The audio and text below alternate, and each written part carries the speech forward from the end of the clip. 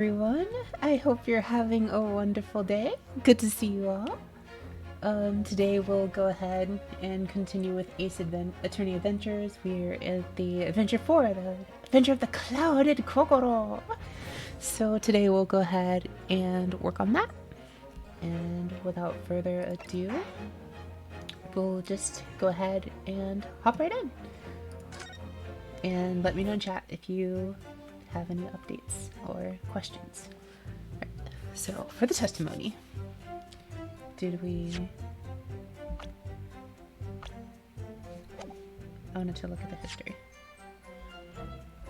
Okay. So, Mr. Natsume's arrest. As I said, it was 5 o'clock in the morning when the incident occurred. It was an unusually light fog. Visibility was reasonably good, and there was no one else alone but the victim and the accused. Hi, Sasha! How are you?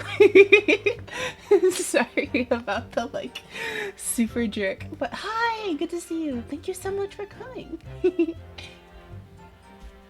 Hi. Okay. Visibility was reasonably good, and there was no one else about but the victim and the accused. Out of the blue, the victim was stabbed from behind and subsequently collapsed on the pavement. The accused ran off, scattering his belongings all over the floor. Those being a number of old books he just bought. He was on his way home from a bookshop, it seems. It was just a matter of working out who the books belonged to, and we found the bloke to arrest him. Pretty easy testimony. Old books, you say? Yes. Yes, my lord. I have a photograph here of the scene of the crime, taken immediately after the incident. Everyone is angry old person. Ah, yes, I can clearly see the books to which you are referring. I will take that photographic print as evidence, please, Inspector. The crime scene photograph has been entered into the court record. You Nipponese are a spineless breed, too cowardly to admit defeat. Lumi, hi! Good to see you! Yes, hi! Thank you for coming. Denying everything despite overwhelming evidence to the contrary. Well, Forgive me, Lord Van Zeeks, but the defendant is not denying everything, as you put it. What are you doing, Mr. Zato? To go on? Mr. Natsume has admitted to playing some part in the incident. Isn't that right, Mr. Naruhodo? Thank you so much, Lumi. That's so wonderful of you to say. Thank you.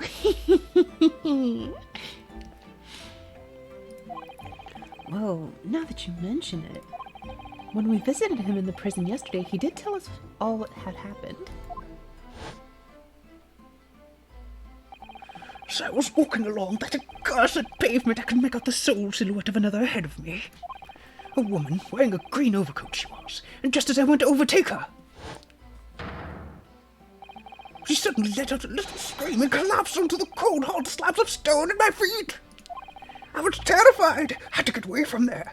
So I ran as fast as my legs would carry me back to my accursed lodgings.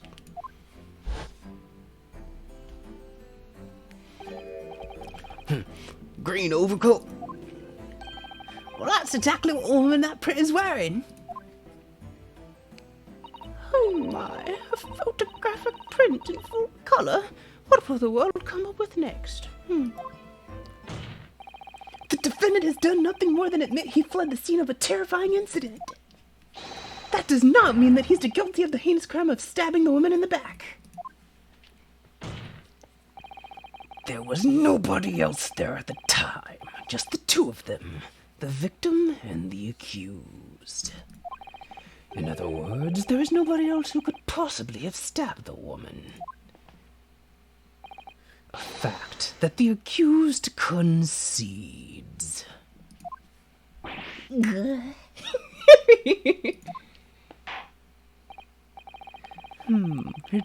means this cross-examination could prove to be pivotal, counsel. Proceed, please. Okay. Yes, my lord. Nothing for it. Have to use this cross-examination to turn the tables here. It's our only chance. Terry worry. Cross-examination. Mr. Natsume's arrest. As I said, it was 5 o'clock in the afternoon. Hold it! A light fog, you say? Hi, Blue Mush Mush. Thank you for coming. Very happy to see you. Thank you. Well, light for London. It was the opposite side of the street for once. Not much farther, though. That's light. Is it? Around these parts, yeah. I'm glad I'd expect a Japanese fellow like yourself to know, of course. I've read that London is famous for its fog. But in my country, people usually imagine that gives the city a rather beautiful appearance. Oh, that is so kind of you to say. That's so nice of you. Thank you. That's great.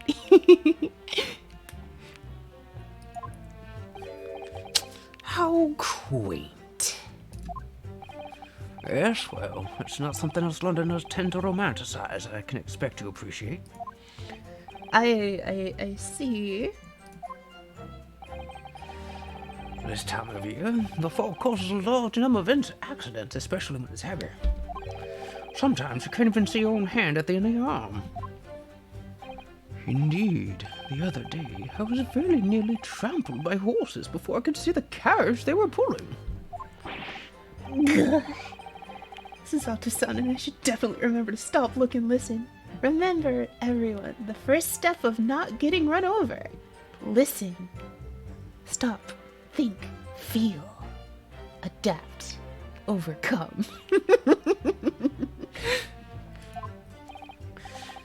However, on the day that concerns us, the fog was somewhat lighter than usual. A fact no doubt lamented by the accused. Good. Visibility was reasonably good and there was no one else about. Hold it! No. How are you able to state that with any certainty? Quite simply, my learned friend, because that is what the witnesses to this crime have told us. Oh, really? Yes, Inspector Gregson mentioned the witnesses yesterday, didn't he? That's right. One of them is a policeman, I believe, from Scotland Yard. That's correct, ma'am. Baby slap. Then we need to hear their testimony. The prosecution will, of course, call them to the stand, should it be necessary. But, wait a minute. At 5 o'clock in the afternoon in the middle of winter, it would have been dark already. No matter how light the fog might have been, no one could have seen... I'm unaware of the situation on your tiny island in the east. But here in the capital city of Great Britain, all main roads are illuminated in the night by gas streetlights.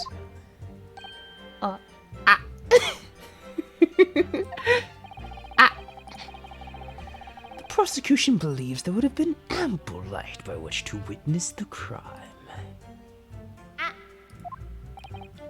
Quite, here in London, for the first time in history, mankind has completely conquered the darkness. Which means we really need to hear those witness statements. If I could just get through the fog of this cross-examination, maybe we'll be able to. It seems the counsel for the defense is taking stock. Continue with your testimony, Inspector. I wanted to, do the Castlevania Dracula voice for Van Zeeks.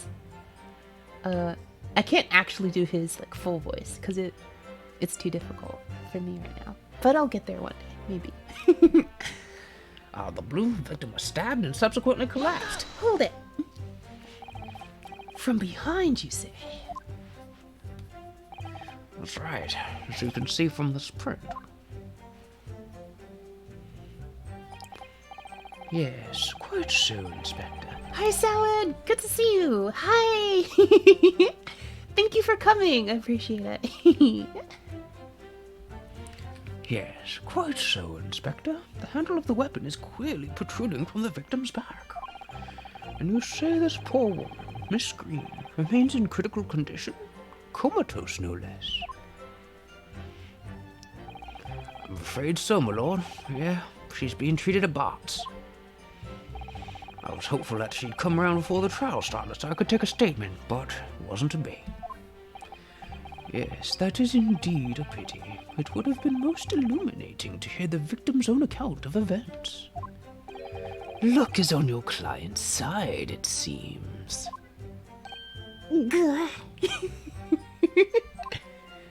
Baby slap. On the contrary, my client has been exceedingly unlucky. Your force of tone is seriously undermined by those disturbingly wide eyes, I'm afraid.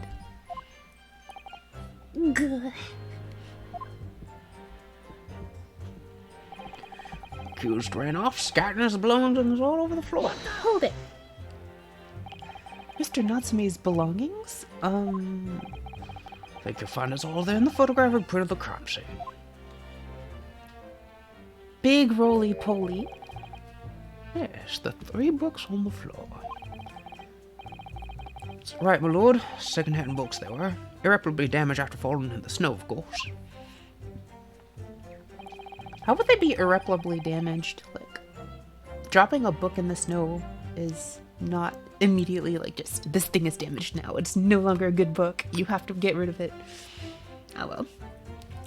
The accused could easily have carried all 3 books in one hand.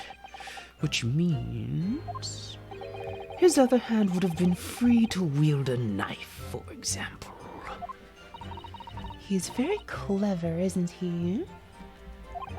What do you mean? He's made it extremely hard for you to assert that Mr. Natsume had his hands full with his books. He's managed to close the one avenue of escape we might have had before we even knew it was there. You mean to say that the defendant was holding his belongings as he thrust the knife into the woman's back? That must be what happened, my lord, yeah? I want to do a collab with more people with this so I don't have to do all of the voices. But I haven't axed around yet. But I may do that for the 5th case because I haven't done the 5th case yet, so I don't actually know anything. I think this would be really fun to do with you, Shrade, and maybe other people if you are up for it. I think that would be pretty fun. Or we could do a Danganronpa collab or something. I think that would be cool too. That'd be really, really fun. Well, there's been a number of old books you just bought. Hold it! The defendant apparently visits his secondhand bookshop on a daily basis. I'm glad to hear you're up for it.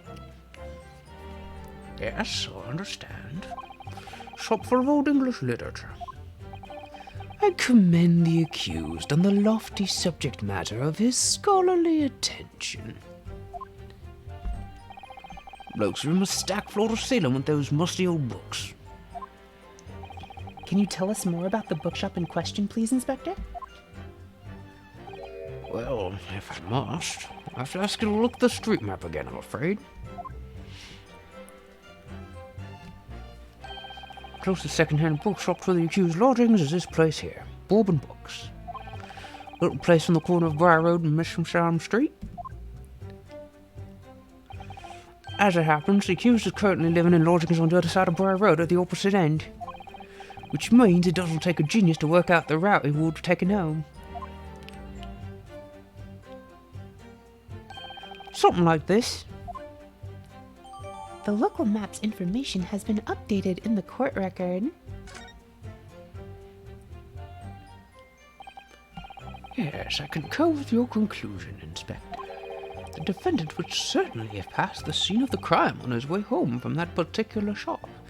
Lumi, would you want to come voice act the judge?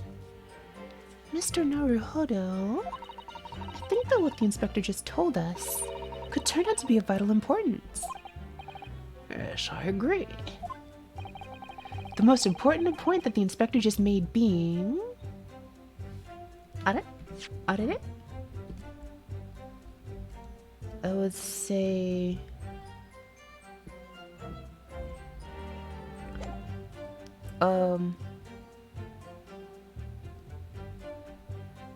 Wait, I'm blanking. Okay, so let's review the evidence that we have at hand.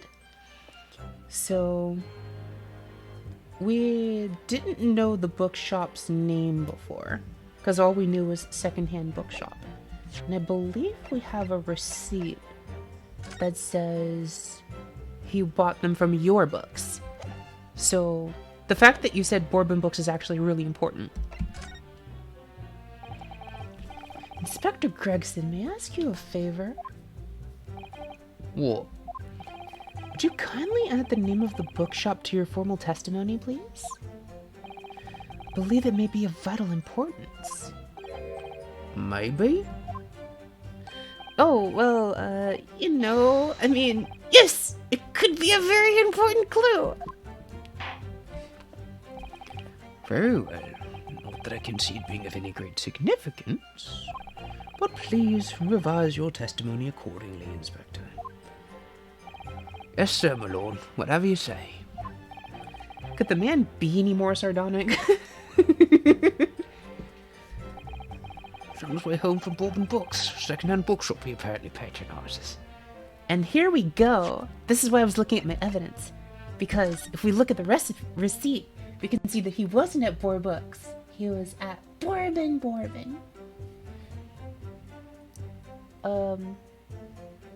Let's see.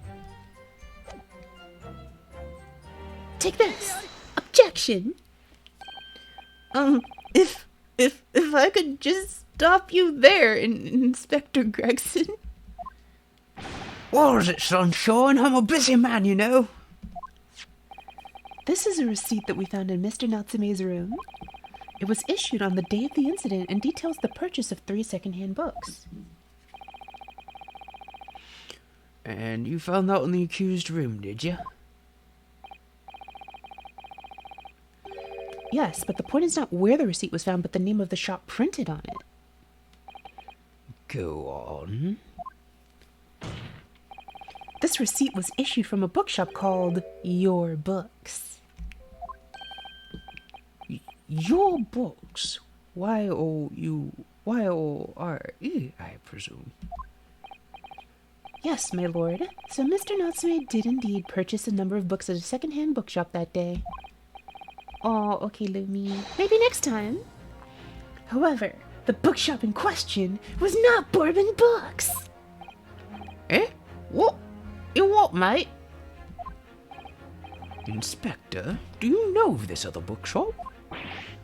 Yes, sir. Your Books is another second-hand bookshop not far from Bourbon Books. It's just that. Well, it's such a small place, I didn't think the accused wouldn't have known about it. Objection!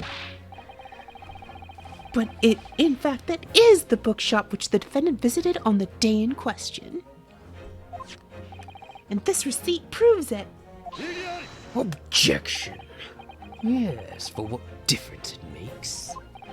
Wherever the man purchased his musty tomes, it makes no difference in the final analysis. Objection! I disagree. I mean, after all, I have the street map here if it might be of help. Oh, yes, thank you. You're the best is at all.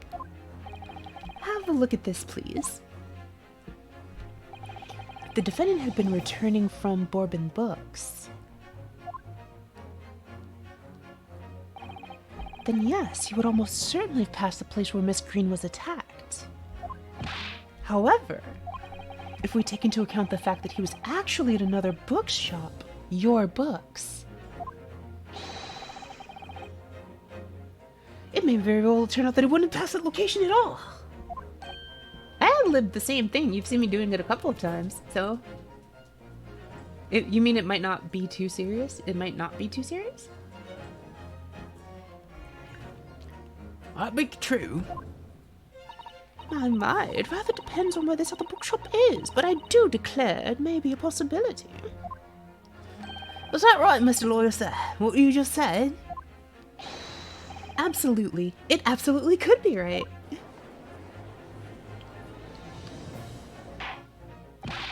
Inspector Gregson, where is this your book's establishment? Well, obviously we looked into that. Turns out that your books is just on the next corner from Measham Street going east. The local map's information has been updated in the court record. And there you have it, as you can clearly see now. Oh. Oh no. He's pouring his wine, that's never a good sign.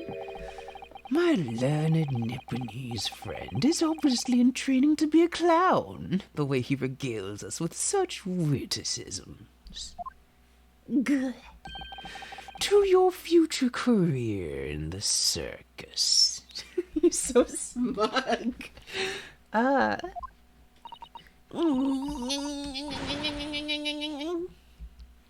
You put that glass down now, or I'll put it down for you. I didn't think I needed to spell it out, but here we go. If the accuser's coming home from your books instead of Bourbon books, there's no doubt he still would have passed the place where the victim was stabbed. Yes, thank you, Inspector. Good. Allow me to reiterate for my learned, if somewhat slow, Nibonese friend. Crush the chalice. Wherever the man purchased his musty tomes, it makes no difference in the final analysis. You can see why I wanted to give you, like, Castlevania for As I suspected, you can't fool me, and I don't suggest you try. Oh, I say, I've had enough of this now. Oh, that one's hard to do. Beg your pardon. Terribly sorry, but would you mind repeating that? Mr. Naruhodo, we mustn't give up. What do you mean? If the prosecution's assertion is correct, the members of the jury may well decide that Mr. Natsume is guilty. Ah, she's absolutely right. We must think. We must consider the assertion just put forward by the prosecution very, very carefully. Also, hello. Thank you for joining Discord. Hi.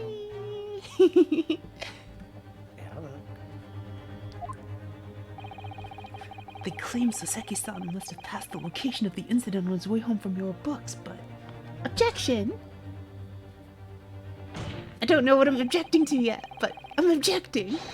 The assertion just made by the prosecution is fundamentally flawed. Not so smug now, are you? Explain yourself, counsel. Yes, my lord. You can see what I mean on this map. When returning from your books to his lodgings, Mr. Natsume could have followed the route suggested by the prosecution. However, that isn't the only conceivable route to take between the two places. If the defendant used these streets, look what happens! He arrives back at his lodgings without passing the location where the victim was attacked. Objection. Talking back to a clown is a fool's errand, of course. However, I do feel compelled to point out that that route is what is commonly referred to as the long way round.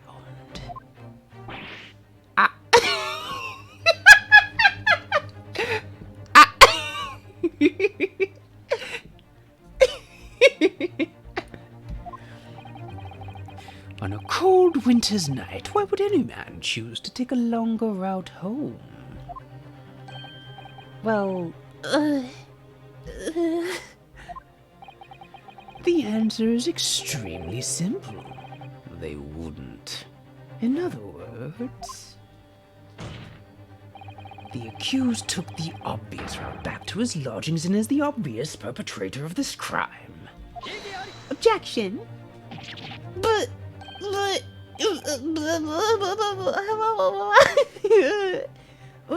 Wait, I've got it. Obviously, we must ask the man himself. Ask Mr. Natsume which route he took home. I have already informed the court of the accused's response to such questioning. He claims he has no recollection.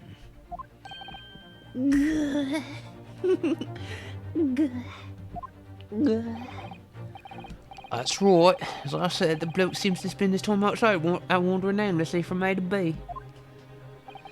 There was no exception. He says he doesn't remember who he was or which route he took home.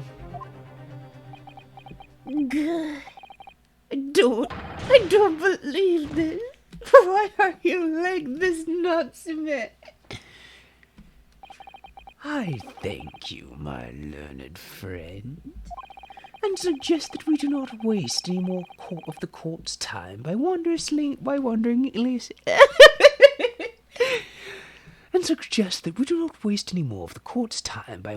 aimlessly around this subject. I think I was supposed to do his voice deeper there. Pray, what say you insightful jurors? But even if that is the case, defense still... Hold it. Oh, angry people. I agree with Lord Van Zeeks, wholeheartedly and in every way. What? I don't believe it. Does this mean... We members of the jury are completely convinced now. I changed his voice. He's supposed to be Texan accent. I need to get back on that.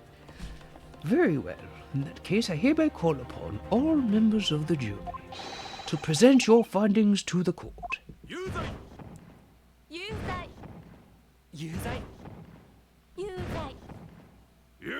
She sounds a lot younger than she is.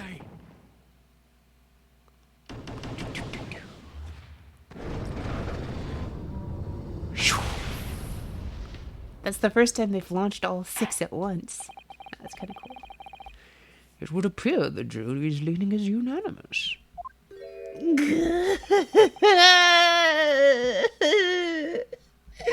Why?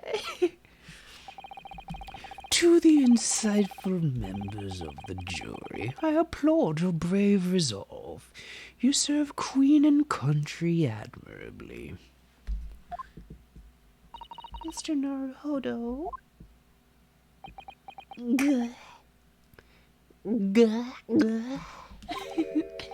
No, not yet. This isn't over yet. I still have one last chance to sway the opinion of the jury. I have to tip the balance of those scales the other way. I have to turn this around. Somehow. Those are the eyes of Corey, not yet willing to give up and die. Thank you. I was thinking of doing the same thing, Tachi.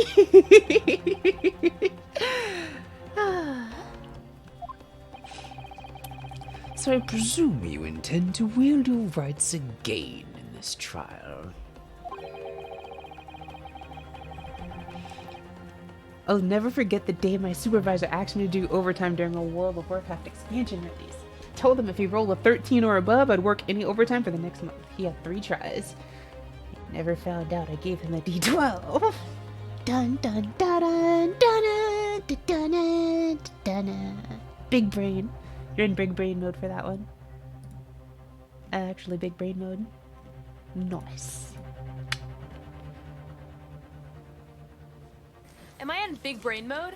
Nice. Nice. Nice. Right, so the defense written into antiquated British law that should have been buried long ago. Call it antiquated if you will. But it's the defense's prerogative to carry out a summation examination if it so chooses. Very well, counsel. And of accordance with the letter of the law, we shall proceed with the summation examination. Are the members of the jury ready, Mr. Foreman? Of course we're ready. I'm all too familiar with that Nipponese whippersnapper and his uncle's refusal to throw in his alley. I don't remember what his voice is. It was supposed to be like Texan, but like I can't remember how to do it. I'm so derpy. I'm sorry. Very well, then. Ladies and gentlemen of the jury, you will each explain on what grounds you have determined the defendant to be guilty. Okay then. Judicial findings. Jurors' contentions. For pity's sake, that Nipponese auditor already admitted it himself, didn't he? If he said that a woman in green collapsed before his eyes, why, it can only have been the victim. Man wouldn't have gone around the houses on his way back from the bookshop, not in winter. So the poor woman was attacked from behind, was she? How dreadful. Well, I don't care. Can't we just wrap this up now? I've got work to be doing. Ow, how many is? Your books, yes? Nice shop, that. Well, Bourbon books? No, not worth a visit. What does that have to do with anything? Huh?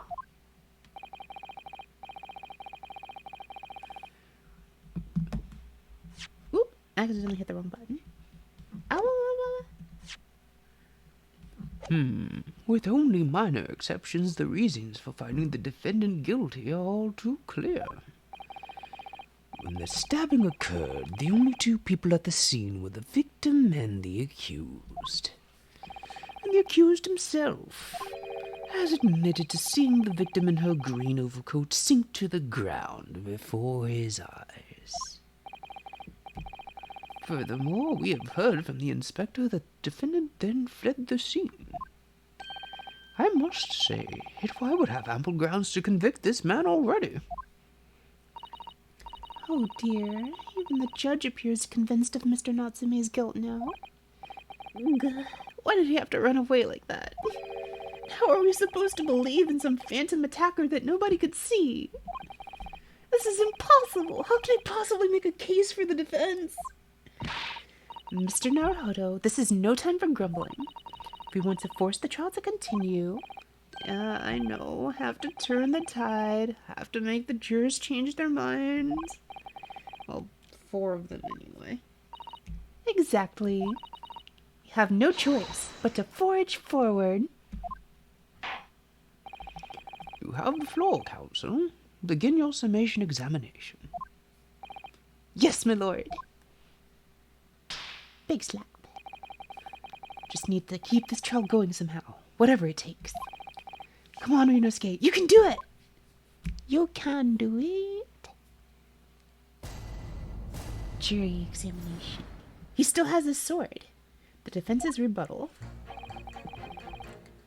I don't really see anything interesting here. So... like... I would say... I don't really see anything... So we definitely need to press first. This potentially... Let's press this. There might be something here. Hold it. But you can't deny that there are other routes Mr. Natsume could have taken back from your books. Oh yeah, like you drew on the map, you mean? What was it? Calabash Road or something? Precisely. So smug. Precisely. But it seems to me that what counts is whether the Japanese fella actually went that way or not, right? Well, yes, that's true. At the moment, there's no proof that shows he did, is there? Well, yes, that's true as well. And as I understand it, the accused himself doesn't remember which way he went, does he? Well, yes, that's annoyingly true. Winter nights are dark and cold, so I see it, you want to get home as quickly as possible. Well, yes. Why is everything true? So really, the only thing that makes sense is when he went home along Briar Road. I'm supposed to be convincing you here. I've given it a lot of thought, you know. I didn't just make up my mind on a whim that I did. I mean, if there was some logical reason why I might have gone the Calabash Road way, it'd be different. I'd be happy to reconsider my position in that case. Honest, I would. A reason why Soseki-san might have taken the longer way home. Yes, a good reason. I don't imagine you'll be able to sway this young man's opinion without one. The pool was attacked from behind. How dreadful.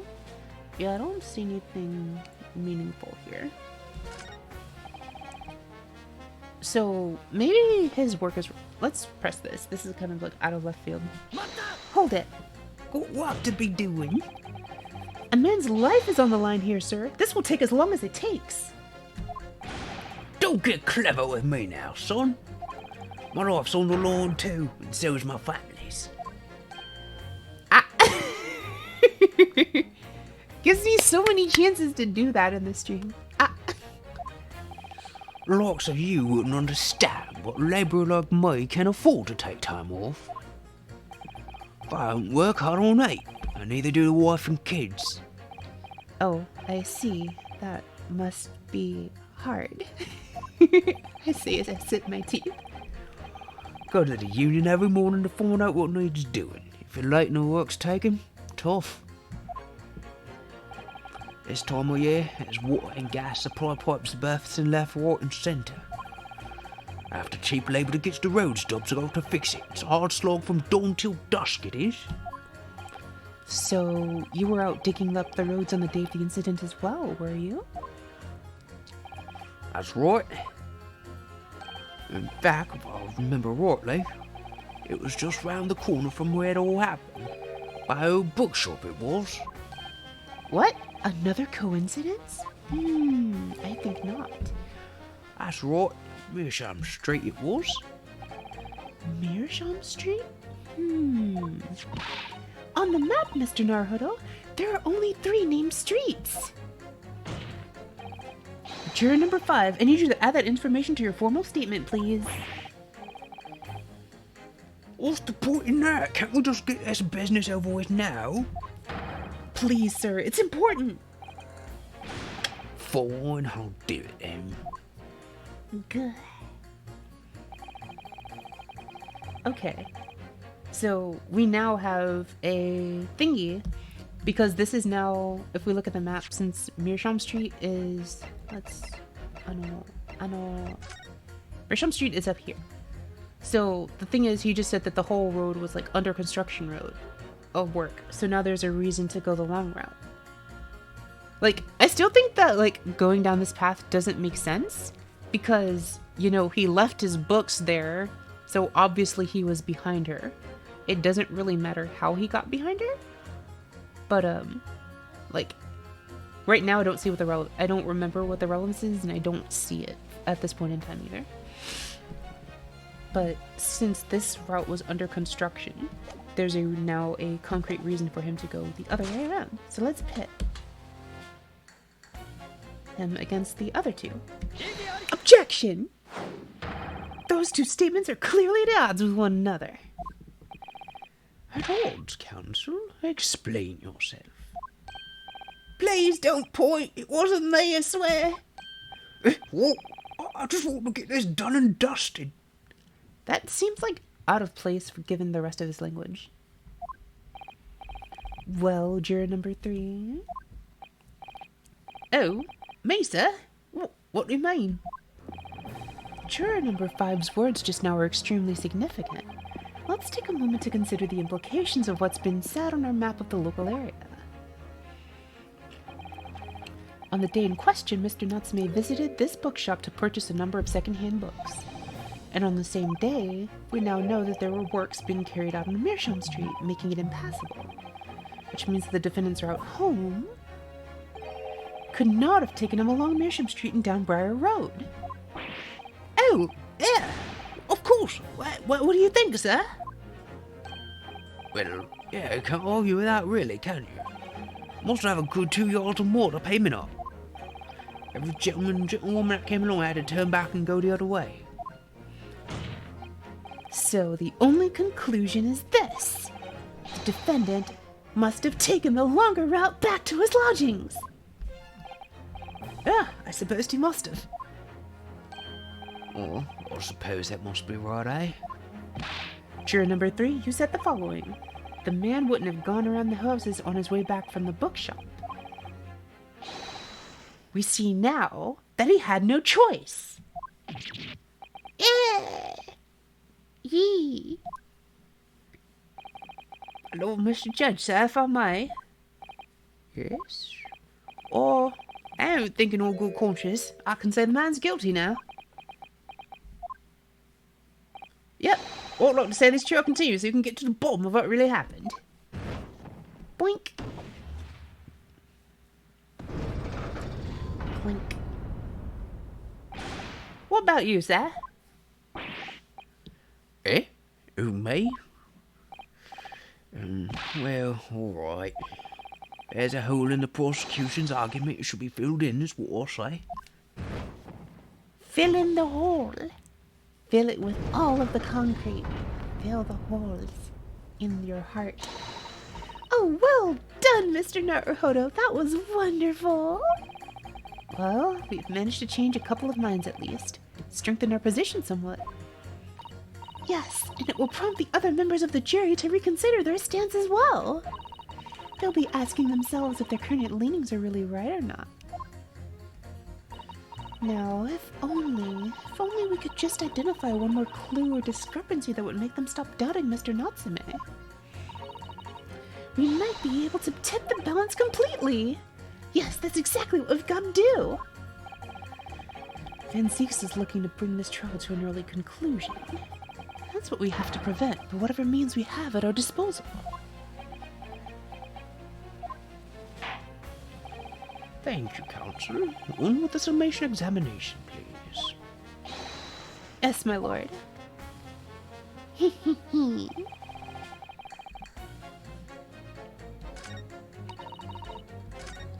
like how it goes dark green and you're done with this, like you can't do anything with this.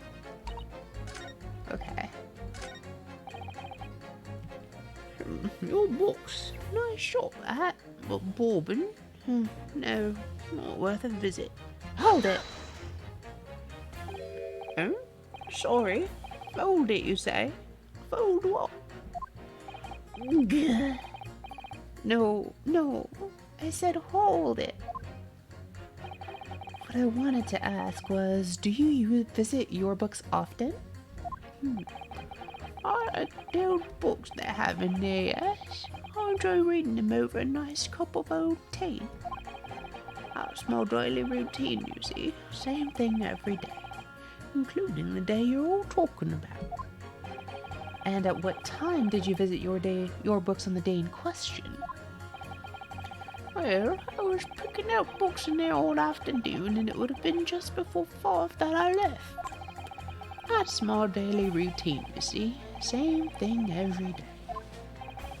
Just before 5, you say, exactly when the victim was attacked. Are you sure about the time? Are you sure about that? Oh yeah, no mistake there. I remember it well. I'm not about to forget that day in a hurry, not after the dreadful time I had. What do you mean? Well, I was walking down Calabash Road when I slipped on the ice and donked me head.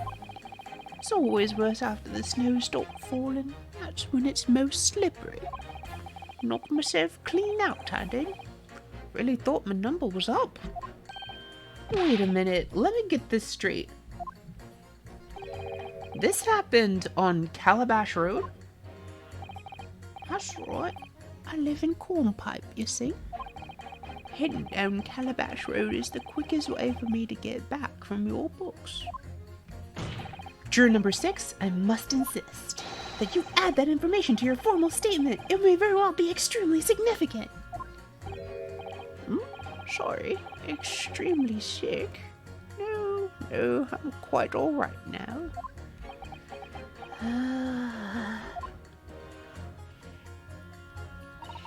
You've changed 2 of the jurors' minds, Mr. Naruhodo. Yes, just 2 more to go. Deliver the finishing blow now! It's time to turn the tables here! Wish I knew how to do a Susato takedown. I suppose words will have to suffice for now. Okay.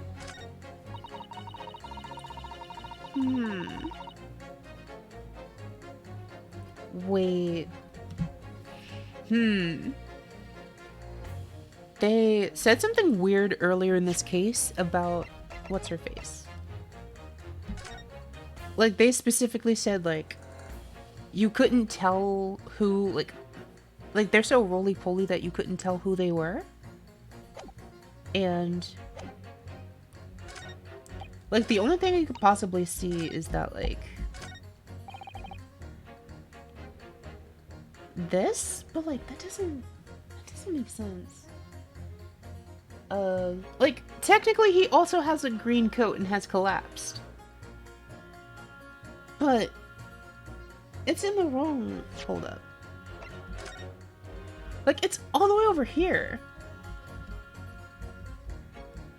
Like, I don't get it. What is the relevance? Like, yeah, someone else in a green coat fell down in another place in the city, but, like... Oh, I guess the theory is that Natsume doesn't know where he was. But that still doesn't clear up, like, the fact that he left his stuff there, right? Like, the picture of Monsieur Lecoq. Wait, hold up.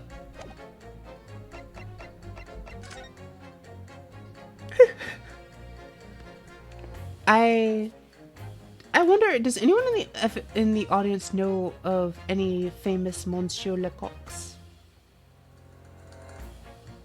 Because I hope this isn't going for... I'm not gonna say it. I'm not gonna say it. This is a wholesome stream. We're not gonna go there. We're not gonna go there. Okay? Okay. Okay, everyone? Okay.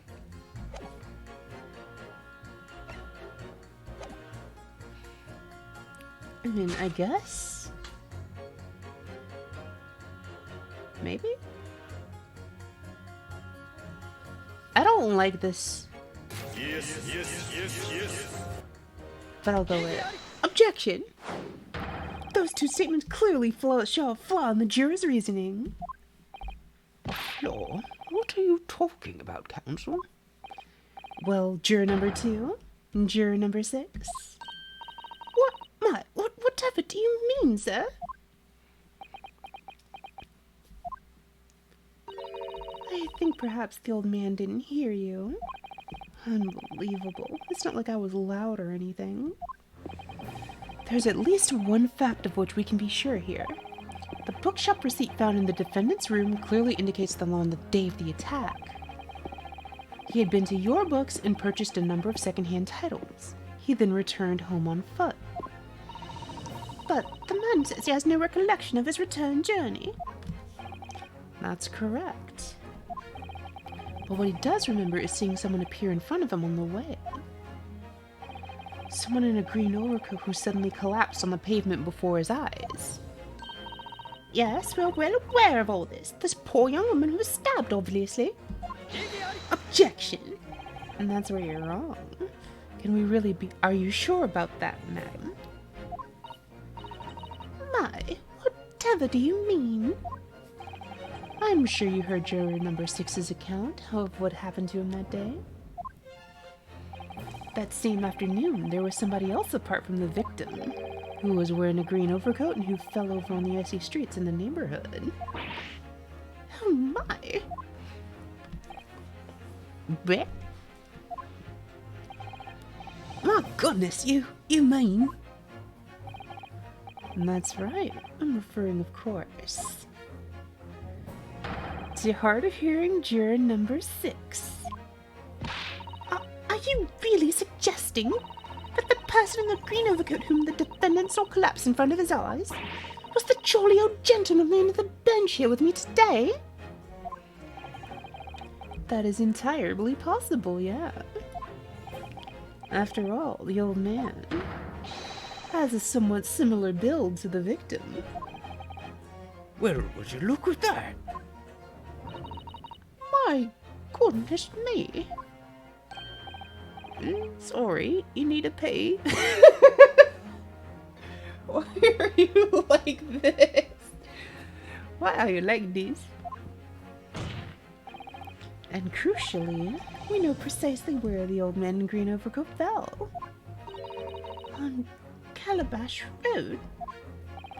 Therefore, if the person who Mr. Natsume saw collapsing in front of him was in fact juror number 6, it means the defendant must have taken the long route back to his lodgings. And if that's true, then clearly the crime scene on Bar Road where a woman was stabbed was not on his way home. Oh my! You idiot, old man. You haven't been so daft as been running about there. We could have boxed this off hours ago. Really? What were you thinking wearing such a befuddling coat? She looks weird inside profile. What do you say to me? Is it a crime for the elderly to walk the streets these days? Is it a crime to slip over on the ice? Is it a crime to keep up with the latest styles and wear a beautiful green overcoat, is it? Hold it.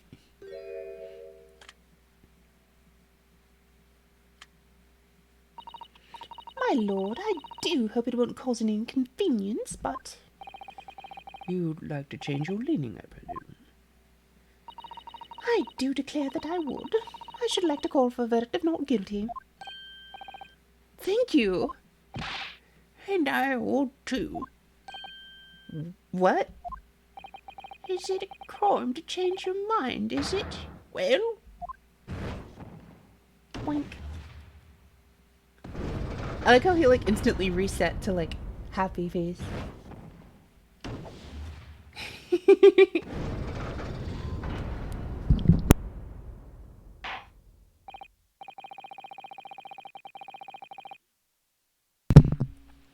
Well, that summation examination has concluded with a rather large shift in opinion. The eyes 2, the nose 4. So the nose have it. Not guilty, they say. Which means we no longer have a consensus among the members of the jury. The trial will continue. Yay, we did it. Objection. Throw it into the fire. Aw, that's less interesting. Could it seem churlish of me to drink from my hallowed chalice moments after raising an objection? Only to crush it in disgust? Pray forgive the discourtesy. Well, Lord Van Zeeks. It seems I must retract my earlier remark. What do you mean? I mistakenly credit these jurors with intelligence by describing them as insightful. Yet we have just witnessed them falling for a cheap trick performed by an Eastern entertainer. Eh? If Gora has her I have my Whatever do you mean? Objection. I haven't tricked anyone. Everything I've said is the truth. Indeed. Stalwart juror number 5 was undoubtedly repairing the road as he claims. I believe you said it was a good 2 yards of the pavement which you had excavated, sir. That's right. It took me the whole day and they paid me a measly tuppence for it.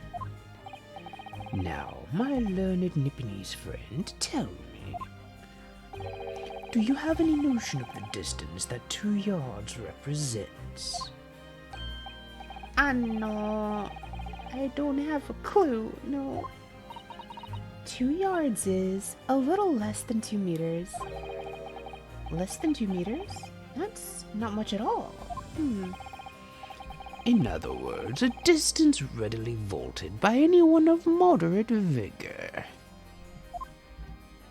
Really? Your rebuttal to all of this is, he just jumped it, bro. He's got mad hops. He's got airtime for days. He just flies over construction work. NBD. What, you two can't do long jumps over construction work? Get good night. What are you, a lazy Easterner? You can't just simply long jump over the hill? Would you not agree, my stalwart friend? Eh? Me? Can't say you're wrong, no. What? Did you perchance erect a sign to prevent pedestrians from passing the site of your works? Eh? Wouldn't dream of it. What a waste of time. No coaches would have a hope of passing anyway, and we just turn any gentlefolk back when they come. Kids just jump right over us all the time. The accused is no gentleman as far as I can see. I feel like I'm getting too deep instead of like doing a higher Castlevania voice. I've little doubt, however, that he could spring over 2-yard trench in his meanderings around town. Ah! Is that true? Is it? The incontrovertible truth is that the books just purchased by the accused were found at the scene. And that's what I've been saying this whole time. Like, this entire digression doesn't really make sense because then you have no explanation for how did his books get there? There can be no doubt that on his way back to his lodgings, Mr. Natsume walked down Briar Road. Crushed in a single sentence. And old man? Cold man? You can talk. You say that around 5 o'clock in the day in question you slipped and fell on Calabash Road. Pray, was there a suspicious-looking Nipponese behind you at the time? Oh, I can't say as I remember. You don't remember? How about a wager, my learned friend? You say it was this old man the accused saw. But I would lay 1,000 to 1 against your being able to prove it. He's right. Order, order! Lord Van Zeeks, explain yourself. My lord? If you had such a trenchant argument up your sleeve, why in the world did you not proffer it during the summation examination? I wanted to give this young foreign student the sightseeing experience he no doubt came for. I wanted him to see for himself how the opinion of the jury is so readily swayed. Good. But my hospitality has its limits, and they have been reached, I feel. Off with the cloak! So, my learned friend, today's sightseeing tour of London is now over. Like, I don't know, but like, the way that he said that makes that, like, the way that he did that makes that line so much more badass than it actually is. It's just something like, okay, today's tour is now over, thank you for your time. But he's like, I've whipped my cloak off. You foolish mortal. Your tour of the underworld ends here. Submit to your fate and kneel. Oh, fun times. My lord. The prosecution requests permission to call its next witnesses to the stand. Granted. Bailiff, bring forth the witnesses. Its next witnesses? Mr. Naruhodo, do you not remember? We've been told on several occasions that there were eyewitnesses to the incident. Yeah, I remember. One of them being a Scotland Yard policeman, no less. I'm afraid that's likely to be the prosecution's next witness. Alright, no matter who Van Zeeks brings to the stand as his witnesses, no matter what they say, I believe in Soseki-san. I know he's innocent. And I'll keep believing till the very end. Till this battle is over.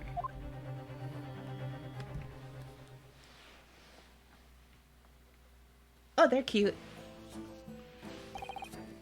Hold on, I'm gonna drink a tea. I need to hydrate.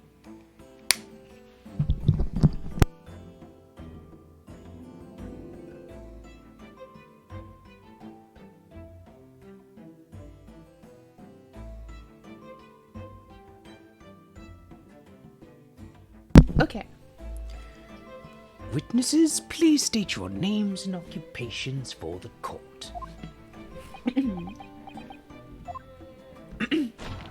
Oh, that could have caused whiplash. Don't do that. Constable Rolling Bates, sir. Nothing to report on the street, sir.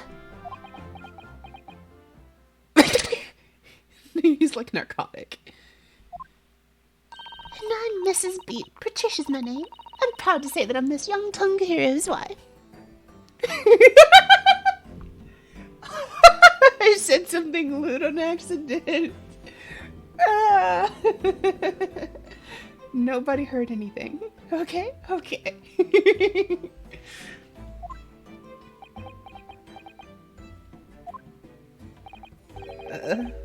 What's the story here?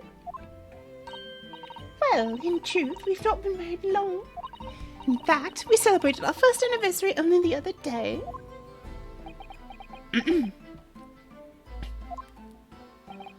No, it was your husband I was asking about. He seems tired. Hardly surprising. Whilst being an honorable occupation, patrolling the beat is the most demanding work in the world. Oh, really? I'm sure I've heard that before, actually. Indeed, apart from their days off, our gallant officers trudge some 20 miles a day, you know. They patrol boarding houses and pubs, collect taxes, survey the streets, check that meters are reading true. And they're responsible for keeping the streets clean and lighting and extinguishing our streetlights. There are a number of items on that list that don't sound like much like policing duties at all. Did you find it, Indra? I wouldn't just be falling asleep on my feet. I'd have collapsed long ago.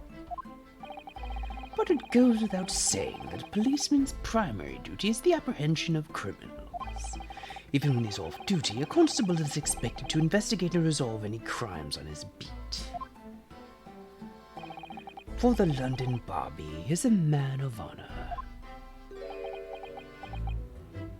Why are you eating your helmet? I have so many questions. Like, why are you eating your helmet? Is it delicious? Does it taste like salty dreams that have dried up in the sun? What is your future? Ah, right. Indra. That is the one thing I don't like about Twitch. It doesn't let you. Big panic. And a man of slumber. On the day in question, this man and his wife were walking down Briar Road in the opposite direction, and they witnessed the incident as it occurred. Is that not correct, Mr. and Mrs. Beat? That's right, sir. Isn't it, Rolly?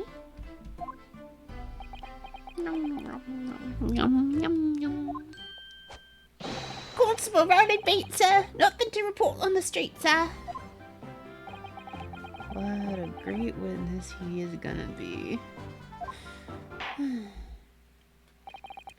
Very good. I'd like to hear your formal testimonies now, please. You will tell the court exactly what you saw on the afternoon of the incident. Yes, sir.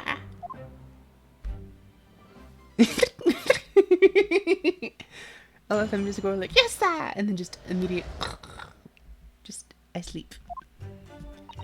It was our wedding anniversary. Rolly was taking me out for a meal. There was no time to change after work. Anyway, two silhouettes appeared out of the fog on the pavement in front of us. All of a sudden, one of them just collapsed on the floor. Then the other scattered something before running off. We ran straight over, of course, and then went for help at the nearby police box. It was definitely that Japanese man in the dock. Rolly and I both saw him clear as day.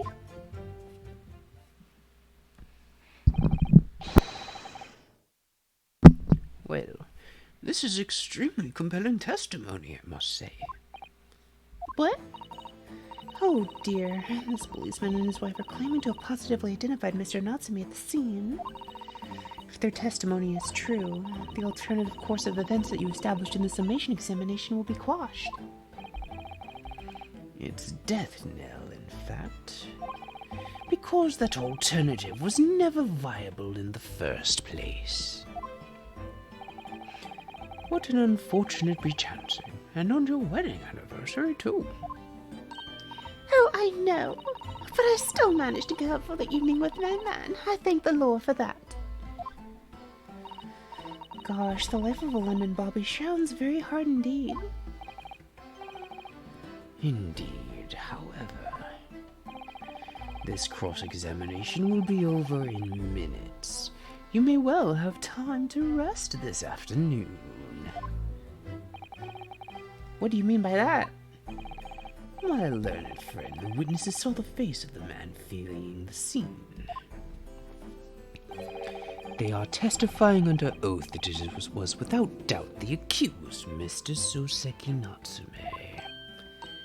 Everyone is so shocked. And one of these witnesses is a policeman, no less. So you appreciate the gravity of the situation, I'm sure. Uh-oh. Except that the man's so tired his wife has to do all the talking. Enough preamble. Counsel for defense, commence the cross-examination, please. Okay. Let's go. You got this. Cross-examination. What the witnesses saw.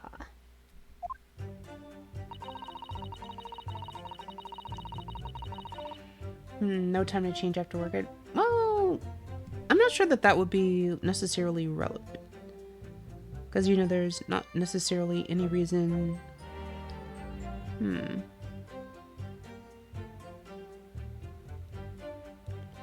Okay. Well...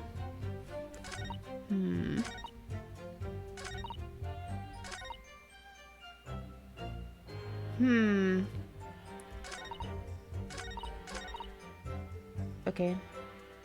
I guess we'll just... Maybe it's relevant. I don't know. Maybe there's some additional detail about the sound. I'll just press everything, because I don't really see anything major that we can contradict right now. Alright, let's start with the pressing. There was no time to change after work. Hold it. No time to change after work, you say? You also a member of the police, Miss Beat?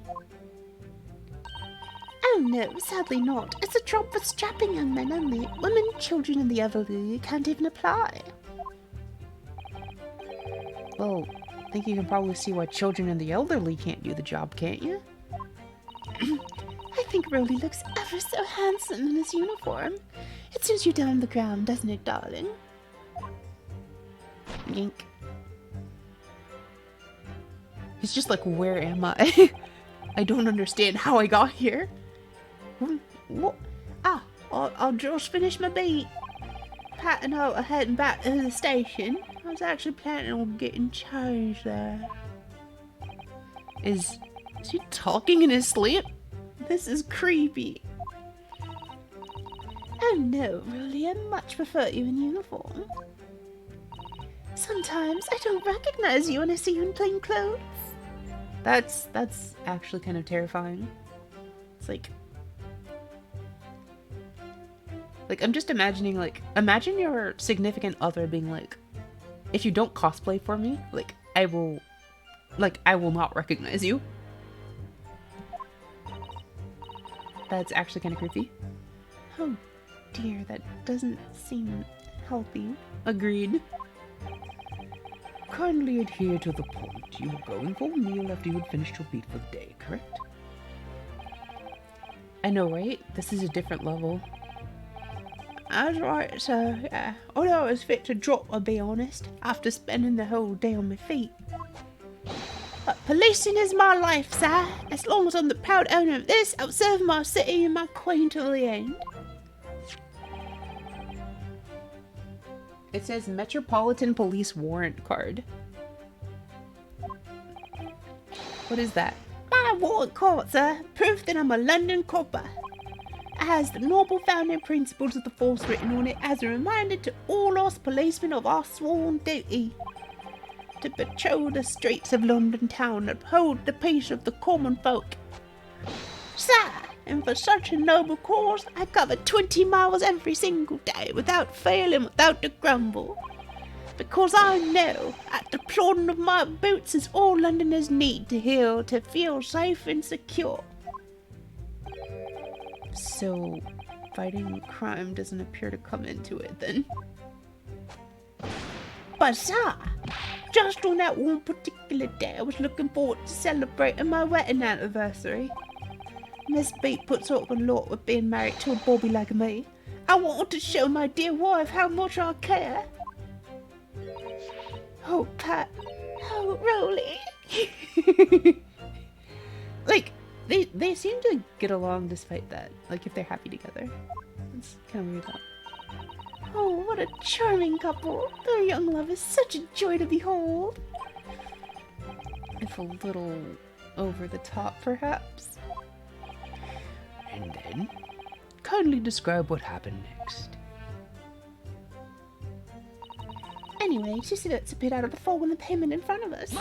Hold it. 2 silhouettes? That's right. They were coming towards us, walking up Briar Road in the opposite direction. There was a rather plump figure followed by a scrawny, thin-looking man. That does sound exactly like the victim is pictured in this print. And like Mr. Natsume. Yes, unfortunately it does. And you're certain that at that time there was nobody else nearby? Oh yes, quite certain. It was dark. There are streetlights on Briar Road, you see.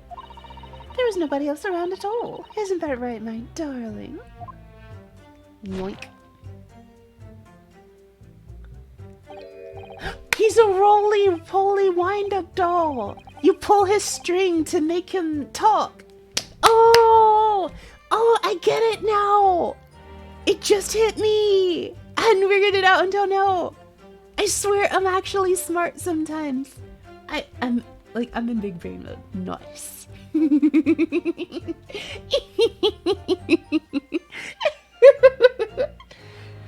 Okay. I'm happy now. Happy times. Oh, yes, that's right. Of course, there was a light fog on the ground. Briar Road is dead straight and you can see a fairly long way down the pavement. And then there's the street lantern as well. I didn't see any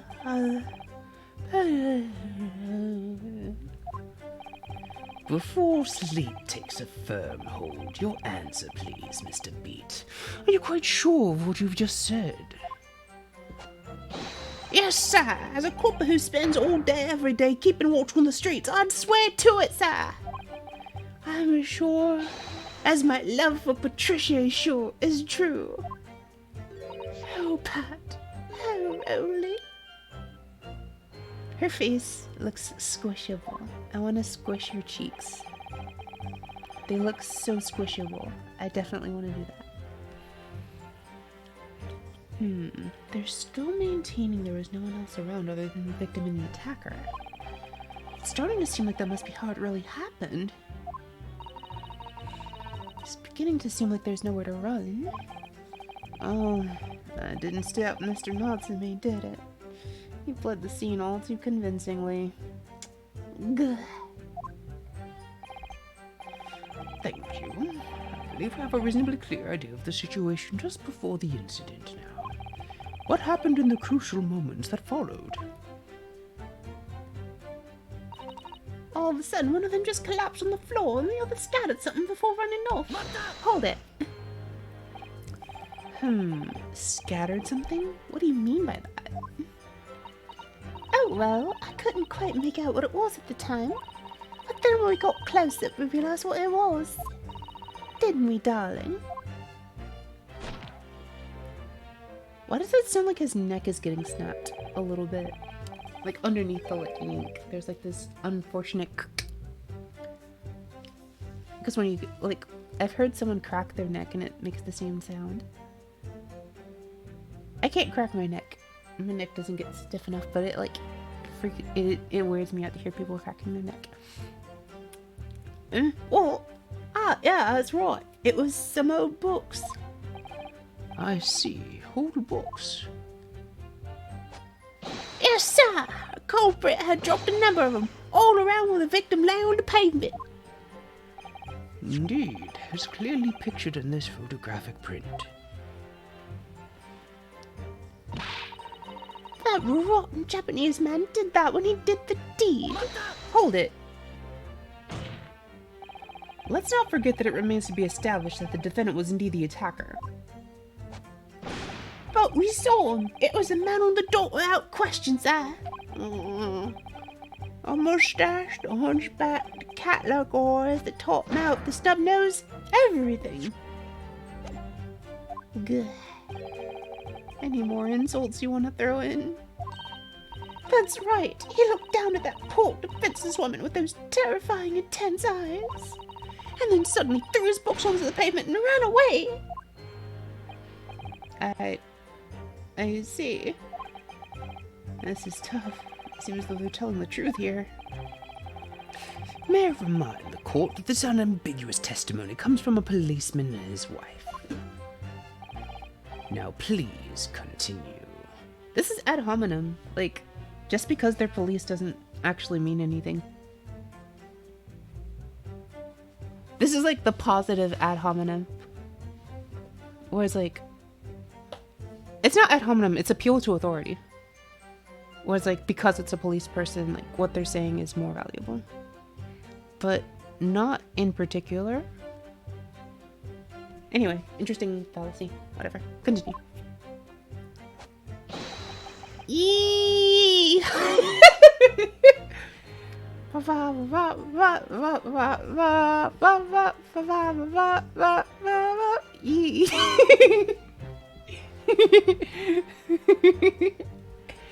Yes,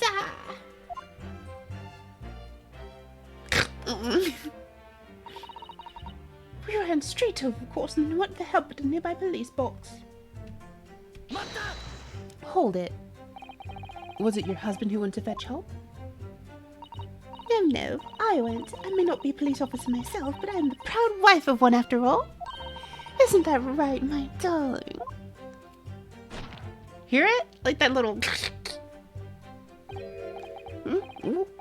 Oh, yeah, that's right. I asked Mrs. Beat to go. I was off duty by that point, but a Bobby's never truly off duty, of course, so I felt obliged. Stay and gotta see. Very laudable, Mr. Beat. Preserving the scene of a crime is a task of considerable importance.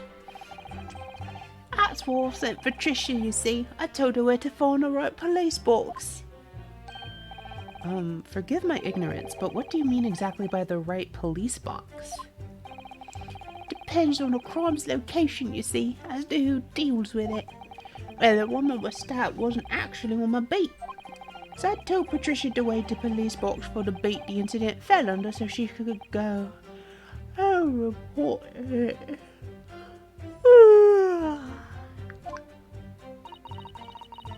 I ran there as quickly as I could and asked for help from the Bobby on duty. There is nothing more potent than a young couple in love working together, you know. And thanks to your swift response, the case was quickly resolved. The actions of two model citizens. And before? No? Oh, please, you're making us blush, isn't he, darling? That like hurts my neck just listening to it. Yes, sir. What Patricia says, sir. Let's move on, shall we? It was definitely that man in the dock. Robbie and I both saw him clear as day. Hold it. But surely you wouldn't have been able to see his face by the light of the gas street lamps, would you? We absolutely could. Us Londoners have exceptional eyesight, I'll have you know. Right. The light from the street lamps was more than enough. And My husband already told you that the fog was only light, didn't he? Please stop yanking on him. Yes, and what about the fog? We're famous for it across the globe, I believe. But it's an absolute menace to those of us who have to live with it, of course. Oh, it is. When it's thick, you can't even see the hand in your own arm.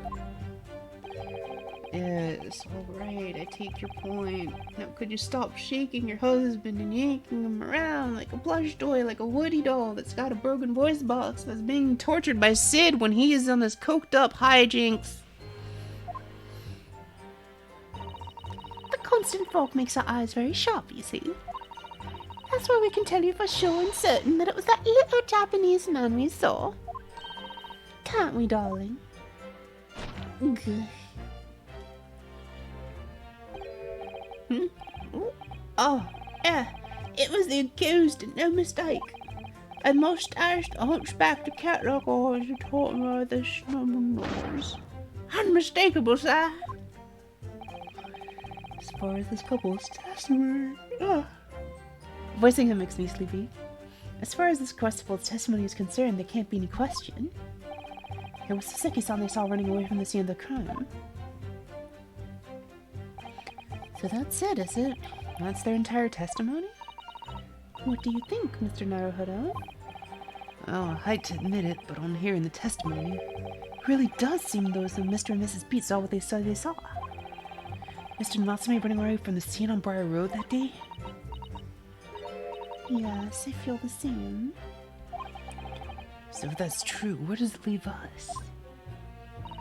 The members of the jury are sure to call for a guilty verdict after this testimony. Oh no! Then what do we do? If Kazuma-sama were here, What are you trying to say? she's trying to say that you're useless. I think he would try to find a contradiction somewhere else within their testimony. Useless. Why are you useless? Why is Kazuma not here? I smell the sweat coming from your pores. I can smell the failure.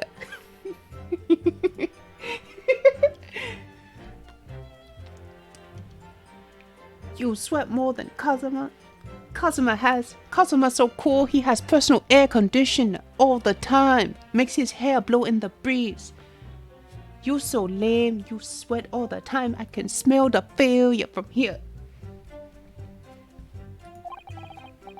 What do you mean somewhere else? Their statement about seeing Mr. Natsume is unequivocal. Calling that into question won't help. But if you could identify some other part of their testimony which appears to contradict the facts, you might be able to discredit them, to make the jury doubt if the pair's memory of the day is accurate. Oh, okay. Put simply, we must focus on finding a discrepancy in these statements somewhere. If we don't, I'm afraid the trial may reach an early and unfavorable conclusion. Gah. Why do I always seem to be so up against it? Mr. Lawyer, sir, can I ask you something? Oh, okay. What is it? Well, you keep asking us all these questions about everything we've told you, so... Seems like you don't believe our testimony. Is that right? Is it? Well, out with it. What? No. Oh, no, it's really not that at all. My husband's a policeman, remember? And I know what I saw. I remember every last detail. Everything, like... Oh, I know. What about the books that man dropped? I could tell you the names of every single one I could. Every single one. And you dare to question how reliable my testimony is. That will do, Miss Pete. No, it won't do at all. That Japanese lawyer has no idea what I'm capable of. Even if I decide to forgive him for insulting us, don't think for a minute that Rolly will. Rolly is asleep. He does not care. He absolutely gives no craps. I really didn't mean to cause offense. Please put your husband's fists down. But perhaps you would like the opportunity to supplement your testimony, Miss Beat. Might that appease you? Oh, thank you, my lord. That will settle things nicely. Wouldn't it, darling? He's just like, I give absolutely no crap. Okay, this, oh, 4 books that he dropped at the scene? 4 books? Huh? There are only 3 books. What do you mean? 1, 2, 3. Can you say 3? Very good.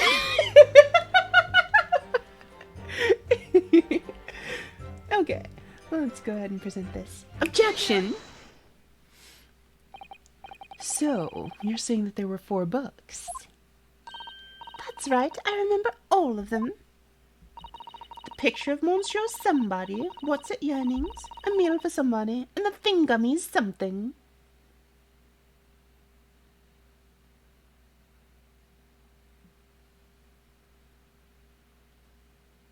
I want you to know that I'm just staring in disbelief at the screen right now.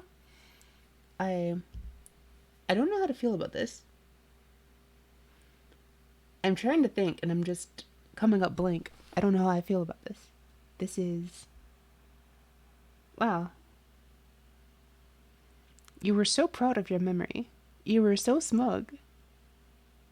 And the best you could come up with was the Thingummies something. Absolutely flawless. Absolutely flawless. Finally, some good fucking food for thought. Absolutely amazing.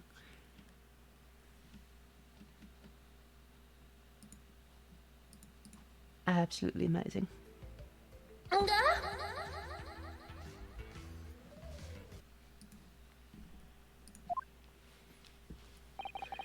I'm sorry, Miss Beat. But there is a fundamental flaw in that statement of yours. Oh no! What flaw? Simply that at the scene of the crime, there were only 3 books, not 4. What? Have a good look at this photograph. Look at this photograph of the scene of the crime this time, yeah.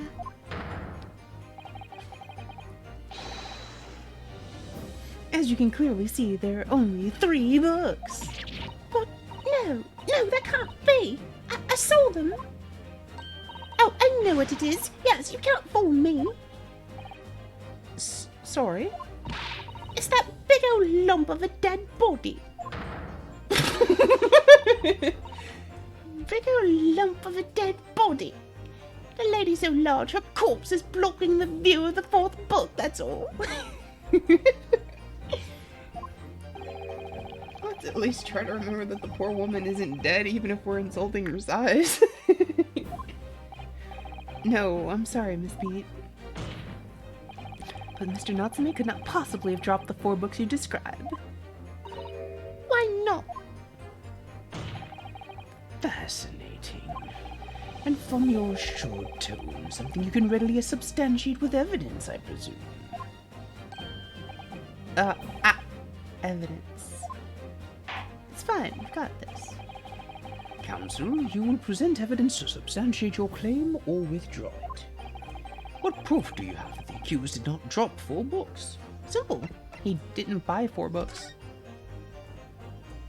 He only bought 3. He literally did not have a 4th book. Could I? Take that. The evidence is right here, in the form of this bookshop receipt. From your books? Yes, this receipt details Mr. Natsume's purchases that day. But as you can see, only 3 books are listed. No. Therefore, Mr. Natsume would have only dropped 3 books at the scene of the crime. Which means that your powers of observation, madam, cannot be relied upon.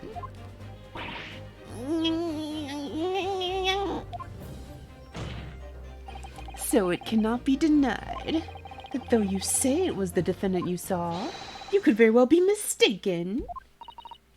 Oh no. Oh no, no, no, no! Objection. Done. Done.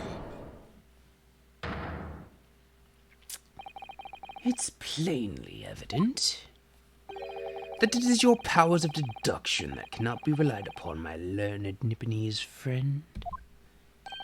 What? Eh? What cannot be denied is that these two witnesses saw the accused running from the scene. A fact that you know very well you have no hope of disproving. Good. So you've striven to avert attention from that by dint of some inconsequential discrepancies. Would that be fair? Good. He sees right through me. But your plan has somewhat recoiled against you. What you talking about, Willis? It's quite simple. Let me explain with a toast. To the policeman's wife and her entirely accurate testimony, in every respect. Oh? You see, the matter is not up for debate. At the scene on Railroad, a total of 4 books were most definitely found. Objection. But what about the photograph? It only shows 3 books. Quite right. Only 3 can be seen in that print. The print, you mean to say? Into the fire! Yes, he threw the chalice! Yes! Yay! I love it when he throws the chalice, it's the best thing. They do it infrequently enough that it's like special every time he does it. But I love it when he throws the chalice. Allow me to present another, one that shows the victim's hand. Dun dun dun dun. I don't believe it. It's the 4th book. As you will observe, the 4th book was hidden from view in the original print by the victim's torso. No. No!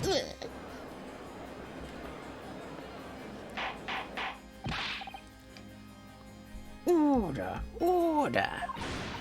There, you see? You see? Look at that. Look, look, look. Look it. Yes, I see that. It's just like I said, isn't it, my darling? Yes, sir. Patricia's always right, sir. Let us study the receipt for the books purchased by the accused on the day in question. Mrs. B, the titles once again, if you please. Oh, yes, of course. The picture of Monsieur somebody or other. The picture of Monsieur Lecoq. What's it, yearnings? Canterbury Yearnings. A meal for someone. A meal for Gaboriau, in fact. As the court has just heard, the witness remembers the book titles flawlessly, save for a few minor details. Mrs. Beat's powers of recollection can only be described as exceptional. Did you hear that, Rolly? The gentleman paid me a compliment. Yes, sir. Flawless, sir. Patricia is flawless. Flawless victory. But there are only 3 books in the receipt, and Miss Beat mentioned 4. There's nothing surprising about that. Clearly, the 4th book is that which is shown in this photographic print. I am sorry, Counsel, but does that not seem odd? Why should the 4th book be omitted from the receipt? It's not odd at all, my lord. As the photograph clearly shows, the 4th book was found in the victim's clutches. In other words, it belongs to the victim. The victim was holding her own book? No? I wonder what became of that 4th book. Obviously, it wasn't overlooked by the investigating officers at Scotland Yard. I have it here as evidence. You will submit that in the aforementioned photographic print to the court, please, Counsel. My pleasure, my lord. The second crime scene photograph has been entered into the court record. Okay, good. The fourth book has been entered into the court record. So, here's an important thing. Notice that this is a lion book and it's also like burned. Oh, look at this. The book has been badly burnt. You're right. You'd never be able to read it in this state, especially not the latter pages. What a terrible waste. Judging from the scorched edges of the paper, I think the damage must have occurred very recently. A book recently damaged by fire. Why does this seem to raise a red flag with me? The fourth book's information has been updated in the court record. Oh, wait. It actually got updated. I just noticed because if you look at the third picture, you can see like the edges here kind of burnt and like this brown like discoloration here. Like it looks like this chunk is missing. And then if you look at the actual book, you can just see it. But also the fact that this is the Lion's Pride is we just had a huge thing with the person who had a lion book. And we know that there was a fire in their place. So I think at this point, this is like the earliest you could possibly put together what's going on. If you haven't yet, I'm not going to say it, but this is when I figured out what had happened. Is once I saw this book and I was told like, this was found in the victim's hand. Afraid I don't know any English literature at all. So it wouldn't be something I've heard. Wait a minute. The Lion's Pride? That's strange. I think I have heard of a book by that name before. Very recently, too. It's a title I recognize too, Mr. Naruhodo. So yeah, that being said, can we? I want to see if there's like any...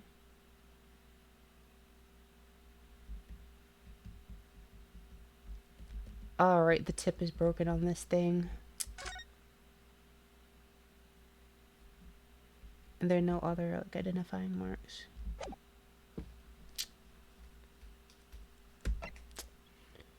Yes, okay.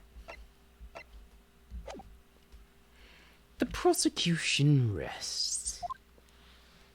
I have nothing further to add. So, have any of you in the comments figured out what happened? What? You seem surprised, my learned friend. But your resistance until now has been in vain. Entertaining, yes, but futile. So, anyone on stream, have you figured out what happened yet? The spurious longer route to the accused lodgings that you tried to examine in your summation examination, And the attempted discrediting of the witness's powers of recollection in your cross-examination. Futile. You see? Everything we've said is true. Isn't that right, my darling? Yes, Pat. Marry me, Pat. But you are already married. Why are you like this? So perhaps the ladies and gentlemen of the jury would like to reconsider their positions. Should the court waste any more time on this Nipponese travesty? Or is the decision you have to make all too apparent already? You have heard all of the witnesses and seen all of the evidence. This trial has run its course.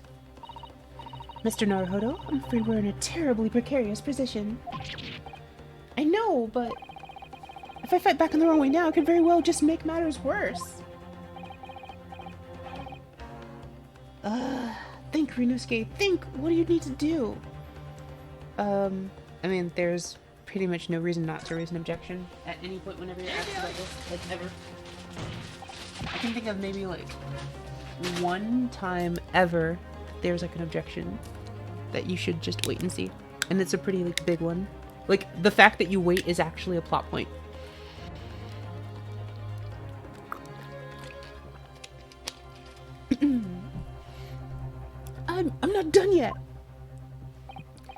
No, my learned friend, it's over.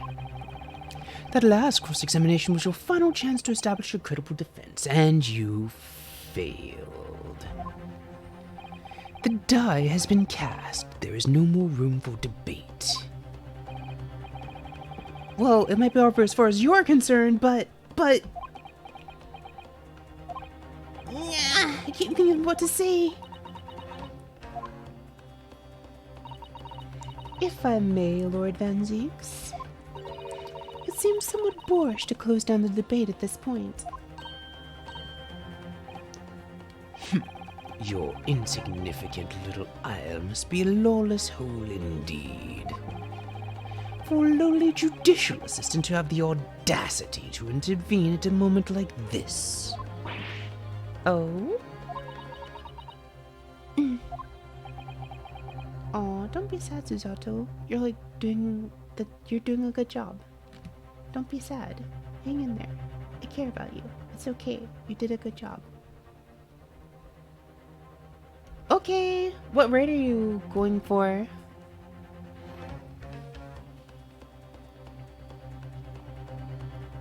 Ooh, wow. Good luck on your raid. I am, to my shame, still a very inexperienced lawyer. So you will have to forgive me. But I consider my assistant's advice essential and her opinions invaluable. Mr. Naruhodo! This land's great guiding principles is tolerance, so the court will hear you, madam. Go ahead, Mr. Zato, please. Very well. Pray, what insight can you give us? What have we all overlooked in this matter that you see fit to pursue further? Well, the court has been presented with new evidence, but only after the last cross-examination finished. I see. And you believe that this new evidence warrants further examination, do you?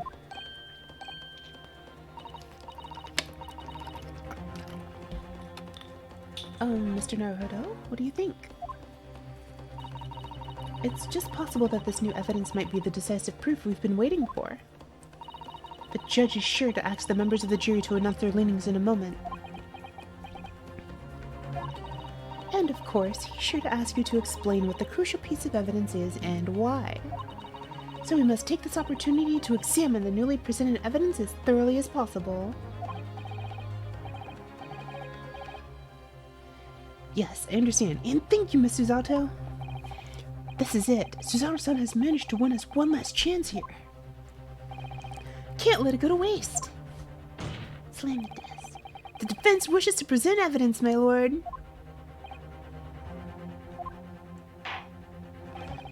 Very well. The defense may present one further piece of evidence. Evidence that apparently offers a profound insight into this case and has hitherto been overlooked. It's the fourth book because of the burn on it. Take that! The evidence in question is what we can see from the newly presented photographic print of the crime scene.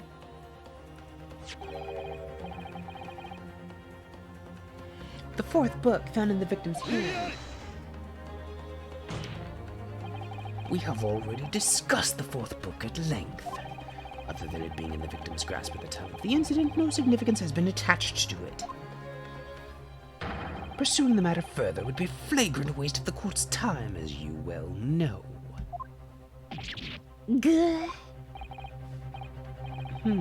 Yes, I'm afraid, counsel, I must concur with the prosecution on the matter.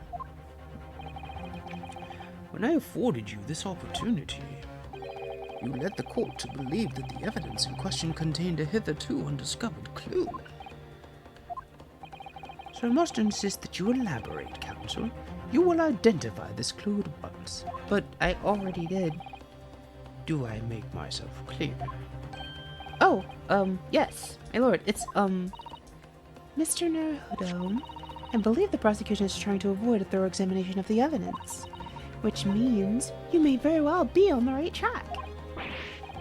Yes, I think you might be right. What? Like, the problem that makes me annoyed with this is we were very specifically told, hey, examine all of the new evidence. It will be important. We got the description of it updated. And they're acting like they have no idea about this. So, Counsel, precisely where's the vital clue to this case which this fourth book conceals? Like, what was the point of me examining it if you're just gonna make me represent the exact same thing? I don't understand. Whatever. Take this. Got it.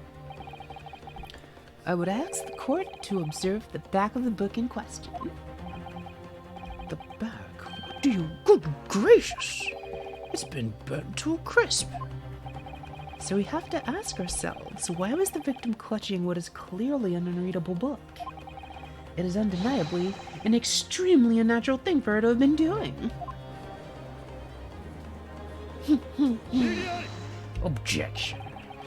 Unnatural, you say? What of it, my Nipponese friend? Oh? Why, to concede the point, if it bears no relation to the case, there is nothing to discuss. So, should you wish to assert that this fire damage is some veiled clue as to what happened that day? Pray, do enlighten us all. What truth does this charred book hide? A charred book. There's just one possibility here which I can't quite bring myself to rule out. It's an outside chance, certainly, but worth a try. I mean, they already laid a lot of the breadcrumbs for this. Alright, I'll explain my theory. Don't keep us waiting any longer then, Counsel. Explain this theory of yours. What am I suggesting? Oh, what are you suggesting that you can ascertain from the fire damage the sorry tome has suffered?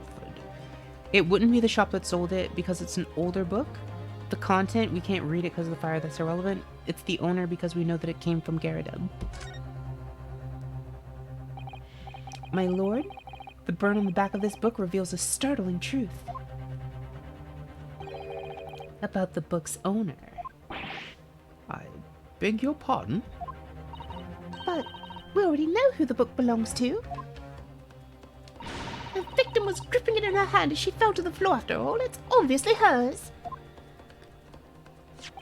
The question of how this book came to be in the victim's hand has yet to be answered. However, as to the questions of who the book really belongs to and where it originated, the defense has very credible answers. Good gracious, how could you possibly? Very well, I'll play along with this futile attempt to delay your inevitable demise. But do remember, the members of the jury will burn you if your little gamble goes awry. Counsel, the defense's response here is very likely to influence the final outcome of this trial. So tell the court, who do you claim is the owner of this burnt book?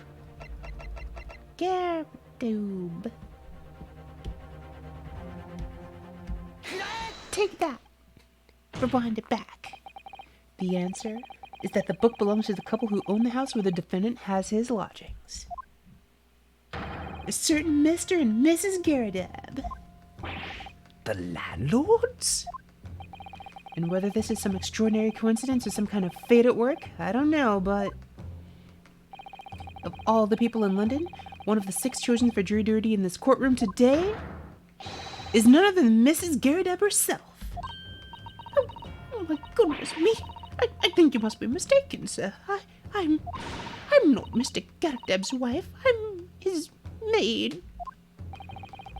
Things would be so much easier if you would just drop the pretense. Alright then, how about a simple question for you? Have you ever seen this book in Mr. Garadeb's house? I would never presume to know the books he keeps, sir. Objection. This is outlandish behavior. This woman is the accused landlady, you say. You implicate this hard-working member of the public. You besmirch her without a shred of evidence. But she's wearing her wedding ring. Your actions are unforgivable. Objection. This is not mere conjecture. The defense happens to know that on the day in question, at almost exactly the same time as the victim was stabbed on the pavement below, another incident was taking place in the room on the top floor of Mr. and Mrs. Gairdeb's house. Good Lord, what sort of incident, Counsel? A fire, my lord.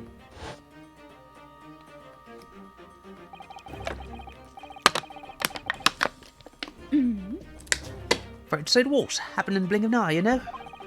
Old place filled with smoke. Couldn't see a bally thing. Didn't take long for the fire to spread, of course.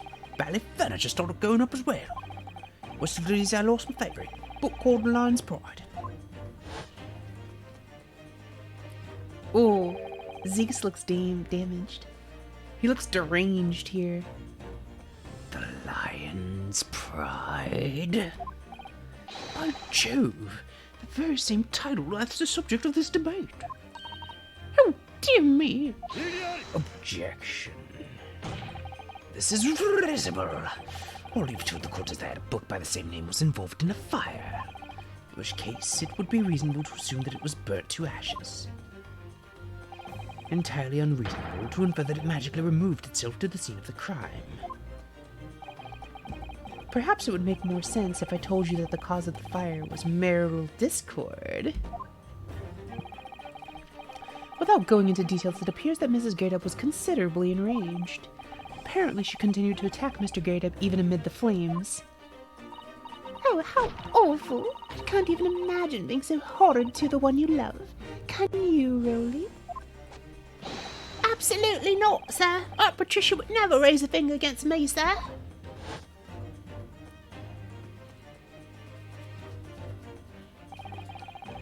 Had all my favourite old nobles in that case. But as soon as the fire got hold of him, that was it. Whoosh! Up in smoke. And the wife started hurling things at me. That was all. Back up against the window, under heavy enemy fire. Incendiary books incoming, 10 to the dozen. The man had his back up against the window. He had burning books thrown at him. Goodness gracious, are you suggesting that the book was thrown through a window and landed coincidentally at the scene of the crime? Objection. No, a thorough investigation of the surrounding area was conducted the very evening of the incident, and there is no report of the Gavidair's window pane being broken. That's quite true. We also saw no sign of broken glass when we visited the Gairdeb household. That's because... But is it not conceivable that the window was open at the time and... Not even remotely. Let us not forget the season, the chilling weather that accompanies it. No Londoner would ever leave a window open in the middle of winter. But it was open. Does the defense postulate the scenario in all seriousness, counsel? Do you earnestly claim that the book found at the scene was a flaming projectile thrown by Mr. Gairdeb's wife?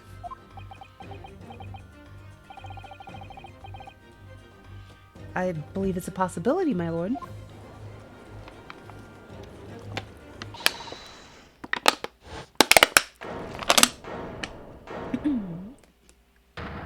That's quite enough. Well, I hope that everyone can see what you are now, you little trickster. You call yourself a lawyer, but you're just a coward. A mean coward. Really? Claiming that our little tiff set the whole neighborhood alight. Honestly. Blinded and merely posing as a maid for appearance's sake. How could you? I've just nothing to do with this beastly case, not any of it. All you've done is sully our family's name. No, I assure you that was never my intention. Dragging an upstanding citizen's name through the mud simply to divert attention from your failing defense. I should box your ears, that's what I should do. It's utterly unforgivable. I like how the guy on the right, like, without even looking, is just, like, casual, like, Ultra Instinct slides around her hand. Like, wow. Ultra Instinct, it just... Whoop. Too right. Here we go. How long have we sat here now, listening to this nip noise spouting out his fancy foreign theories? But think about it. At the end of the day, the only person who could possibly stab the victim is that little hunchback with the mustache, and he ran away from the scene too. I do declare you're right. It's true. Yes, what did I tell you? Makes sense to me. Sorry, what's that? Well, it would appear that the ladies and gentlemen of the jury are once again in full agreement. What is your position, Lord Van Zieks? In truth, my lord, I feel these have been unnecessarily protracted proceedings. But then, one must always exercise patience in order to savor the best vintage. He's so smug. No, wait. The mystery of the fourth book still hasn't been...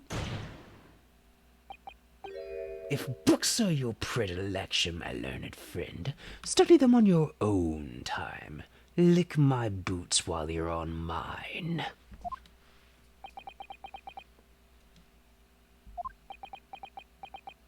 Did I stutter?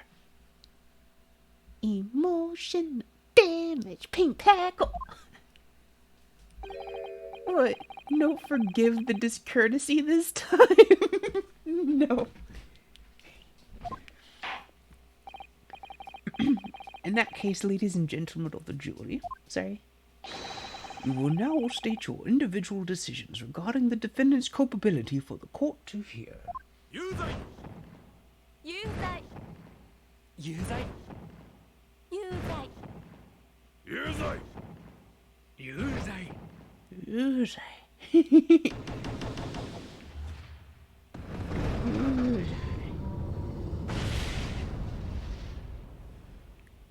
I find it interesting that they reused the animation because it was originally 4-2, but in that picture it was 3-3 before like they shot all their flames into it. Thank you for that unambiguous response. It's twice now. It's over.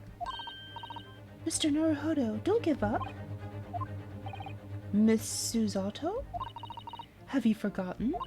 The battle isn't over yet. You're not suggesting? Of course. The defense has the right to another summation examination at this point. You could still convince the jurors to change their minds. You still have one more chance. My lord, the defense exercises its right to a summation examination again.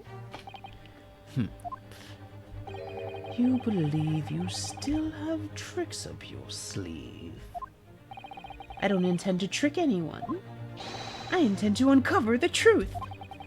This is no time to be downcast. As long as there's a chance, I have to stay strong and determined. Good job.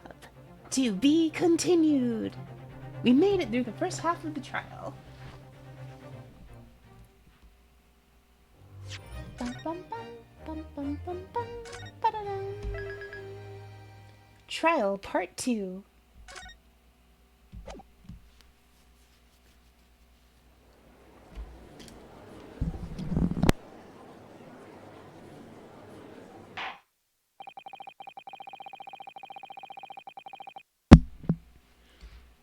I have considered the defense's counsel request for a further summation examination of the jury, and I have determined that the court must uphold the defense's judicial right to the procedure. So, counsel, you will now proceed with your second summation examination. Presume the jury is ready, Mr. Foreman? We are, my lord. Very good. In that case, I must ask each of you now to state clearly and concisely for the court the grounds on which you find the defendant guilty of this crime. That reminds me, I want to check something real quick. So, judicial findings. The jurors' contentions. Accused left behind evidence at the scene, didn't he? Those 3 books of his.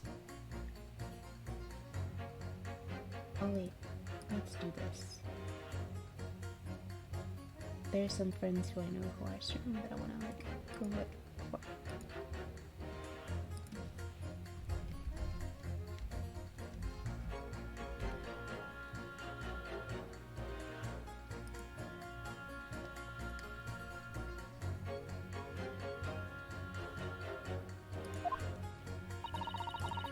was some novel alternative explanation about how the victim was stabbed, I might reconsider. Even if the woman was stabbed in books, it can't be related to this crime if the window was closed, can it? Dearie me, if it's only a little book, hardly left frightening even with a direct hit. Look, I just want to get this over with. If I don't bring home some pain, I'll be in a tiny bit of trouble. Come to think of it, we had a fire at home a while ago. It gave me the sneezes.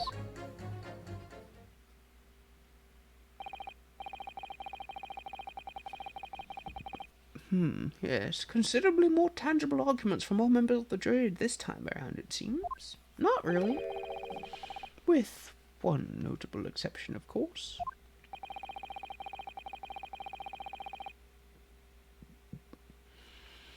My learned student friend was unable to find fault in the previous Westerner's testimony. So the court must accept the fact that it was indeed the accused seen fleeing from the scene. And moreover, no one else was even at the scene to commit the crime. Well, if the eyewitnesses are correct, it would seem as if the conclusion is somewhat set in stone. I fail to see how it can be argued any other way.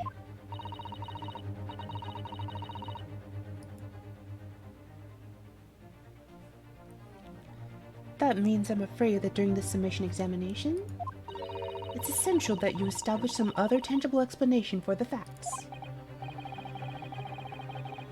But how? What would even constitute a tangible explanation here? Isn't it obvious? Who stabbed the woman and how? Those two details are all you need provide. Simply give us a name and a method by which the attack was conducted. And here I was thinking this might be hard. But Mr. Naruhodo, you have to do it. Otherwise this really will be where the trial ends. No pressure then.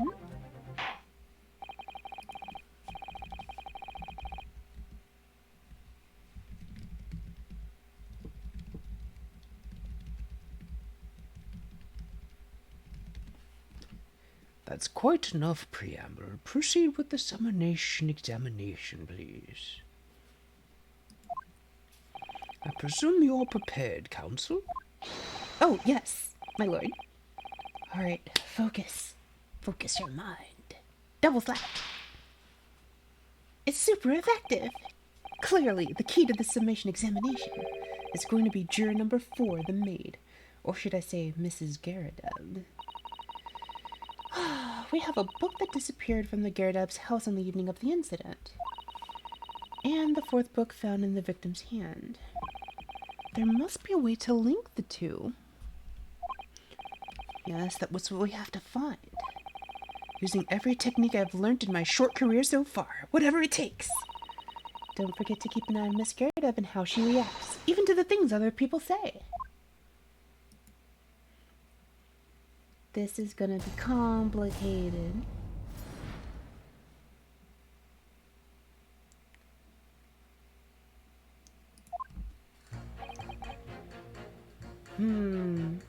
Let's see.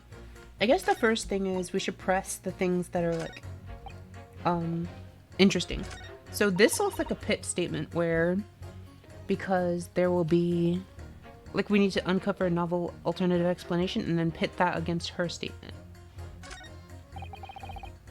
So, and then this seems like we need to figure out a way to talk about how the window is open. Because we know the window was open. But we have to prove it somehow.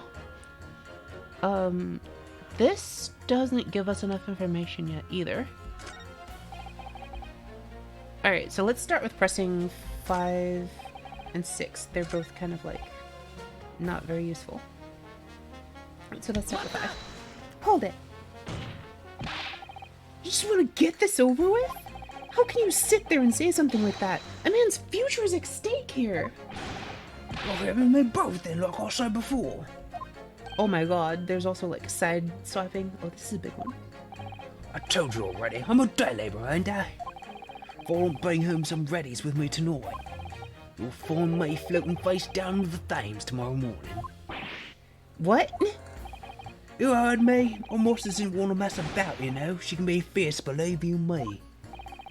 Another shining example of marital bliss, then. Situation like this cropped up the other day. It was, well, you know, it's funny, but I can't quite remember. Sorry? It was too frightening, that's the thing. I must have blocked it out. Vietnam 1,000-yard stare, like, got slapped so hard his memory blanked out. Helpful.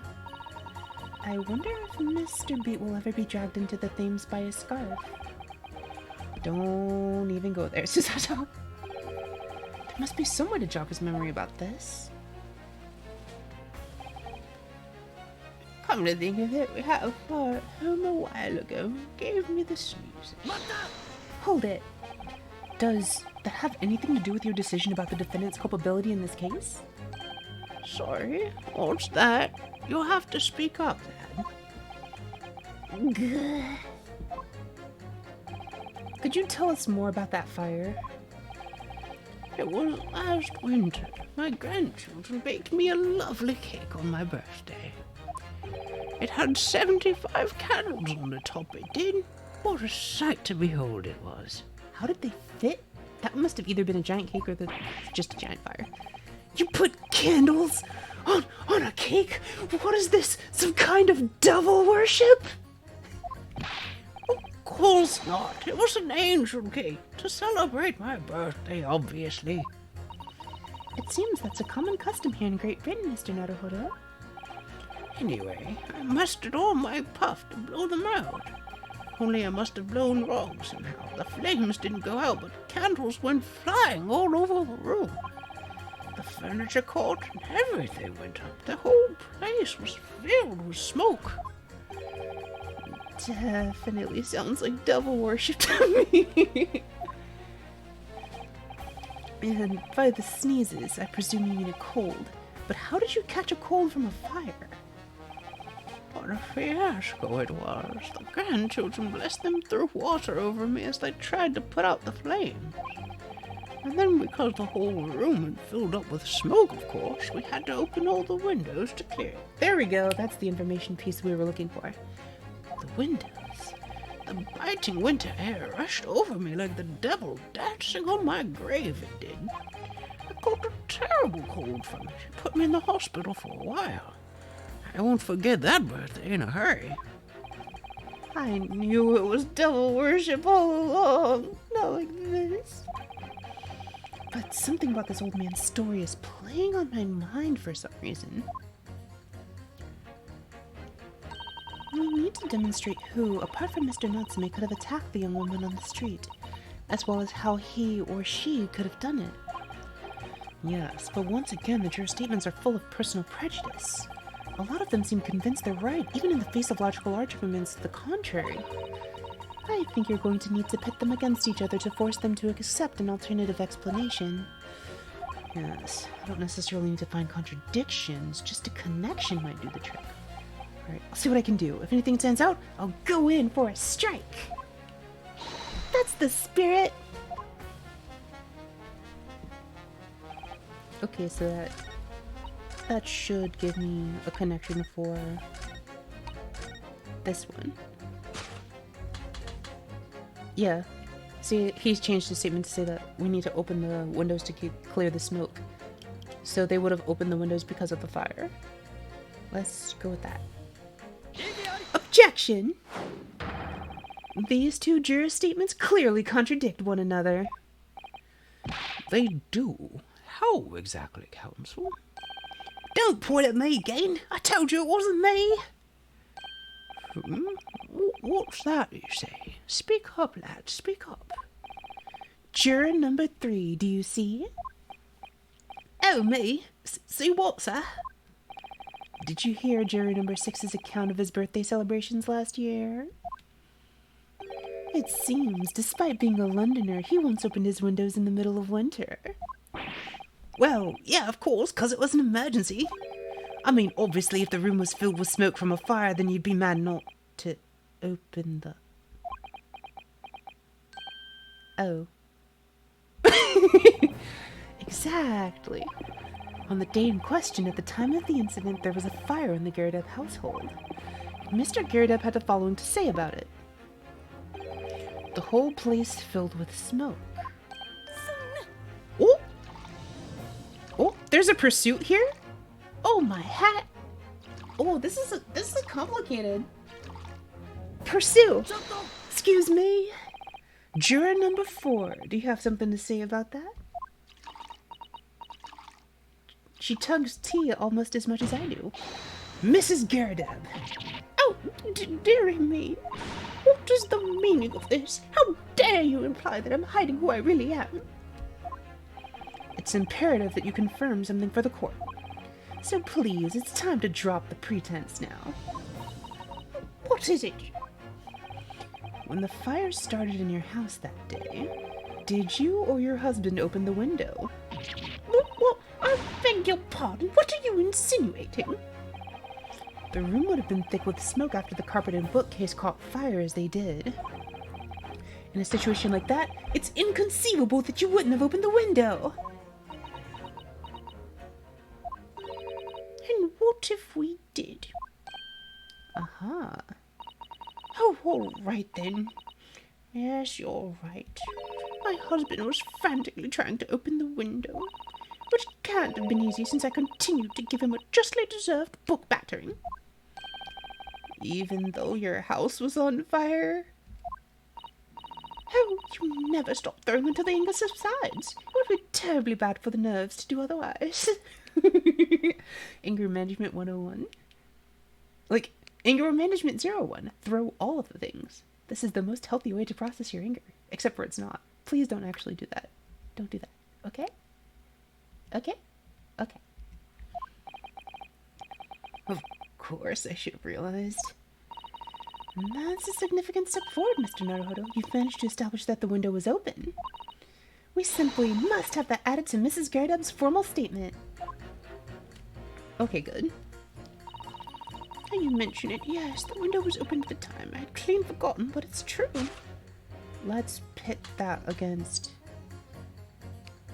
this. Because now it's no longer a possibility. It's now a certainty because she's willing to admit it.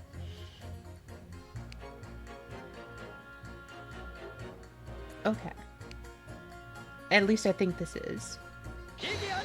Objection! These two statements clearly contradict each other. I'm not putting on this mug because I'm wrong. Hold it. I'm sorry, but as foreman of the jury, I have to object. That's complete nonsense. What? I'm a banker, don't forget, an educated man. There's no contradiction as far as I can see. Quite so, Mr. Foreman. I will not permit a whimsical attack against the good members of the jury council. Good. There was nothing whimsical about it. It's very important to listen carefully to every juror, Mr. Naruhodo. Then you can decide where the contradictions really lie, if there are any. Alright, fine. Let's fix this then. Maybe we'll get some more info. The fourth book found at the scene of the crime shows very obvious signs of fire damage. And the title of the book is The Lion's Pride. The same title, in fact, as the book that Mr. Gerardep told us he'd been reading. Well, I really couldn't say. On the day in question, did you or did you not throw at your husband the copy of The Lion's Pride that he had been reading?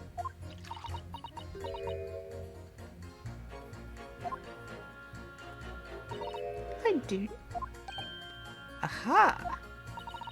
That was the first thing I could lay my hands on, so I hurled it straight at him. And now you come to mention it, yes.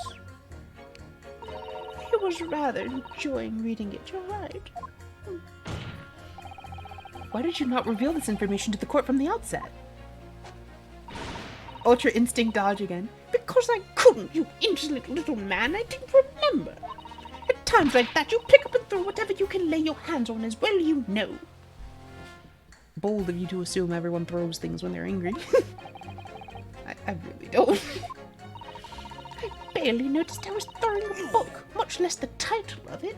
Wait, there's another pursuit here? Huh? Oh, right, he was upset about his wife. What is it, juror number 5? You know something? I've remembered what it was. That memory I blocked out. Ah! It was listening to what his granny was saying.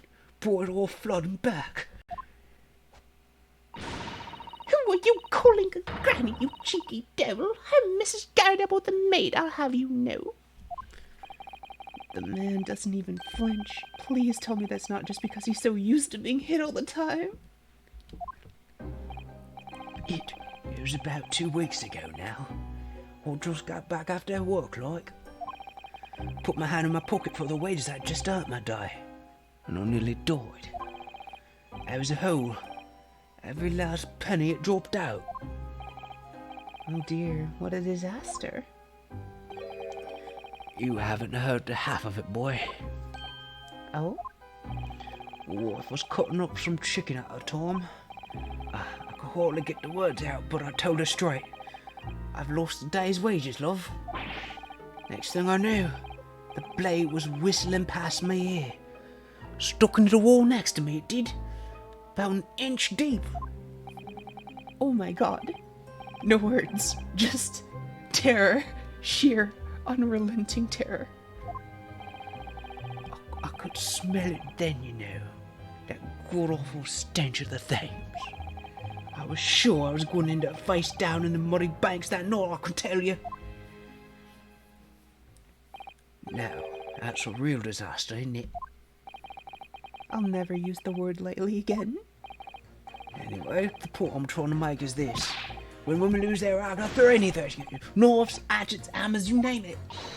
Mr. Naruto, you mustn't think that all women are so short-tempered and unrefined. Exactly. No, I wasn't thinking that. You better not have been. Throwing household objects at people, well, it's so uncivilized. At least attack with honor, using a bow or the like. What? Attack? Who are you going to attack? Never mind. Anyway, this man's words could be rather significant, I think. Alright, we'll come back to the bow and arrow thing later. If I dare. I just heard almost anything at you. That kitchen knife really brought that home to me. Okay, so then this seems like... Hold on.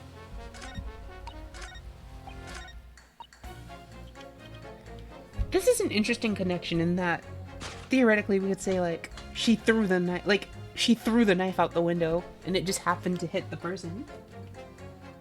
And this is what I think happens. Okay. So, let's go with this. Objection. Those two statements clearly have a deeply significant connection. Good grief, you mean they don't contradict each other? Explain, counsel, at once. Juror number 2, do you think perhaps that this could be one such novel alternative? Oh my, whatever do you mean? An alternative explanation as to how the victim was stabbed in the back. What were you talking about? We've demonstrated that the 4th book, The Land's Pride, that was found at the scene of the crime, originated in Mr. Daredevil's room on the top floor of his house. Therefore, it's equally possible that some other object besides the book could have found its way from the Daredevil household to the street below. Yeah, what's that now? After all, Mrs. Daredevil could have thrown any number of different objects at her husband. Isn't that right, juror number 4? What are you insinuating now, you little beanpole? I'm beginning to think that, ever since the true origins of this book came to light, perhaps she's had a feeling this might be what happened. Now you listen here, you gala. As the foreman of this jury, I demand a straight answer. You give us this yarn about some of the object making its way out of the house, but what? What was it? Deep breaths, everyone. I'm really taking a big gamble here. That was a bold accusation to make, but haven't really any real evidence to back it up. But I'm certain that at the very least, this warrants further investigation. Alright then, Mr. Foreman, I'll try to explain the defense's theory. The other object that found its way from the Garrett household to the scene of the crime was the jackknife.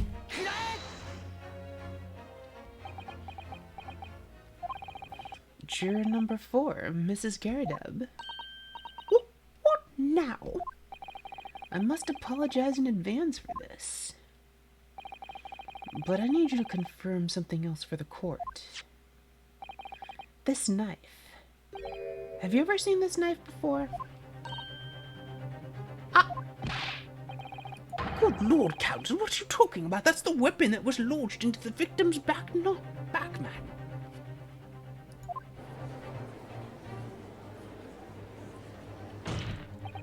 My lord, remember that when the victim was attacked, Mr. and Mrs. Gerda were in the throes of an argument. Mrs. Gerda was hurling anything she could at her husband, who'd been backed up against the window. A window that had been opened to clear the smoke, and through which a book sailed to land at the crime scene. You can't seriously believe that. The book was found in the victim's grasp. You saying that it flew out of the window and across the street to land neatly in her hand? Even my missus hasn't got a name like that. Yes, I admit, there are many details we don't yet understand.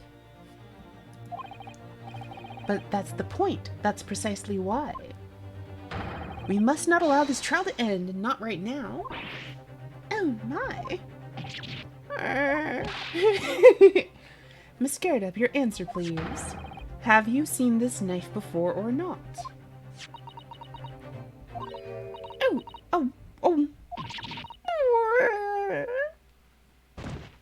Blump. That's a clear yes, non-verbally if I've ever heard it. My lord, I wish to change my decision. I'm a woman of my word, after all. Thank you, madam. Yes, I agree. Certainly didn't see this coming, but I just don't think it would be right for this trial to come to an end now with so many unanswered questions. Mr. Foreman. I have to agree. Not what I think the granny did it, mind. Yes, no, I'm not quite happy about this at the moment either. All together now, ladies and gents. Dun dun dun dun. Cling. Yay! We did it! We reversed it again! We did it! Oh, congratulations, Mr. Naruhodo! So, as a result of the defense's summation examination, a number of jurors' leanings have changed. 2 jurors call guilty against 4 now calling innocent. Accordingly, the opinion of this court is divided, and this trial will continue. Yay!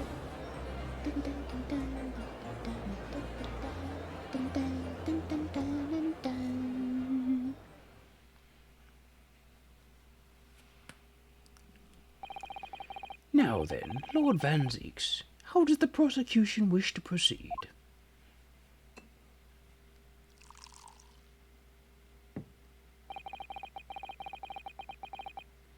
This trial is rapidly descending into a farce. Throw it into the fire. Like a corked wine, the first few sips are bitter enough. Yes! But what follows is so repugnant, it's good for nothing save the gutter. If I may, Lord Van Zeeks, defense has just put forward a credible alternative explanation for what happened. Credible? Is that your considered opinion, Mr. Foreman? The defense's argument is a joke to which I barely know how to respond, but let me start by insisting that you must all familiarize yourselves better with the relative positions of those places being discussed. What do you mean by that? What's his angle this time? thinking. It should already be more than apparent that between the quarantine and the Gerda household runs a rather wide street, Briar Road. Which means that the distance from the Gerda's house to the scene is some, 15 yards. Let me see, 15 yards? That's around 14 meters. 14 meters? That's a little farther than I imagined. And as you ladies and gentlemen of the jury rightly noted as having portentous significance, the fourth book was found in the victim's clutches.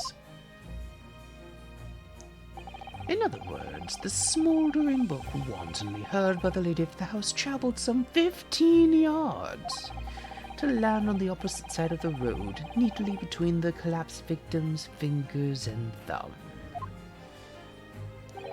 Is that your final conclusion, my learned and deluded friend?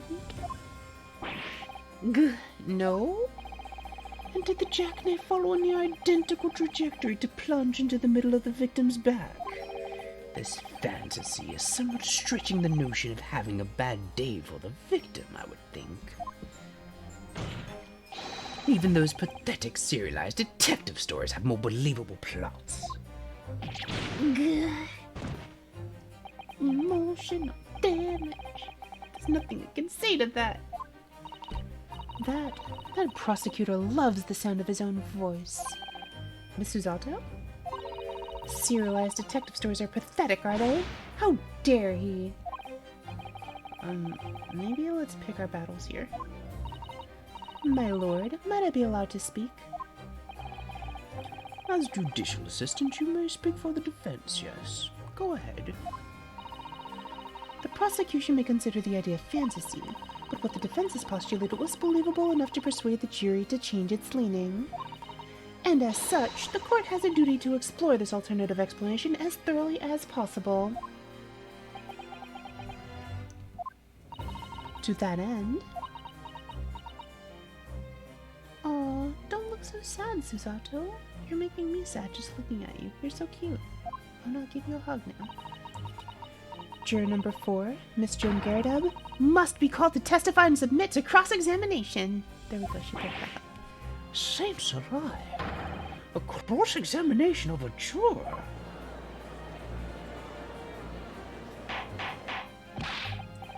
Order, order, order. Well, this is highly irregular. It is unprecedented for a member of the jury to be summoned to the witness stand. Objection. He just throws the whole bottle into the audience. Literally just yeets the entire bottle. That is actually amazing. Wow, he literally just went...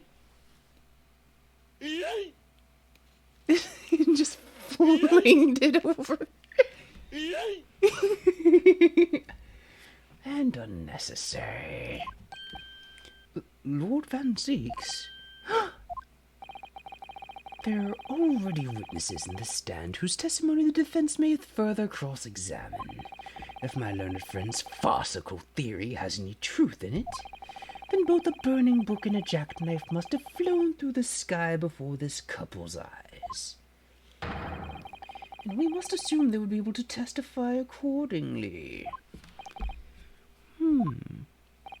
What say you, witnesses?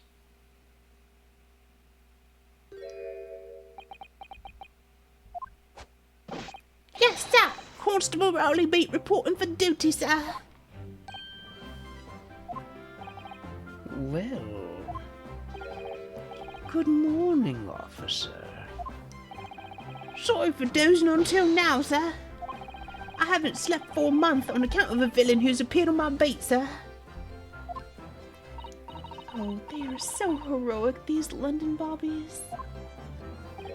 Patricia, my darling, I've been neglecting you, but no more. Oh, Rowley, my hero, you make me swoon. Very well, I hereby reject the defense's request. Oh? And order the witnesses in the stand to testify again. State forthwith before the court any details pertaining to the defense's alternative explanation of events. Yes, sir.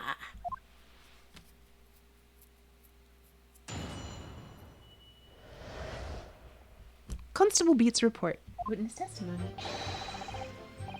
This case has nothing to do with Mr. and Mrs. Garrideb. Believe me, London Bobby is good for his word. You see, sir, the windows on the top floor of the Garrideb house are top-hinged casements. Obviously, if anything had been thrown out of the window, we would have seen it. I did leave the scene to go and fetch help, but my trusty Rolly was there to make sure nothing was disturbed. Oh, it didn't take my eye off the crime scene for one moment, sir. Nothing strange to report on that front, sir. Well, this is quite startling. Top-hinged casement windows. That detail was not in the police report, Constable. Oh, yes, sorry about that. I must have been a little drowsy. You cannot excuse your sins with drowsiness every time, Constable. They crawl upon your back, multiplying every day. No, sir. Sorry, but what exactly is a top-hinged casement window? And you cannot excuse your ignorance with such trite remarks, my learned friend.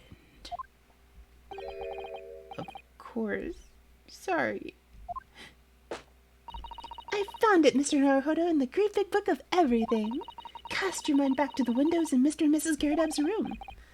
Alright, I'll try. So the window opens in order to allow air to circulate inside the house. But as it's a top-hinged casement window, it swings open along the upper edge, you see. I'm glad you've rectified your ignorance. A casement window's most prominent feature is its stay, a metal bar which prevents the window from being opened beyond a certain amount. It prevents it opening? This is news to me. Absolutely correct, sir. In other words, if a book or novel would have been thrown through the open window, it would have clattered against the pane and fallen straight down to the pavement below. No. You see the problem, then. Good. Your education in Windows is complete. You'll have to relearn again when you move to Windows 11, but that will be for another time. Not on mine. There was never any possibility of either the book or the knife traveling 15 yards over the road. That is, unless the window pane had been shattered, something we've discounted already. It's not like it's easy. That can't be. Did you see that, Rolly? The young Japanese man just collapsed in agony. How wonderful! Oh yes, my darling, I saw it. I saw how he crumbled before me. I'm changing his voice if he does like the romantic thing now. Oh, Rolly, you're so strong. How is this happening? Someone end my suffering. I haven't even started the cross-examination yet, and already my argument's been destroyed. Counsel, if you could drag yourself upright again, the court awaits your cross-examination. My lord. Oh good. Another desperate situation.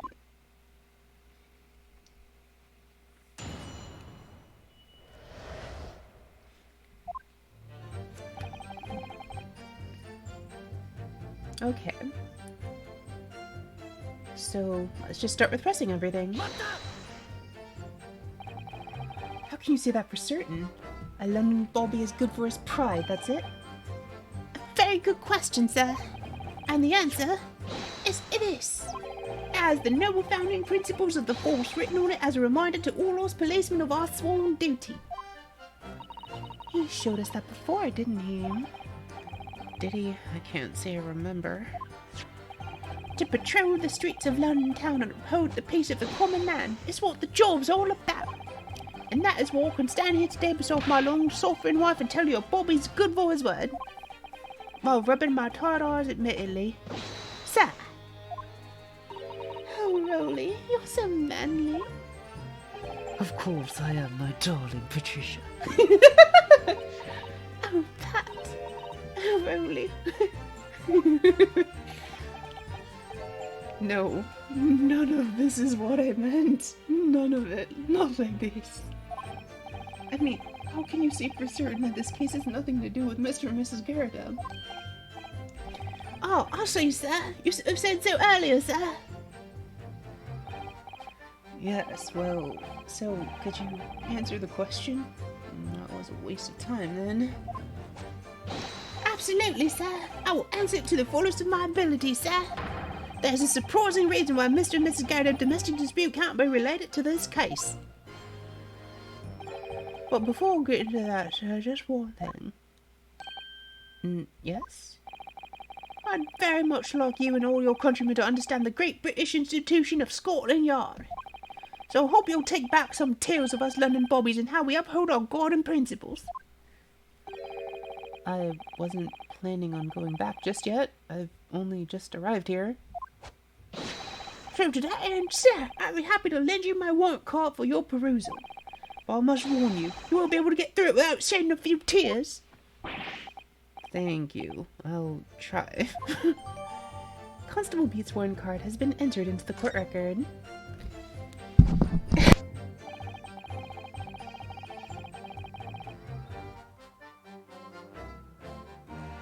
Alright, let's examine his thingy. Warrant card, a small folding wallet that identifies London Bobbies and contains the rules of conduct to which they must adhere.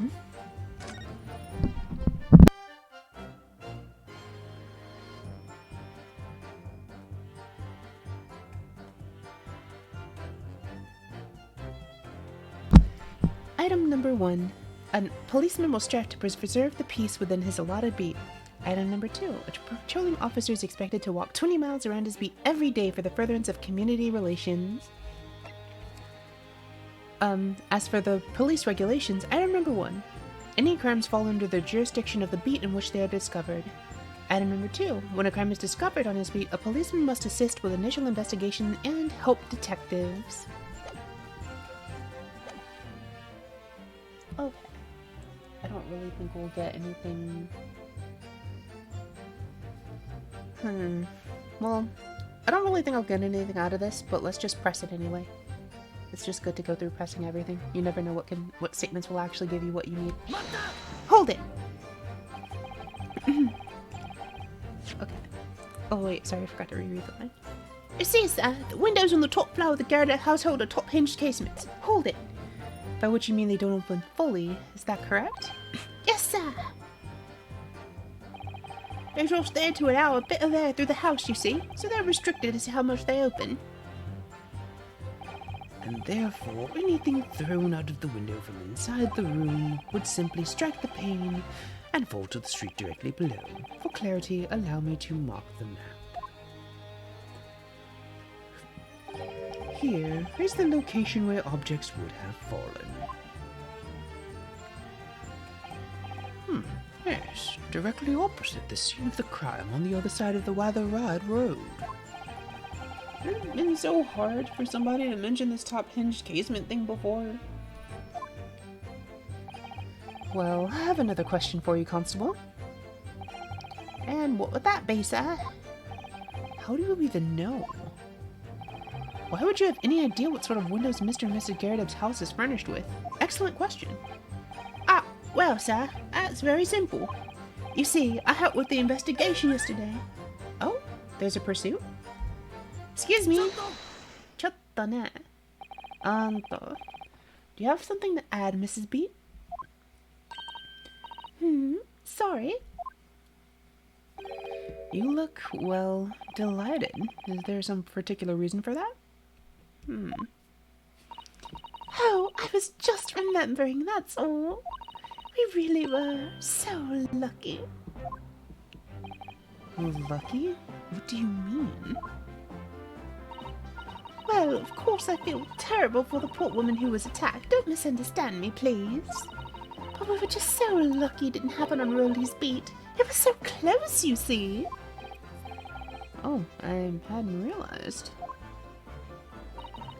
Oh yes, that's Straight Briar Road. That's the boundary between Rolly's beat and the next one. Isn't that right, my love? Sleepy days.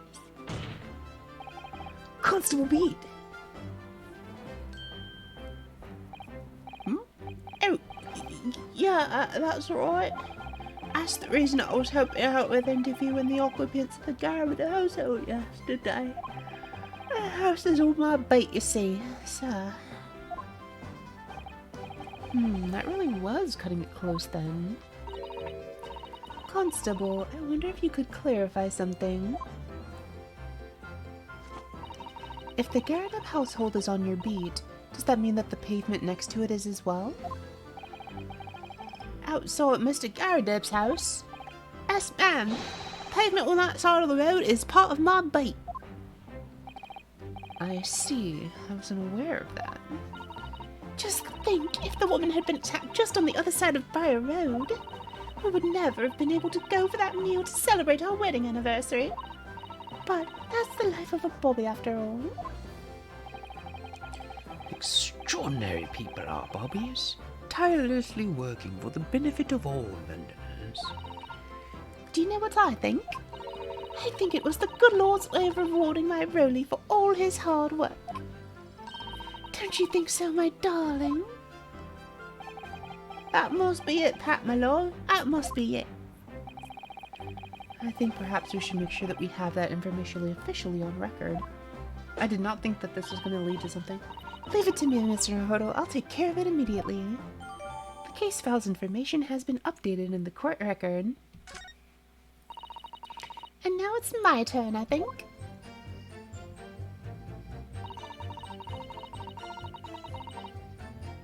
Obviously, if anything had been thrown out of the window, we would have seen it. Hold it.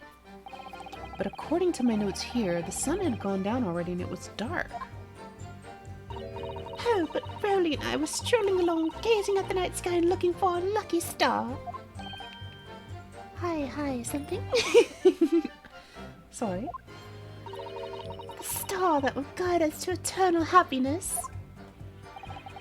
Can't it guide you to answer the question? If a flaming ball get caught across the sky in front of us, it will be lit up like a shooting star. And if I'd seen a shooting star, I would have made a wish upon it. Let Rowley be an inspector, I would have said. 3 times at least. Of course, what with the smog and everything, we couldn't actually see any stars. In short, are you trying to say that neither a book nor a knife crossed the sky before you? Yes, sir, that is correct, sir. As sure as the snort score in London is starless, sir. It certainly seems like they're telling the truth. And then we saw the poor woman fall to the ground, so we ran straight over to help her. I did leave the scene to go and fetch help, but my trusty Rowley was there to make sure nothing was disturbed. Oh, really? Hold it. Yes, you said that you went to a nearby police box to fetch another officer. Is that right? That's right, yes. If it had been on Rowley's beat, I would have known exactly where I was going, of course. Don't feel bad, my love. You can't be expected to know the location of every police box on every beat. So Rowley told me the way, only I sort of got a little lost on the way. Patricia, my darling, that's why I love you. Your terrible sense of direction is bewitching to me. Oh, Patricia. Oh, Rowley. Oh, please. So, I suppose I was gone for about 15 minutes. But like I said, my Rowley was at the scene the whole time, making sure nothing was disturbed. I was off duty at the time, of course, but a true bobby is never really off duty, sir. I didn't take my eye off the crime scene for one moment, sir. Nothing strange to report on that front, sir. Hold it. Are you sure about that? I That's correct, sir. I had my eyes wide open the entire time. Never looked away for a second. No one else approached the scene, and nothing was removed from it. I can swear to that on the yard's honor, sir. Really? That seems a little strange. Beg your pardon, sir. Strange, sir. Seems altogether regular to me. This burnt copy of the Lion's Pride was originally in the Gyarados household, so the question remains, how did it find its way into the hand of the victim? Can you shed any light on that, seeing as you were at the scene of the crime the entire time? Aha! Could be a different copy, sir. Or it just happened to be burnt as well. No, that's even more unrealistic. Even if that were possible, why would the victim have been... Useless. Oh my god, that scared the crap out of me! Like, I actually jerked in my seat, and my, like, veins all, like, did the hypertensive, like... I can feel everything. Adrenaline. Even if that were possible, why would the victim have been gripping a book like that in her hand? As we see from this photographic print, she had a bag over her shoulder. Well, sir, that book was in the lady's hand from the moment we arrived at the scene. Is that so? There's something about this statement that's not sitting right with me. Two mysteries of how that knife ended up in her back and how that book ended up in her hand. There must be some common thread between them. Can I ask you something? Please, Mr. Lawyer, sir? Oh, yes, of course. What is it? You're doubting us, aren't you? I can tell. What? I wasn't really. I mean, kinda, yeah, but what's she doing? Please. Just because I'm a woman doesn't make my testimony any less valuable. You might just see me as the wife of a policeman, but I'm a woman of my word, I am. This is uncomfy. I really don't remember ever suggesting that I doubted that. No excuses. I don't want to hear it. My voice will be heard. My lord, you'll let me speak, won't you? Yes, Mrs. Beat-Hop will allow you to supplement your testimony if you so desire. Sometimes the path of least resistance is the sage one. That was a very loud mutter. I heard that. That Japanese man thinks a policeman's wife's word counts for nothing, does he? Oh, watch out, sir. I might let you get away with something like that, but mine really won't. Duly noted, Mrs. Beat. Please, I humbly ask you to continue. What could she possibly be about to say, I wonder? I know what I saw. My eyes never let me down. My sense of direction is a little off sometimes, though. Okay. Huh? I guess I'll just press this. Mrs. Beat, nobody's questioning what you've told us. I saw I did. That evening, I saw it clearly. That little Eastern man with the whiskers and the funny curved back slinking away from the scene.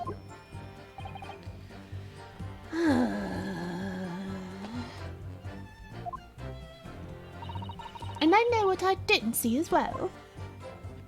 I didn't see any flaming books or knives flying through the sky. All very clear. You also mentioned something about having a poor sense of direction? Oh, yes. Well, that's a little embarrassing, really. I'm always ending up the wrong place when I've made arrangements to meet Rowley. He gets ever so cross. Oh, a pursuit. Okay. Chotto! Excuse Why me. you like this? Why are you like this? Constable Beat just had a problem.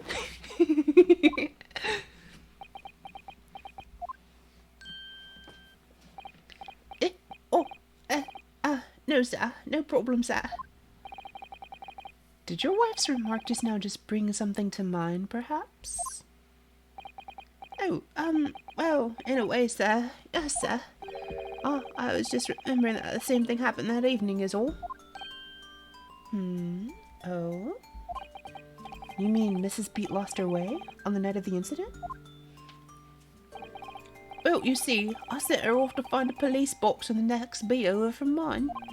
But she was gone a fair bit longer than what I was expecting. I thought she'd be back in sort of 10 minutes. But my darling was good on a good 15. Oh, Rolly, you're such a tease. But the reason I was so long was because of the bouquet, silly. The bouquet. Sorry, what bouquet are you talking about? They both so useless. More useless than pressing out the testimony when you've already done it. More useless than Naruhodo baby slap. More useless than Beijing corn can that's been opened already and gone spoiled. Not even worth the metal cause it's rusted and useless. Oh, it was a present for our wedding anniversary. Really so romantic. He saved up for it with the farthings and halfpennies he found in the gutter while doing his rounds. Yes, how romantic. I'd forgotten all about it until just now. Had you, my darling? Oh, yeah. Well, that was just between us. No talking about it to anyone else, darling. You have to prove. Really? Oh. What was that all about? Constable Beat looked very obviously troubled during that exchange.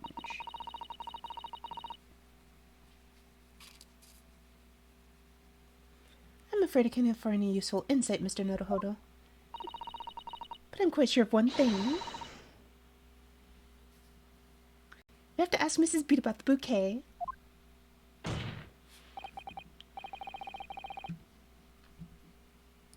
I can smell the failure. Mrs. Beat, the bouquet you just mentioned. I'd like you to add details about it to your testimony, please. Oh, really? Yes, I'd love to.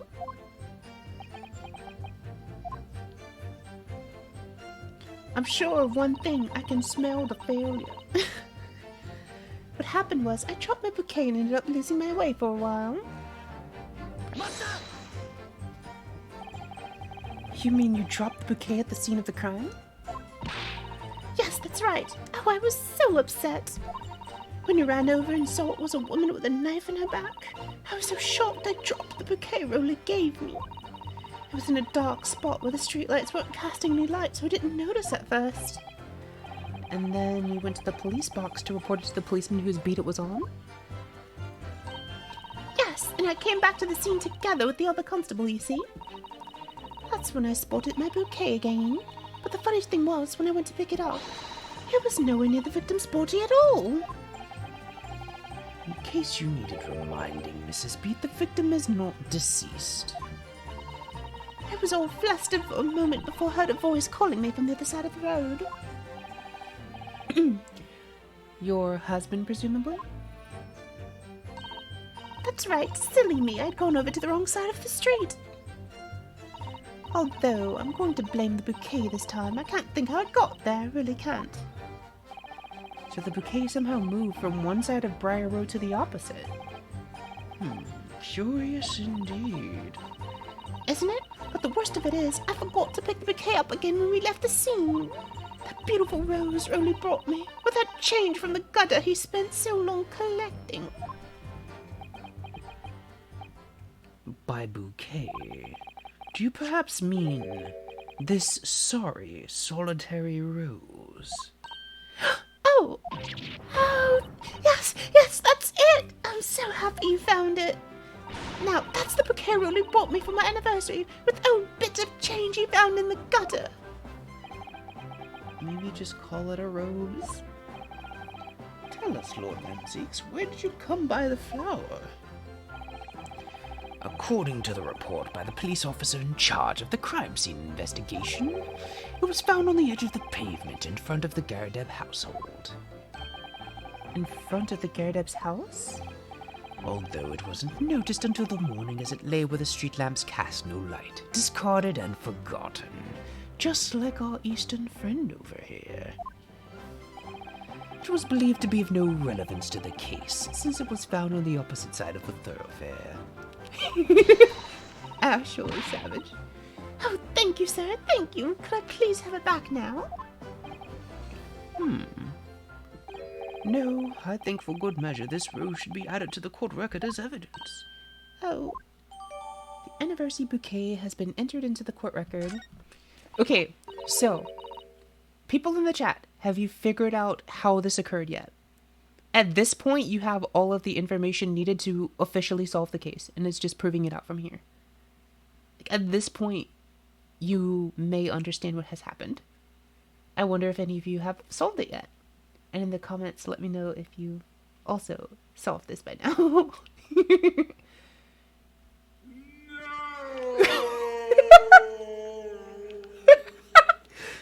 Wonderful answer, Indra. Okay, so I won't spoil it for obvious reasons, but... Oh, okay. but it's a symbol of our love. I want it back after the trial. Do you hear me? I want it back. Good grief. Rest assured that I shall do my very best not to forget, Mrs. Beat. Okay. So, this doesn't make sense anymore because how did the bouquet move if you... And I see Meteor. Like, how did it move if you didn't do anything? Objection! They're mine now. Yay! Thank you for the follow! Thought you were already following.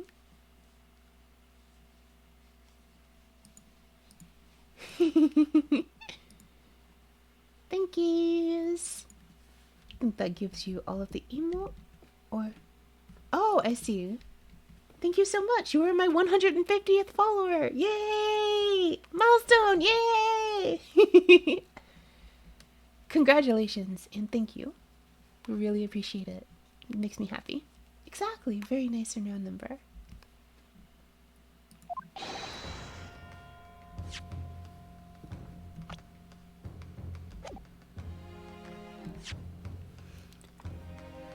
You claim, Constable Beat, that there was nothing to report in the 15 or so minutes you were guarding the scene. But that cannot be. This cannot be. What do you mean to say? In your testimony just now, Mrs. Beat, you explained to the court that when you arrived back at the scene of the crime with the policeman assigned to that beat, the bouquet you had dropped at the victim's side was no longer anywhere nearby. Objection. Yes, on the opposite side of Briar Road to where the victim was attacked. But considering the size of that meager bouquet, if a single sorry bloom can be so described, no doubt it was blown in the wind across the street, back into the gutter where it belongs. That's rude. Meager? Objection! But if that were the case, why did Constable Beat not testify to the fact? Uh-oh. No one else approached the scene and nothing was removed from it. Constable Beat swore to that on Scotland Yard's honor. But the bouquet belonged to me. It has nothing to do with the case. That's why Rolly didn't mention it, I'm sure. No, because sadly it's not only your bouquet that we're talking about here.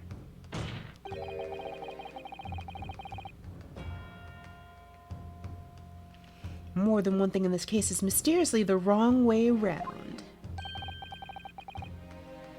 What are you talking about? Think about it. Because Mrs. Beat's bouquet, besides Mrs. Beat's bouquet, there's Mr. Garredeb's book. Mr. Garredeb's copy of The Lion's Pride, which was thrown out of the window by his wife, would have struck the pane of the casement window and landed here on the west side of the street. And yet, it was actually found here on the opposite side of the road in the victim's hand.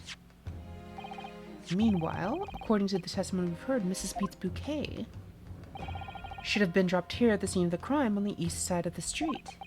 But in fact, it was actually found here on the opposite side of the road in front of Mr. and Mrs. Garredeb's house. There's no logical explanation for these things unless somebody deliberately moved them.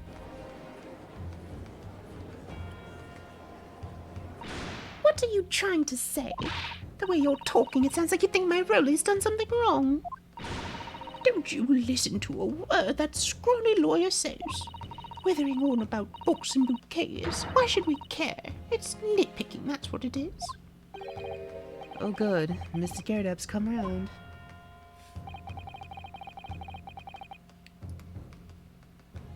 You might call it nitpicking, Mrs. Garrett. But deliberately meddling with the scene of a crime is a criminal offense. It's called, tampering, Mr. Naruhodo. Everyone's shocked. The person responsible for this tampering cannot admit to it, for a very subtle but compelling reason. Objection. Tampering. You've barely heard the term before.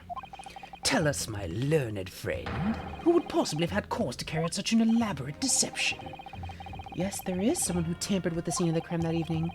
All the evidence and all the testimony points to that one particular person. Counsel, I must demand that you substantiate this conjecture. Who are you saying is responsible for tampering with the scene of the crime? It's Roly Boly Boly. Take that. Obviously, there's only one person it could have been. Constable Roly Beat, it was you! What? A policeman? A member of Scotland Yard? Yes, exactly. What nonsense. Why would my Roly do something like that? There's no one straighter than my husband. No Bobby works more tirelessly for the people in London. Mrs. Beat, you said in your testimony that your husband asked you to go to a nearby police box to fetch the officer on duty. The 15 minutes that you were absent from the scene is the only opportunity anyone had to tamper with it. You're making it up. It's all nonsense. It's all lies. What about that Japanese man with the whiskers? I bet it was him. He did it. Objection. If that was true, Constable Beat would have seen him do it. Oh. And forgive me for pointing it out, but when you dropped your bouquet, Mrs. Beat, it was after the defendant had fled the scene. Well.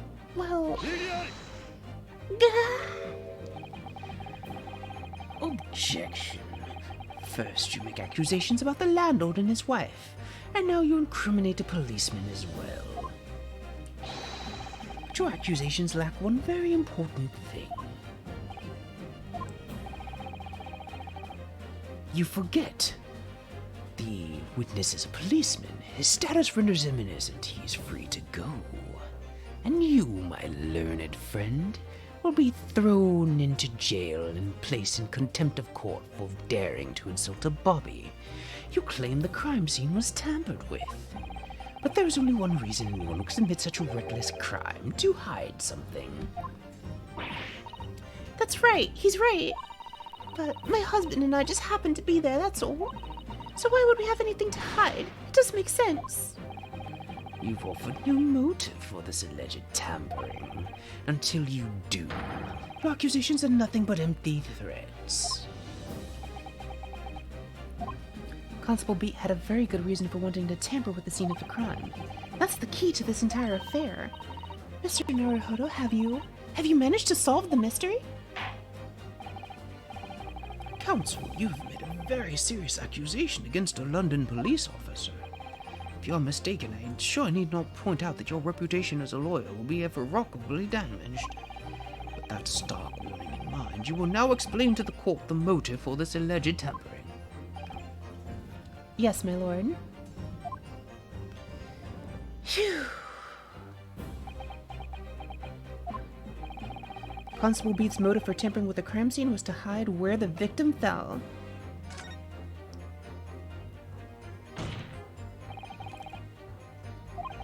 That is what this bobby had to cover up at all costs. What? Where the victim fell? You mean where she was attacked? What are you talking about? We told you at the very start, didn't we? On the pavement of Briar Road. We saw it happen, remember? It was right here, as if anyone didn't already know. That's certainly what everyone has been led to believe. But in fact, that isn't where the victim was stabbed at all. What? What? Precisely. I'm beginning to wonder where this tumultuous trial will end, Counsel. Oops, sorry. If that's your assertion, then the court is dying to know my Nipponese friend.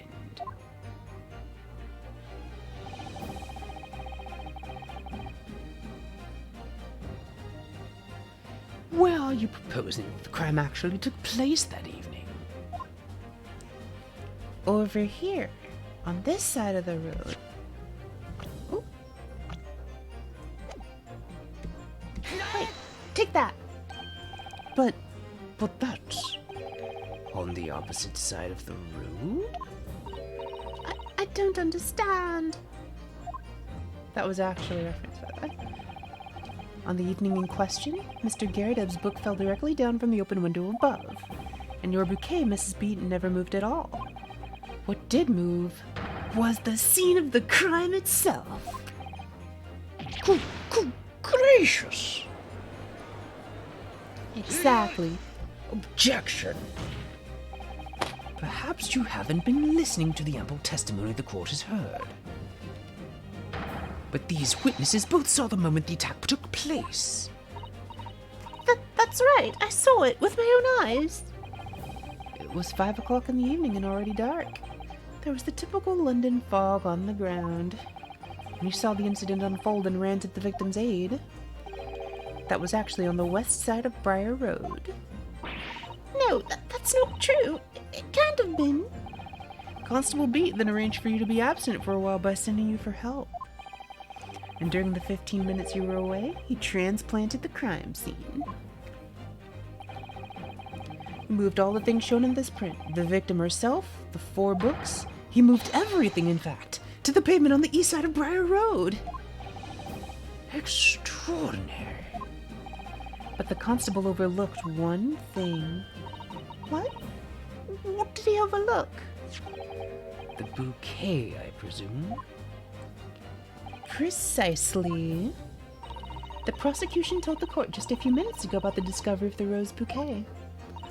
Lord Van Zeek said it wasn't noticed until the morning as it lay where the street lamps cast no light.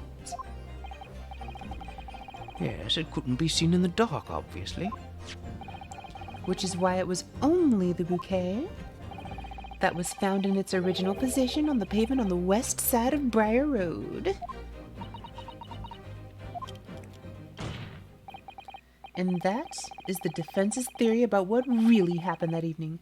How do you respond, Constable Rolly Beats?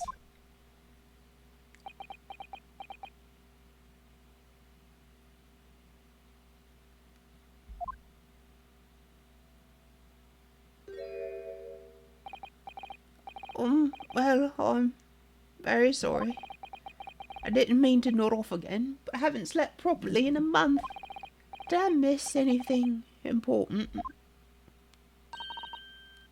Oh, Rolly. It isn't true, is it? What the lawyer said is all lies, isn't it?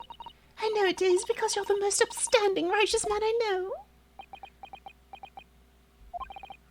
I had a dream. A terrible dream.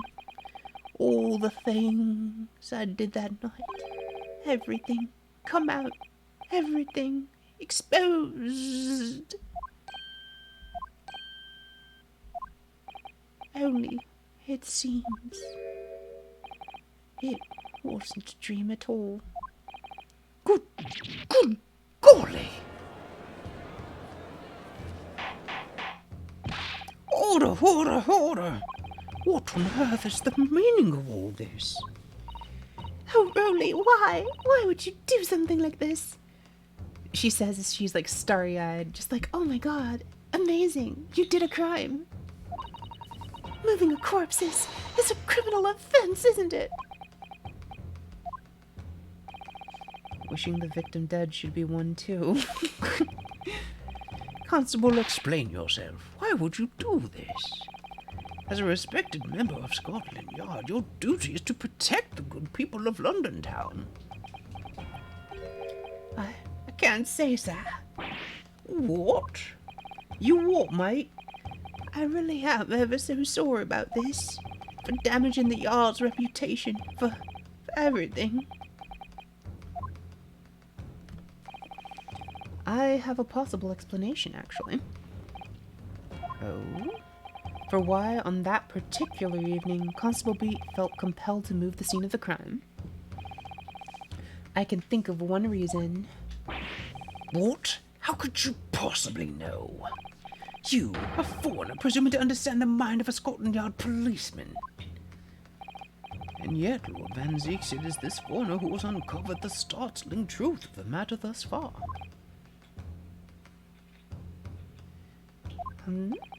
I believe it would be beneficial to the court To hear this extraordinary young lawyer's theory. Counsel for the defense, if you please. Yes, my lord. Now then, I think you had better show us some evidence. At once, my lord. England, Japan. It makes no difference where you come from. Human emotions are the same. I think I have a fairly good idea of the feelings behind this man's actions. What gives away the motive for Constable Beat's unthinkable actions? It's the warrant card. It's the rules that they have to follow.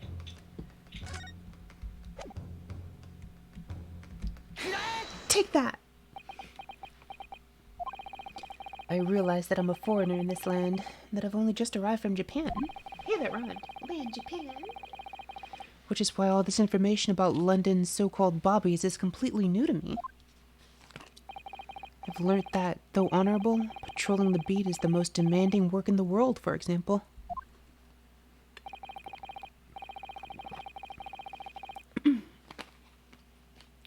Keeping the peace, looking after the citizens on his beat in all kinds of ways. There's no doubt that the young Bobby is charged with a great deal to do each day, certainly. But for Constable Beat, the day in question was special. Special? How? On account of this bouquet, my lord. Oh, yes. It was our very first wedding anniversary. Constable Beat had worked so hard to be able to afford this simple gift for his wife. I was so looking forward to taking her out for a celebratory meal. He and Mrs. Beat stumbled upon a crime along Briar Road. When you saw that shadowy figure through the fog collapse on the pavement ahead of them, what must have gone through the man's mind? But, sir, just on that one particular day, I was looking forward to celebrating my wedding anniversary. Mrs. Beat puts up with a lot being married to a bobby like me. I wanted to show my dear wife how much I care.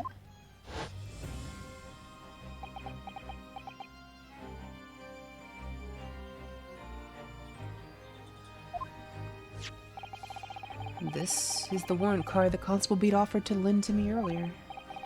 Inside, among the rules for patrolling policemen, it says, when a crime is discovered on his beat, a policeman must assist with initial investigations and help detectives.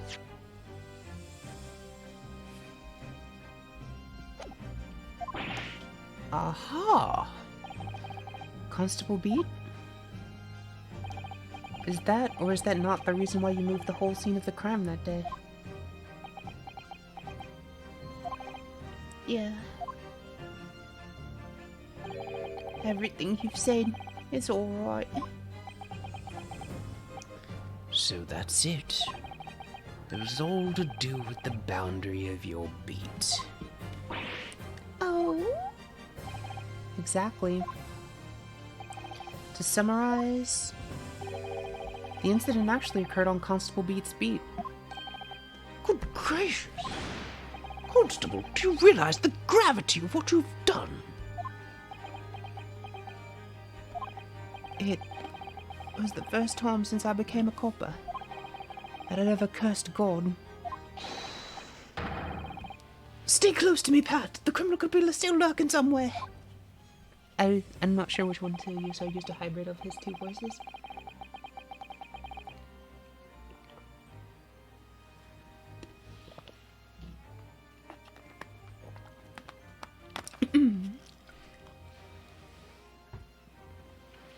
As we ran over to the scene, I had every intention of doing my duty as a police officer. I've got to report this to the station as quickly as possible. But then it dawned on me. I realized where we were, where the victim was lying, and what that meant for me. When a crime is discovered on his beat, a policeman must assist with initial investigations and help detectives. Why here? Why did this have to happen here? And why tonight of all nights?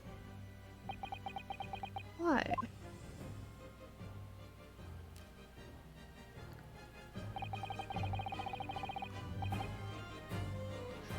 It's a corpor's job to guard the scene of the crime, so I told Pat she'd have to go to the nearest police box and fetch whoever was on duty there. It was then, when I opened my mouth to speak, it just came out. I couldn't believe the words that were coming out of my own mouth. This is the next beat to Mom, Pat. So you'll have to go to the police box that covers it. Turn right along Mission Street and then...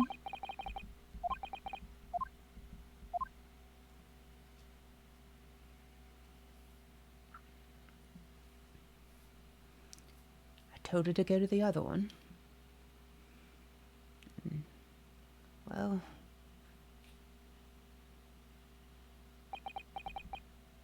well, she was gone. I'm sorry. I'm so sorry. Oh, Constable. I just wanted, just that one night, to take my Patricia out for dinner. Oh, Rolly. Just that one night. You knew that if the incident was on your beat, your evening of celebration would be ruined. And so you decided to move the entire crime scene outside your jurisdiction. Just across the street, to the east pavement of Briar Road, which falls under the neighboring beat's care. You see, I thought... oh, I was sure the victim was dead, you see. I beg your pardon? Oh, of course he did. Otherwise, we would never have the poor woman on the freezing cold pavement. Ah, I see your meaning now. But God got me back for my sins, didn't he? That's why I missed the rose I bought for Pat. Oh no, Rolly, that was all my fault. I should never have dropped it in such a dark place. I'm so sorry, Rolly.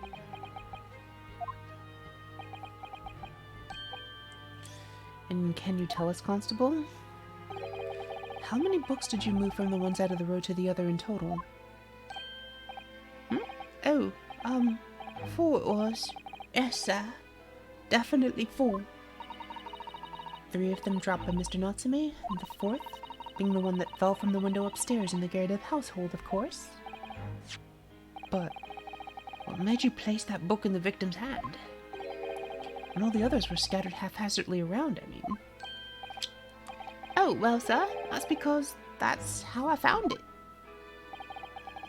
How you found it? What do you mean? When we first ran over to the scene, a victim was already holding the book. So when I moved everything, I made sure it was still in the hand. You're sure it was this book, The Lion's Pride, that the victim was holding? Oh, yes, sir. No doubt about it, sir.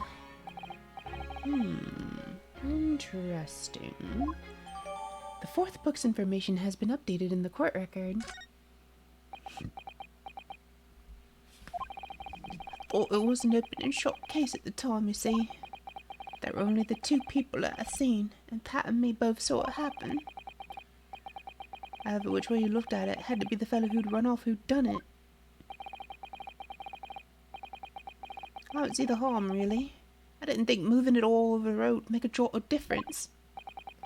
Well, I suppose this is it for me now. I've had it. My lord. Yes, Lord Van Zieks? I believe that concludes the cross-examination of the witnesses. Constable, you may withdraw. Yes, sir. Mr. Prosecutor, sir, what will become of my Rolly? What will happen to him? For now, you are free to go home. The police will contact you in due course. Please, don't punish my husband. This was all my fault. It's because I'm always moaning at him for coming home late. Leave it now, Pat. Let's go home. I'm tired. All right then, my love. One last thing, Constable. Sir? Let this be a lesson to you. In a criminal investigation, every detail matters, however insignificant as it may seem to you. Yes, sir. Carve that lesson into your mind. And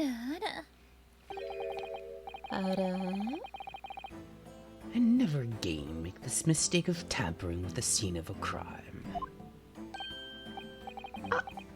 Never again, sir. You mean to say? Leave now. This trial is not yet over. Sir! Hey, sir! I need to put in like Happy's Isa from Fairy Tale. Well, quite a startling revelation, I must say. So with that additional information in place, Indra, have you figured it out yet?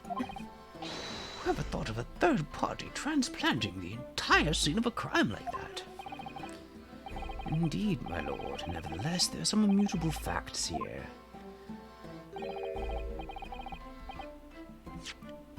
Principally, that the accused, Mr. Natsume, is the only one who could have possibly committed this crime.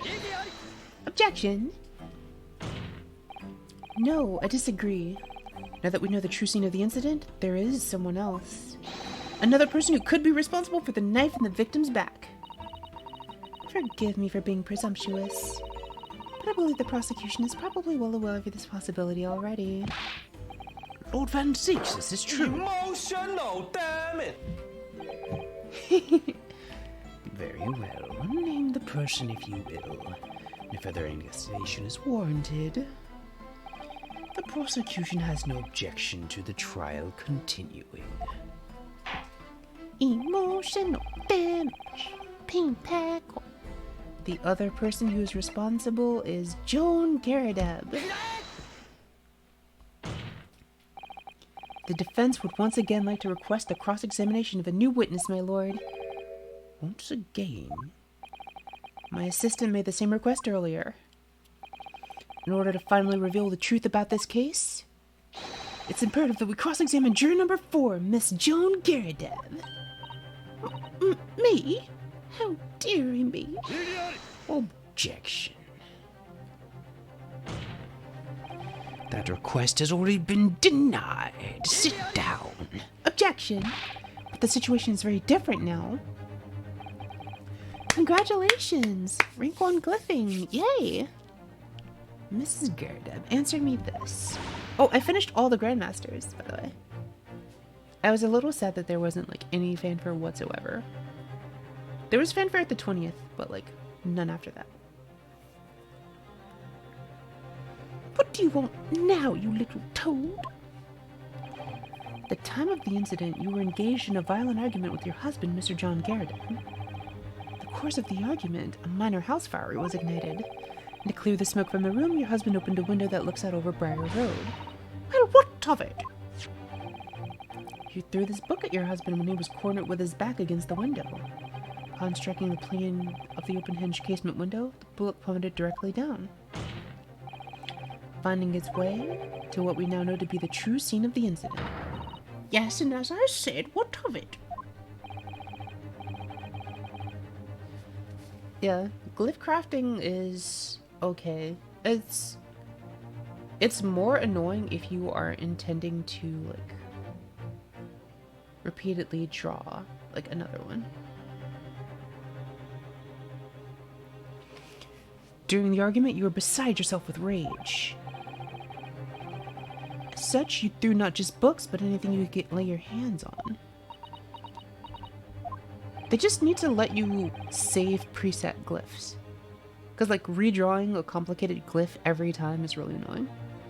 So, let me ask you one more time, Miss Garrett. This knife, the one removed from the victim's back, have you really never laid eyes on it before? Ah!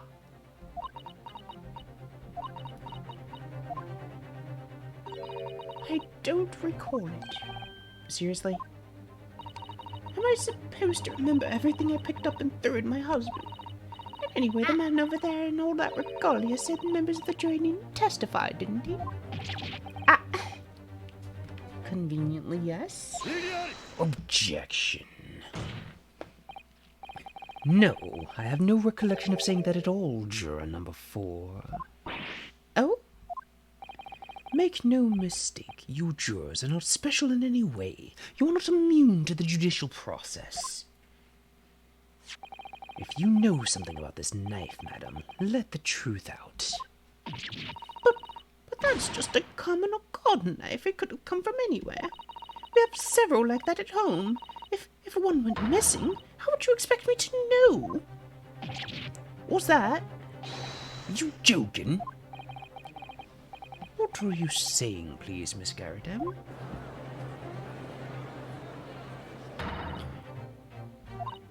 You listen to me. I refuse to believe all this nonsense. I couldn't bear the thought that I'd injured someone here. Do you hear me? I couldn't bear it. Oh, the poor woman. So, yes, I want evidence. I want to see hard evidence if you're going to insist on this being my fault. You're going to have to prove to me that I threw that knife, if that's what you think. Come along now, chop chop. Do your worst. Well, okay. Well, Mr. Naruto, if I had evidence like that, believe me, I would have thrown it at her already. Then take the stand, juror. Oh? The prosecution does not object to the defense's request to cross-examine this woman. Thank you, Lord Van Zeeks. You won't regret it. I'm going to have to testify. Yes, you are. You're mine now. It's time for you to suffer. It's too late for mercy.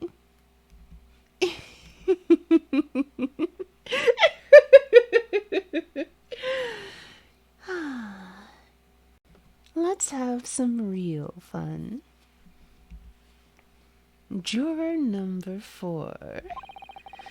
As I'm sure you will appreciate, having observed it with your own eyes today, witness testimony can lead to the most extraordinary truths being unearthed. Truths of which the witnesses themselves may not even be aware. How dare me? So I demand your full and unadulterated testimony, Miss Garrett. And mark my words, in this court of law today, we shall extract the truth. We are almost done. Do you concur, counsel? Certainly, my lord. Oh, yes! That's what I'm hoping for. We're, like, pretty close to the end. This is such a strange feeling. For the first time since arriving in this country, it actually feels real. Level up. I'm here in the Old Bailey, and I'm a lawyer. Oh, yeah. Witness, state your name and occupation. Oh, yes, my name is Joan Garridad, and I am, well, I'm a juror and such like, yes.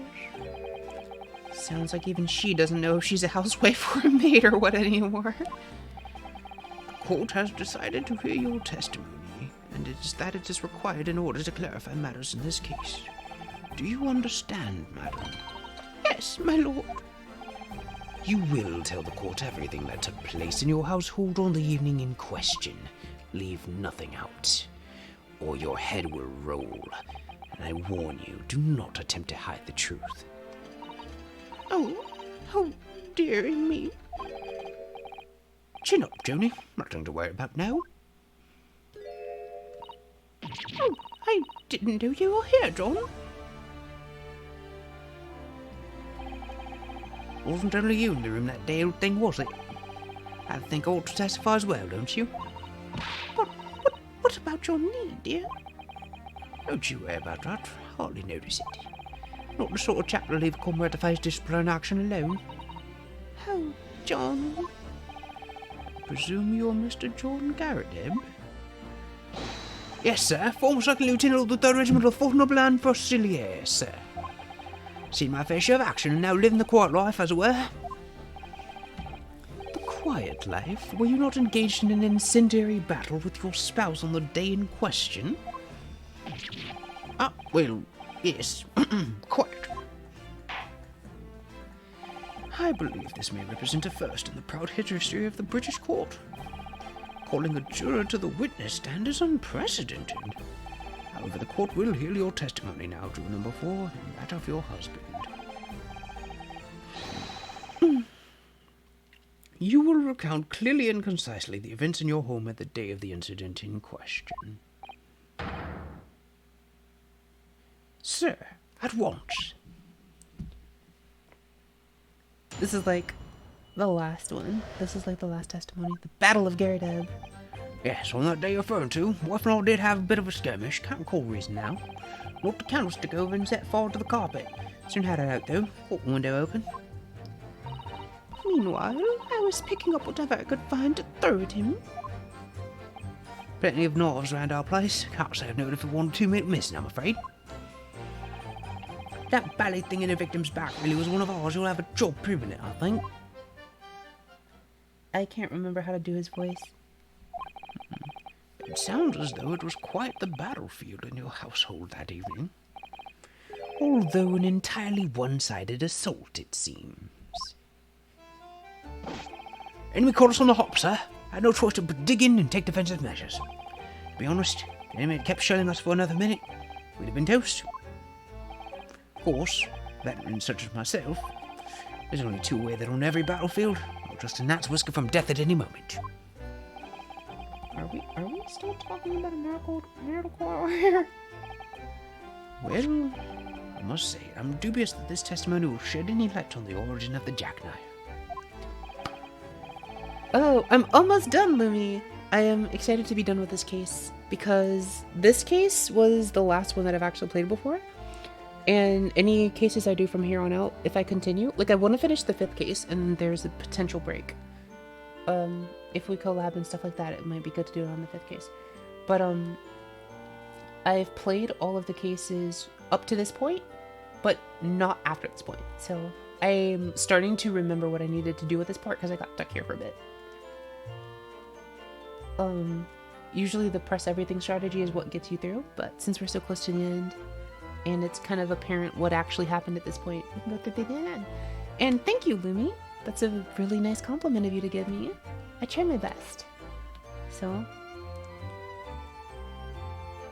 like, apparently, like, my friend who was watching the Mobby stream was like, it took me a while until you, like, to recognize that this wasn't, like, the game didn't actually have voice acting. And I was like, yay! That's the goal.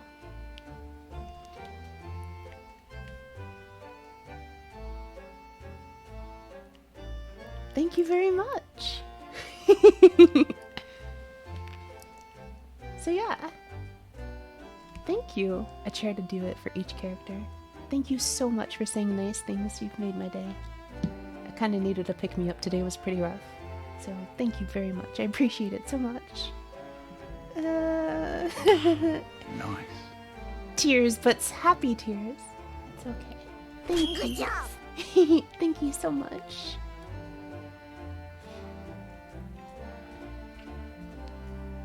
Thank you.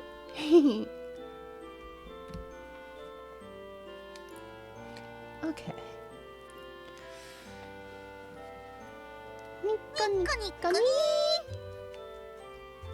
Yeah, I wanted to pick games that really do have like a good potential for it. But I feel like I want to do some of the more modern stuff. Like I think a new Danganronpa is coming out soon, so I might do that. But it would be more fun, I think, to collab with a bunch of people so that we can all do it. think that would be pretty cool.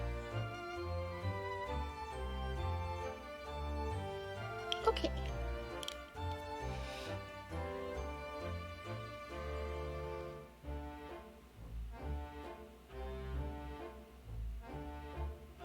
Okay, let's continue. In combat, one's focus narrows such that surroundings are barely noticed. These witnesses may not be able to offer anything more than they have testified already. This may be a dead end. Then Zeeks may well be right. Well, whatever the chances, we only have this last cross-examination to uncover the truth, Mr. Naruhodo. Yeah, I'm afraid so. Very well, Counsel. Begin your cross-examination. Yeah, I haven't played any of the new Pokemon games. I think that would be fun if, like, I had, like, a capture card for the Switch or something like that. Okay, so let's press the statement. Hold it! Or threw whatever I could at it. Even though the room was on fire? As far as I was concerned at the time, it was more important to extinguish my anger than the flames. One must throw, she must throw. That is most certainly not true of a Susato takedown, Mr. Naruhodo. How does she know I was thinking that? So please cast your mind back and try to remember. Was a knife among the items that you threw at your husband that day?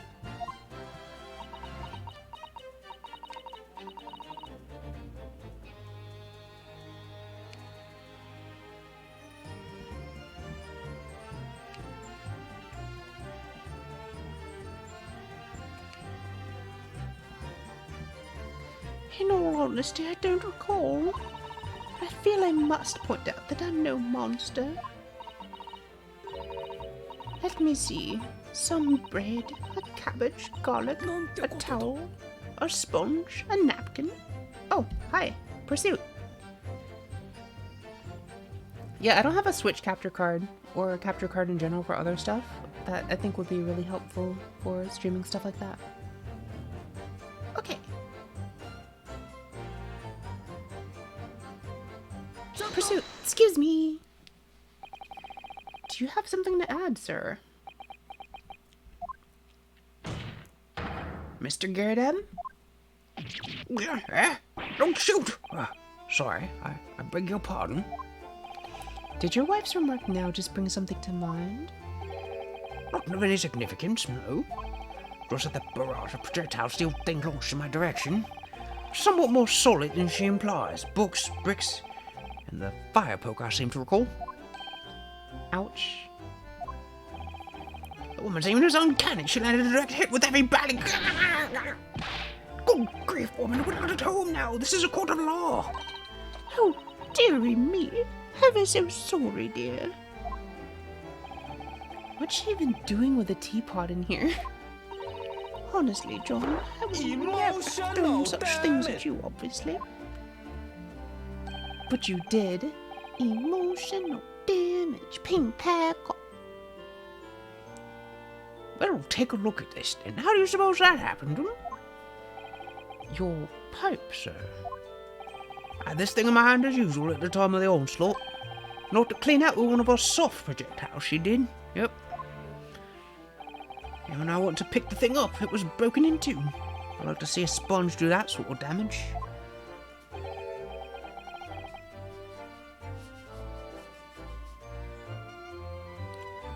I see, your pipe was broken. It would have never been sent flying unless it was hit by something pretty solid. Whoops, sorry, one person. Anyway, I've managed to banish the thing up for now.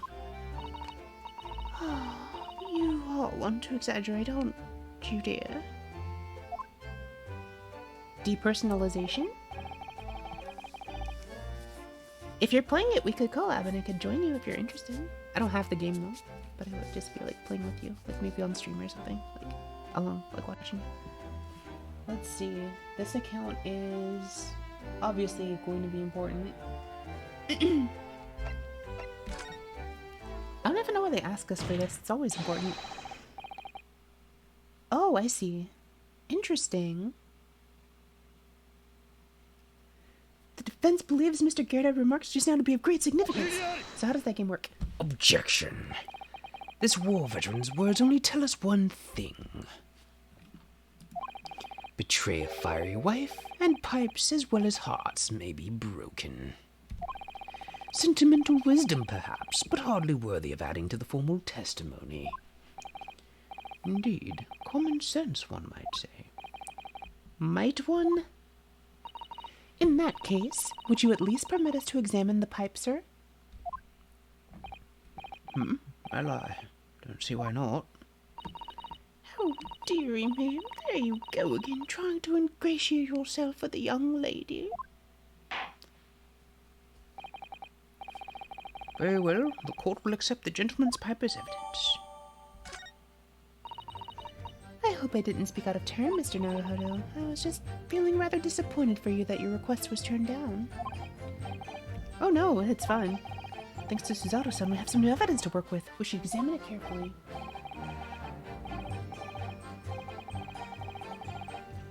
Well, thank you for that rebuttal, Mr. Garadeb. Now, if we could return to the crux of the matter. What can you tell the court about the knife used to attack the victim?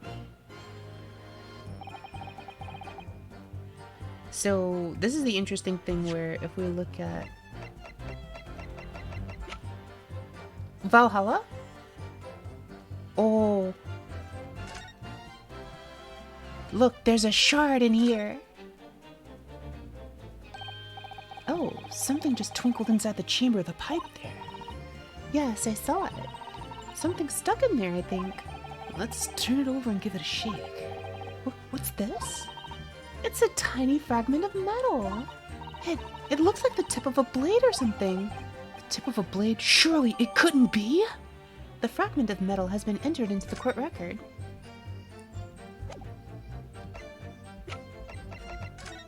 And of course, if we look at the blade that was stuck in the victim's back, the tip is broken. Oh, look here, just at the tip. A small piece of the blade is missing. Wait, part of it's missing? Could be wrong, but I've just got a feeling. You remember this? Ah, Why are you doing this? That's the tiny fragment of metal that we found inside Mr. Gerda's pipe. Yes, and just maybe...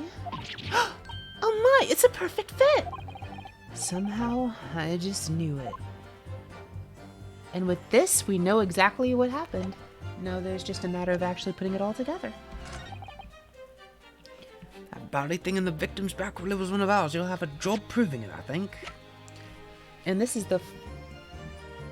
I have played everything up until this game, Case 5. I have not played this game, Case 5, at all. I haven't played the second game, any of the cases. I have played all of the trilogy, Apollo Justice, Investigations 2, Prosecutor's Path, and I've played the Leighton crossover.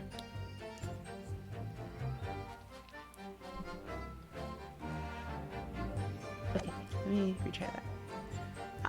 Bally thing in the victim's back really was one of ours. You'll have a job proving it, I think.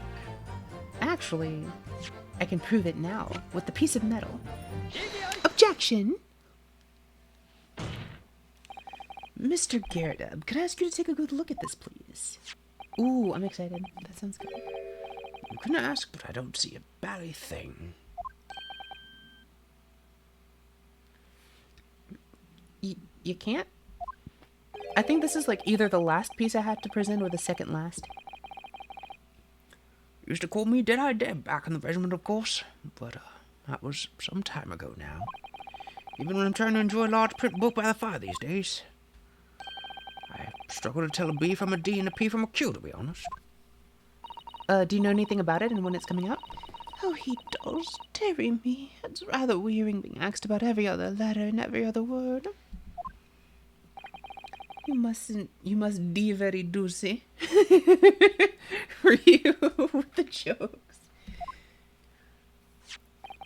What is that? A tiny scrap of metal? What is a man? A miserable little pile of secrets, and this is just a piece of metal. Yes, almost certainly from the tip of a blade. And what may appear at first to be just a tiny scrap is in fact a crucial piece of evidence. Interesting. And where did the defense come by this evidence? It was lodged in the chamber of Mr. Garrett's pipe. My pipe, you say? By Jove, I wonder how that got there. And what precisely does this fragment of metal signify, Counsel? Sorry, I did messed up.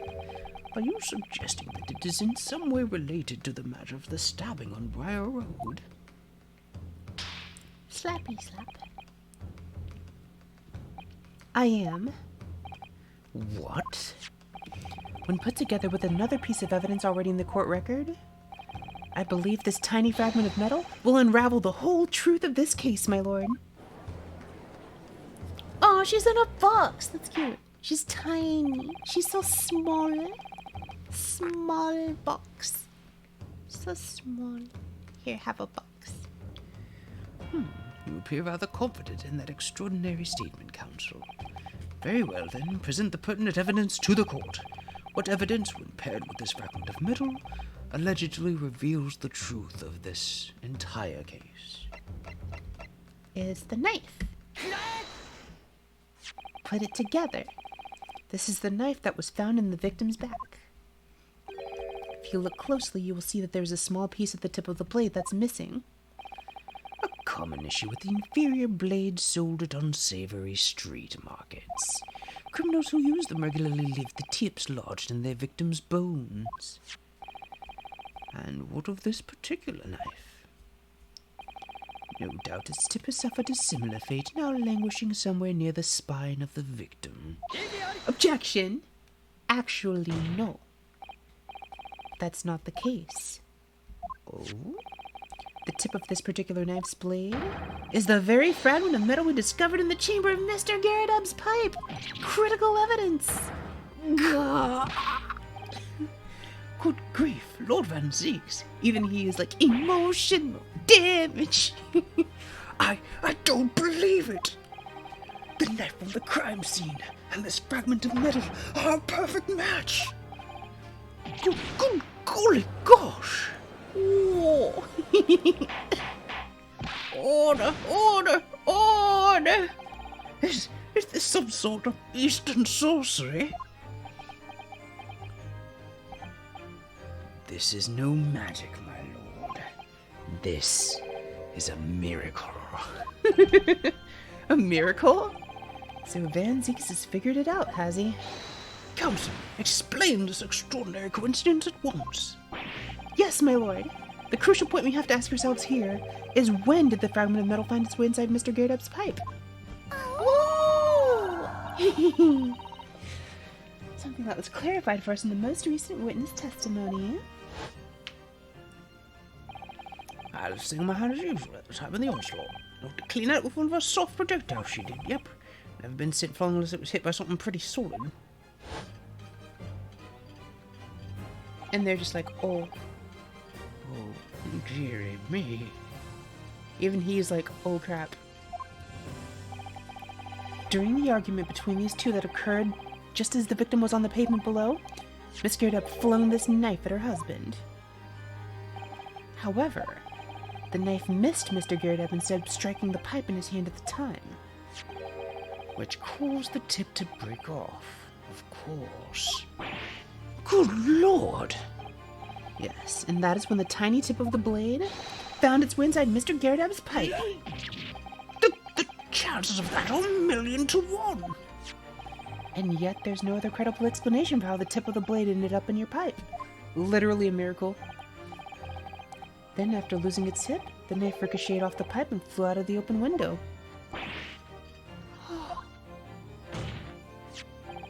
In short, this knife, which fell from the window of the Garrett's house, is the very same knife that struck the victim in the middle of the back on the street below. Oh god, oh dear, oh.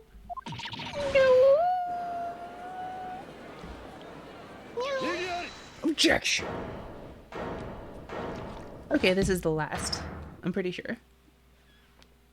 I'm pretty sure this is the next thing is the very last, like, final piece. A full-bodied theory, I'll give you that. Oh?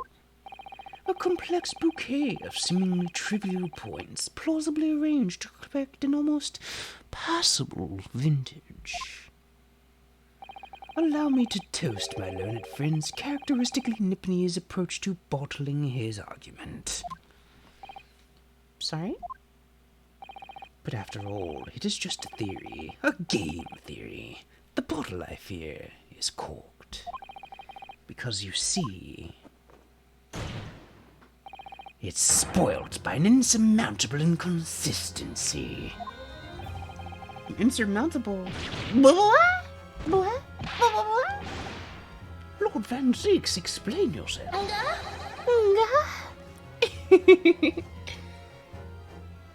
What is this inconsistency you claim to have identified?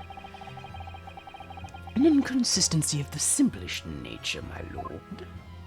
The victim was found with a knife planted in the middle of her back. Yes, in her... Bleh. That's right, you silly little man. Now, Jonah thing, what are you getting so excited about? Let us consider the basic facts of the case once more. The victim was walking along the pavement before being stabbed in the back and falling to the ground. If the knife that struck her had fallen from above... The timing on that was absolutely perfect. Thank you. It happened just as he threw it into the fire. There's no possible way it could have planted itself into the victim's back.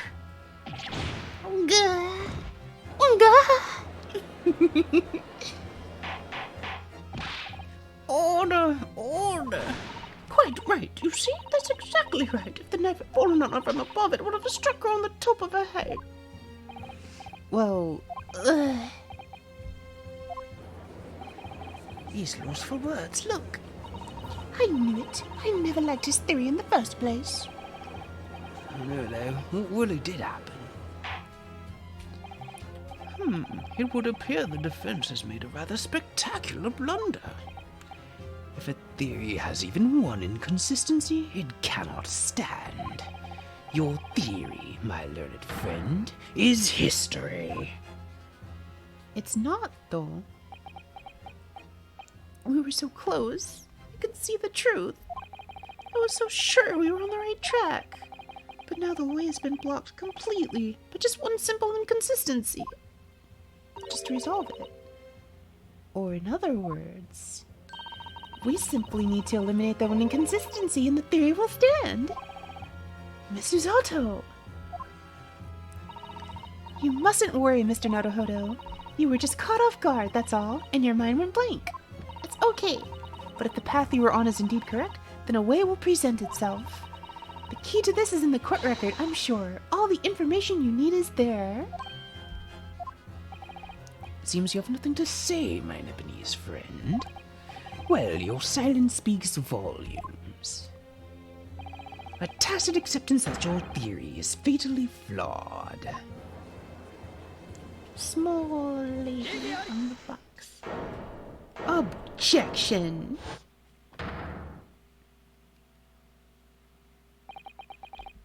This inconsistency doesn't mean I was on the wrong track. It means that I need to sharpen my mind and dig deeper for the truth. It's a test! It's a trap! Yes! If the knife fell on the victim from above, there's no way that it could have hit her in the middle of the back. Under normal circumstances, that is.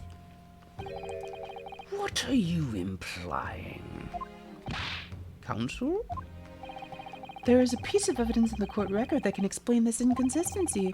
That can explain how the knife that fell from above could have pierced the victim's back. We already have the answer.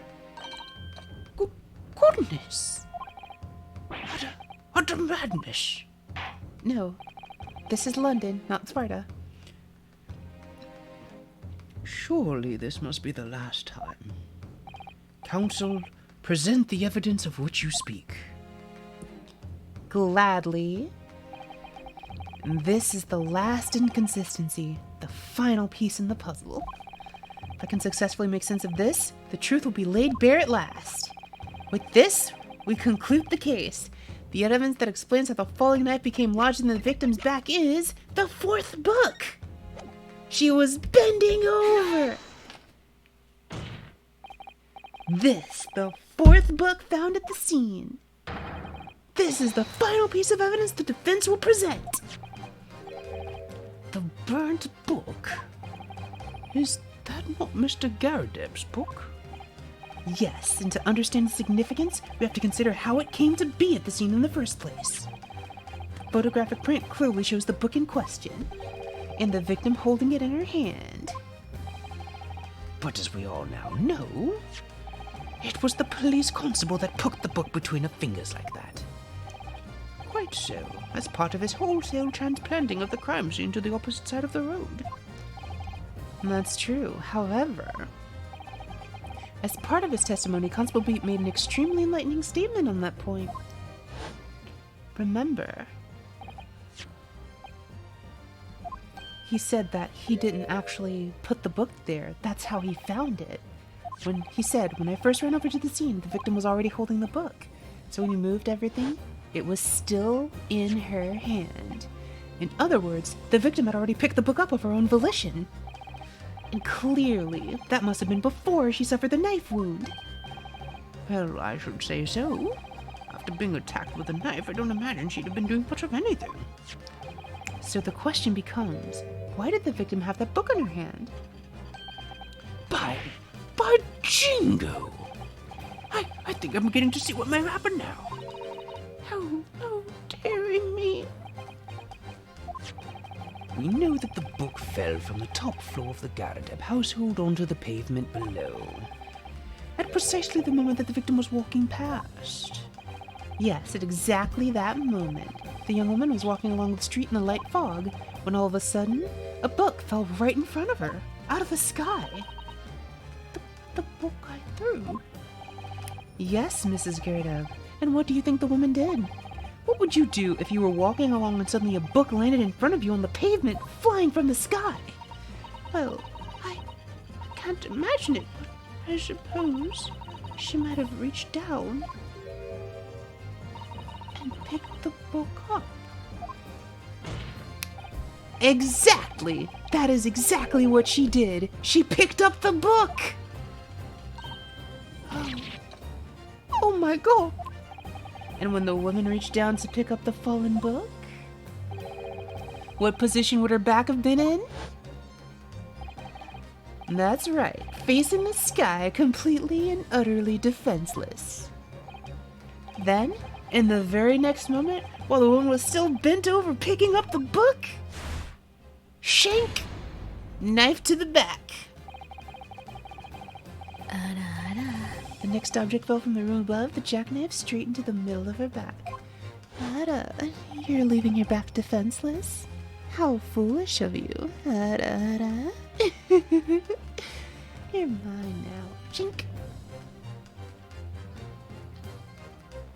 And at the same time, walking by chance directly behind Miss Green, was the defendant, Mr. Soseki Natsume. Well, I never. It appeared to Mr. Natsume that the woman simply collapsed on the floor. In the dark and the fog, he didn't see the knife falling on her from above. And from the other direction, the constable and his wife saw no one but the victim and her apparent attacker. So there never was a real culprit to run from the scene in the first place. No, this was nothing more than a series of unlikely events that culminated in an unfortunate accident. And that is the real truth behind this case.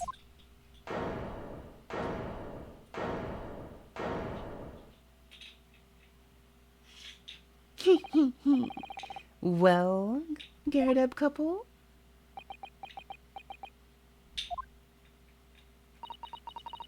The very first time you showed me that knife, I had my suspicions.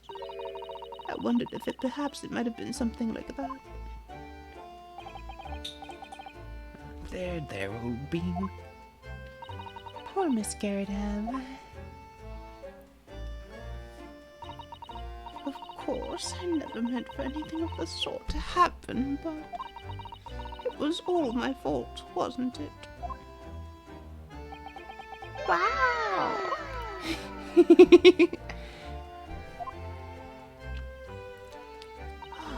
I take full responsibility. I let my anger get the better of me. I threw that book, and I threw the knife as well. Indeed you did. John, dear. It's all right, I know. What? I'm ever so sorry. Truly. I'm sorry. Bloop. Off the box. Oh, he caught her. Oh, he ripped his pants. Blech. Oh wait, no, it was the fire. He burned his booty. Lord Van Zeeks, what news of Miss Garadeb? She's been taken to the infirmary. It would appear that defensive lids have left her in an especially flustered state. However, I believe she will recover in due course. There is no cause for concern.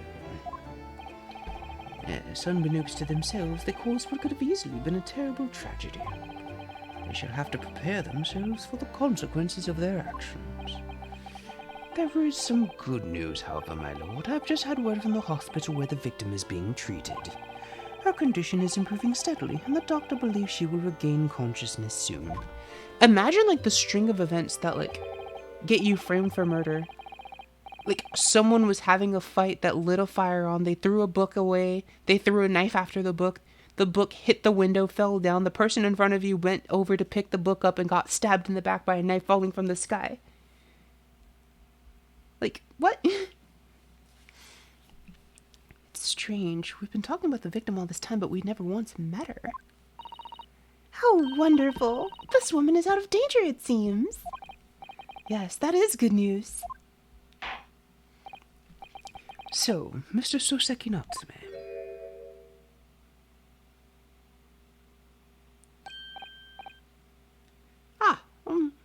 Ish. Something similar happened in your where? On behalf of my fellow countrymen, I would like to take this opportunity to beg your pardon, sir. You came from your distant eastern homeland to study our great British culture, and have been repaid with immeasurable unkindness. Please accept our heartfelt apologies. An absolutely stellar defense. No, it's me who should be begging your pardon. Oh no, Mr. Natsume. That evening, when the young woman just collapsed on the pavement before my eyes, I jumped to the wrong conclusion again, in my confusion. What conclusion, sir? I was sure that the woman was dead. Yes, Constable Beats said the same thing, didn't he? He thought she had been killed too. I suppose she must have looked completely lifeless.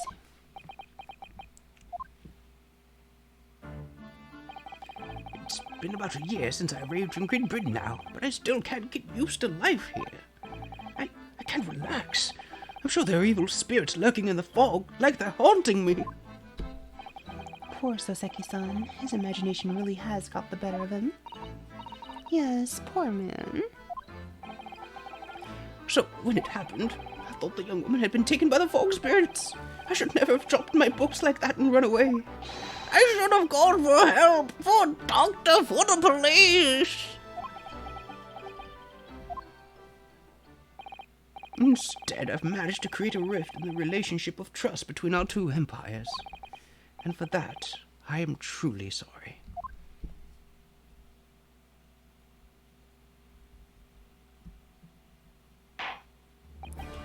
One could indeed say that some sort of mischievous spirit has been at work here, I think. One that created a chain of unfortunate mishaps. We were befooled by this spirit and led to false conclusions. Oh, Detective Conan.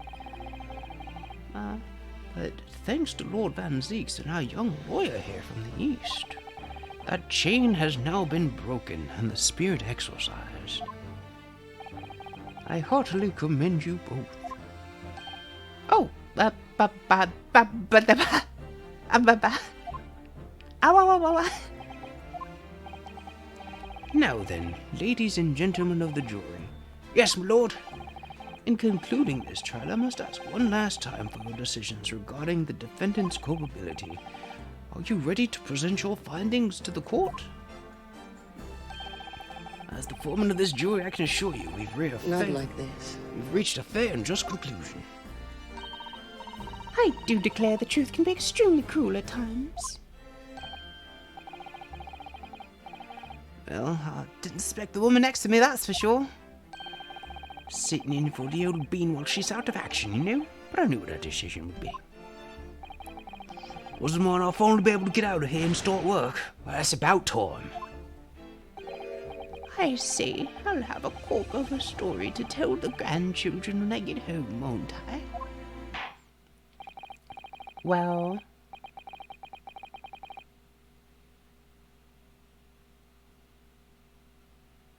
so the student threw scissors out of the window in science class years back, and the head teacher saw it. So he came up to the class eventually, and the teacher ended up crying. I'm confused as to why the teacher cried for that. Is there something like? Did I miss something there? Very well, ladies and gentlemen of the jury, I hereby demand your final decisions. Mr. Foreman. Aww.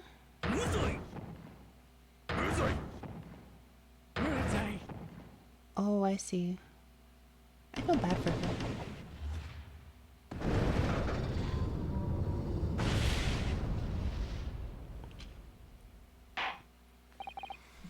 Very well, Mr. Soseki Natsume, I hereby pronounce you, with the authority vested in me by the Court of Great Britain, Emotional, damn it! not guilty. Yay! Yay! Yay! Fireworks! Yay! And yeah, that is kind of sad for the teacher. Like, no, that's so sad. Like, she did her best.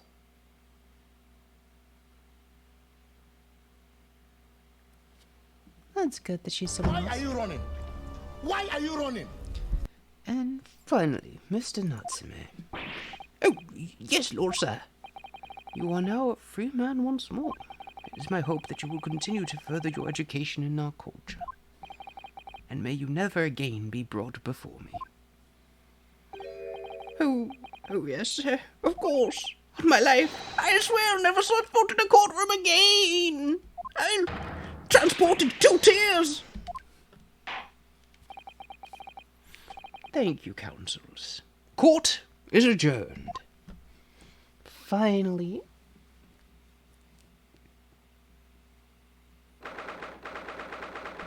'20th of February, 3:17 p.m. in the defendant's antechamber.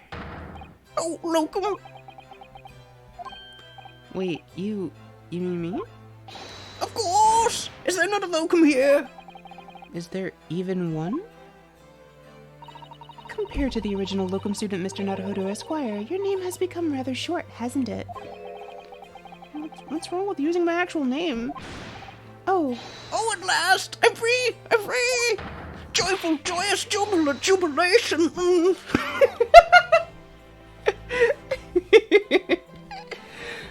Soseki is fun to do.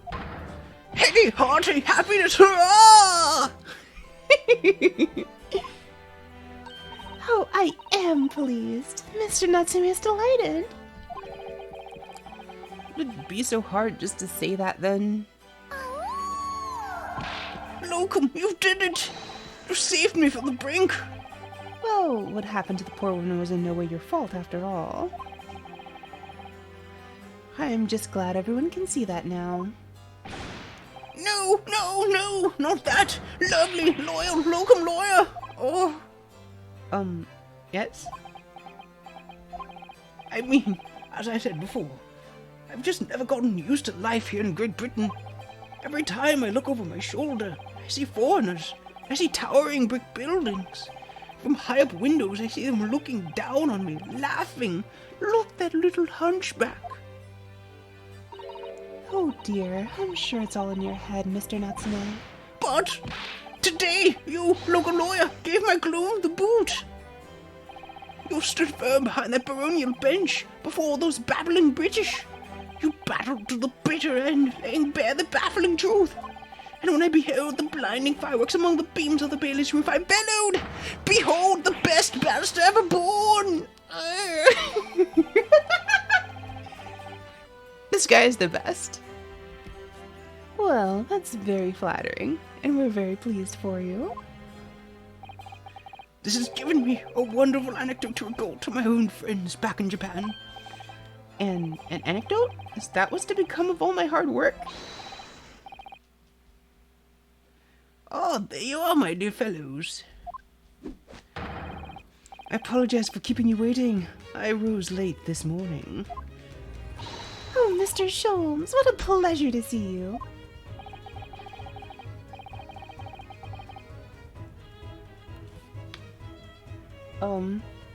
I see I'm not here a moment too soon. A disaster has been averted, I'm glad to say. Oh? The trial shall begin presently, Mr. Naruhodo. It's just finished, actually. Nickel, yan, nickel, yan, yan. What? No! Then my haste was in vain? Yeah, it's you! Sherlock Holmes! Oh? Have we met, sir? This is Mr. Natsume, the man you had arrested, Mr. Sholmes. Ah, I see. I failed to recognize you at first. Our previous encounters have taken place in the gloom, either of your bleak lodgings or that prison cell.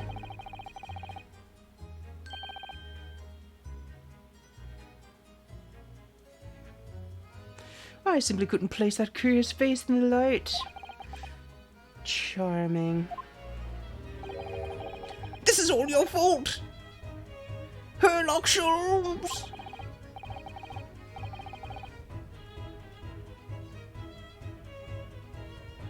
You're the reason I had to go through this terrible ordeal. I'm going to give you a piece of my mind. I'm going to use my stand to beat the crap out of you. My apologies, sir, but I assure you I have placed you now. You're the fellow who abandoned that poor young lady and ran off, are you not? Ah!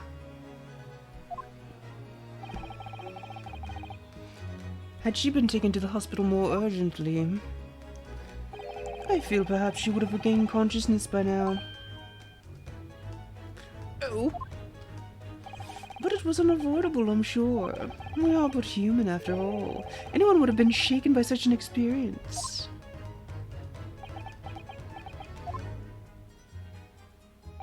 I do feel very badly about how I behaved. Well, never mind. Now then, what was it that you wanted to say to me, sir?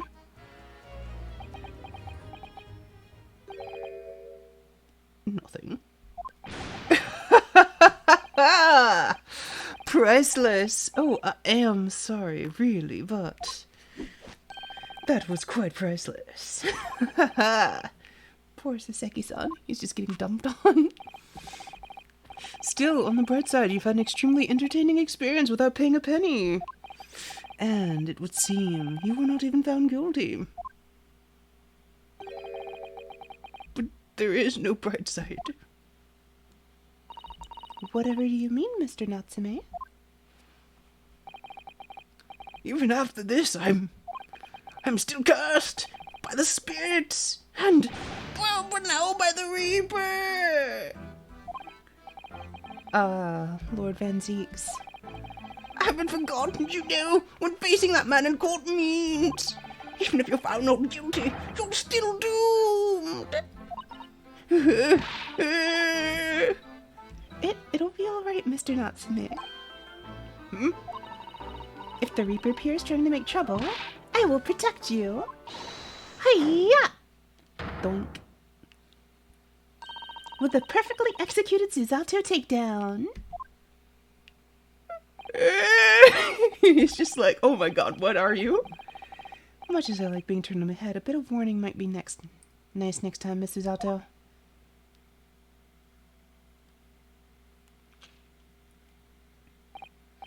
So, Mr. Natsume, what do you intend to do now? You mentioned something about recounting your experiences to your friends back in Japan?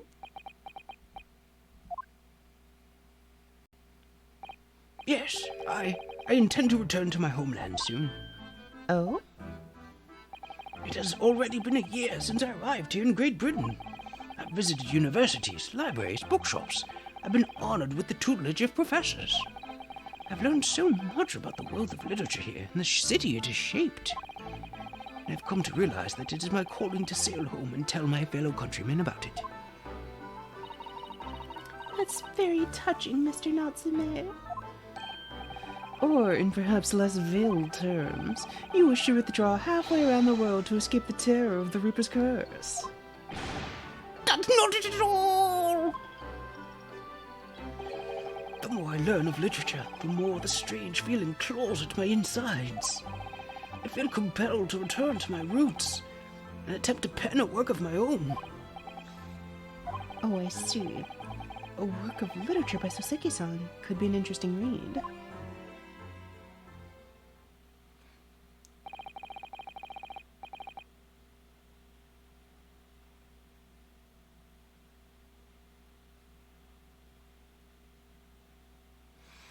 And what about Miss Suzato and yourself, Mr. Naruhodo? Sorry?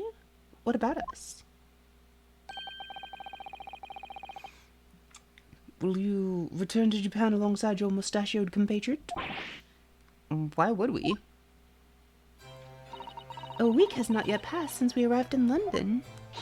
And only now does it feel as though we have finally found our feet. And you are accommodated in a hotel at present, are you not? That's right, but we need to find lodgings before it bankrupts us. I've calculated we can only afford another 10 nights before our entire budget is exhausted. Well then, you could take my lodgings. Oh, the windowless room? How about no? But what it lacks in windows, it more than makes up for with a floor, a ceiling, and walls. Great. You have described a room. Congratulations. And of course, I'd be happy to leave behind the accursed evil spirit for you. You can feast upon its energy and bask in the sun. Dance! Dance, Naruhodo Locum Esquire, dance! Oh my, an evil spirit. Also, hello, welcome back. Oh yes, it tries to suffocate you while you sleep. It's an infallible wake-up call. Bruh, you were talking about suffocation. And it's like, this is how I wake up.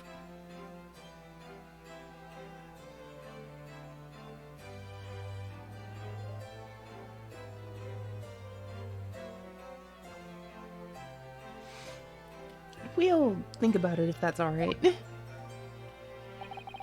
Perhaps I can offer a more welcome alternative.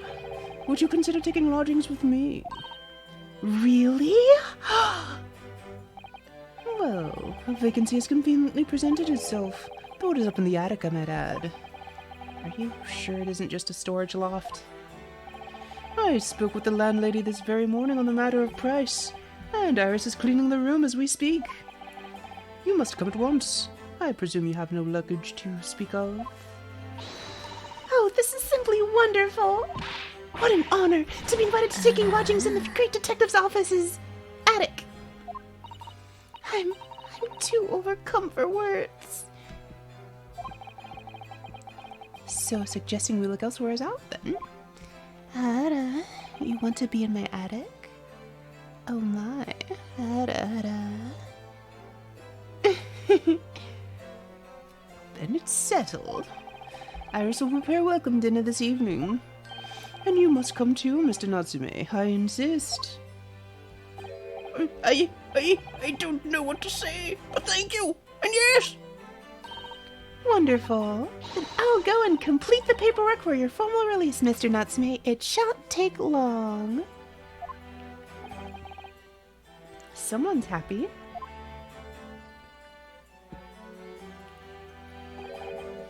Welcome.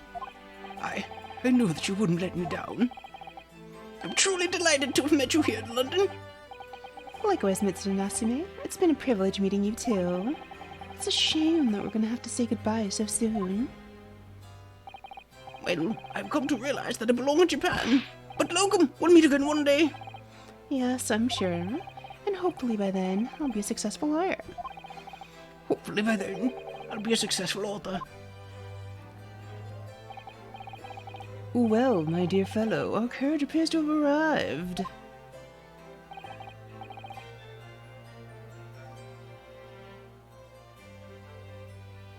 Shall we go, Mr. Naruhodo? Yes, Mr. Sholmes. I have little doubt Mr. Natsume will be released in time for dinner this evening. And so, with Soseki-san's innocence successfully established, we rode Mr. Sholmes to what was to become our new home, 221 Baker Street.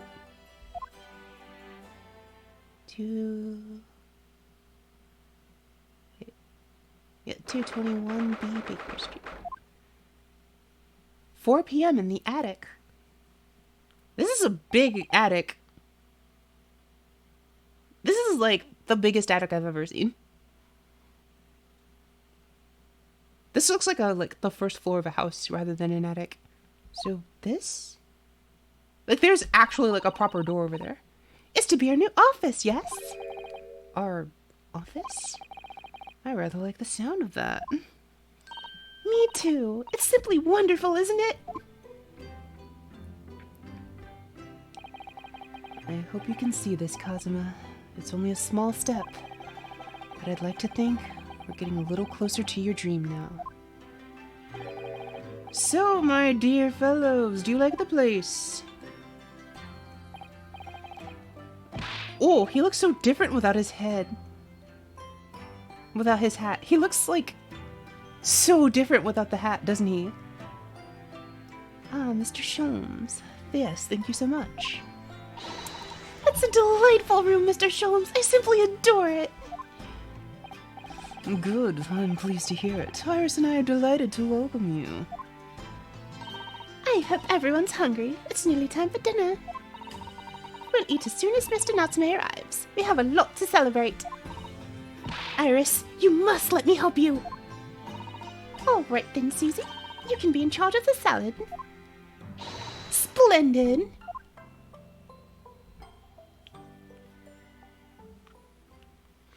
Yeah, he looks entirely, he looks so different. Like, if he didn't have the goggles on, I wouldn't be surprised if it was a different character. So, Mr. Naruhodo, how does it feel to have your own office in the capital? It's very exciting, actually. Can't help but wondering what adventures await us. Those were precisely my sentiments when I first established my office at these premises. Until I discovered the dark truth about the city of London, that is. Sorry? London is a glorious place full of wonder, opportunity, prosperity, and mirth. But the brightest of lights casts the darkest of shadows. Shadows? What do you mean? Well, I believe you're well aware of the murkiness that lies behind London facades already. So, once again, Mr. Naruhodo.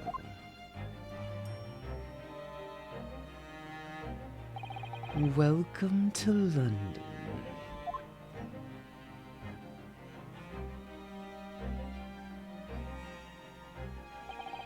Of course, at the time, I had no idea of the significance of those words Mr. Sholmes so casually spoke. But it wasn't long before my turn came to lift the facade and see the true depth of the murk that lay behind it. Case 4, The Adventure of the Clouded Kokoro, concluded.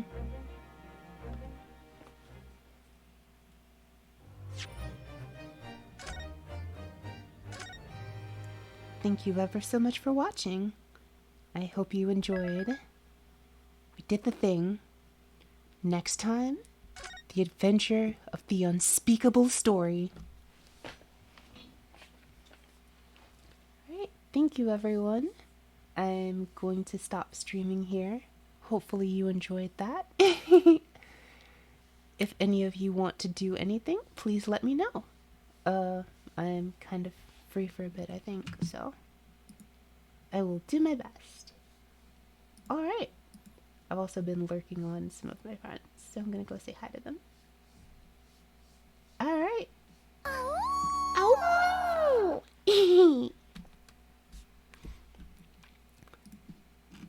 My favorite one to like, I want to do like the,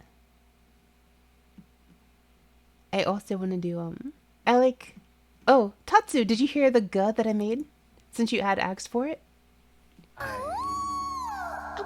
When you're talking about the gut that you made, are you talking about the actual? The Callie's ga. I put it in the thing Yeah. for points. Yeah. I was the one who issued it earlier too. Yeah. I wasn't sure. I had. Mm-hmm. Okay. Alright, thank you everyone. I hope you enjoyed. And I will work on cutting all of the streams of this case together and putting them. But I don't have an editor, so it takes me a while to do that on top of all the stuff I have to do. Plus I have business travel next week. And I need to gather data for Lost Ark, so Useless. it might be a little bit longer than usual. But at the same time, I only did it in like a couple of streams, so it might be easier to put it together. Alright, good day everyone. Message me if you wanted to do anything. Okay, take care everyone. I'm gonna stop streaming. Bye bye. Thank you all so much for coming and for supporting me in streaming. Thank you, I really appreciate all of your time and all of your support. Thank you all ever so much. I truly value it. Thank you. And have a wonderful night. Thank you.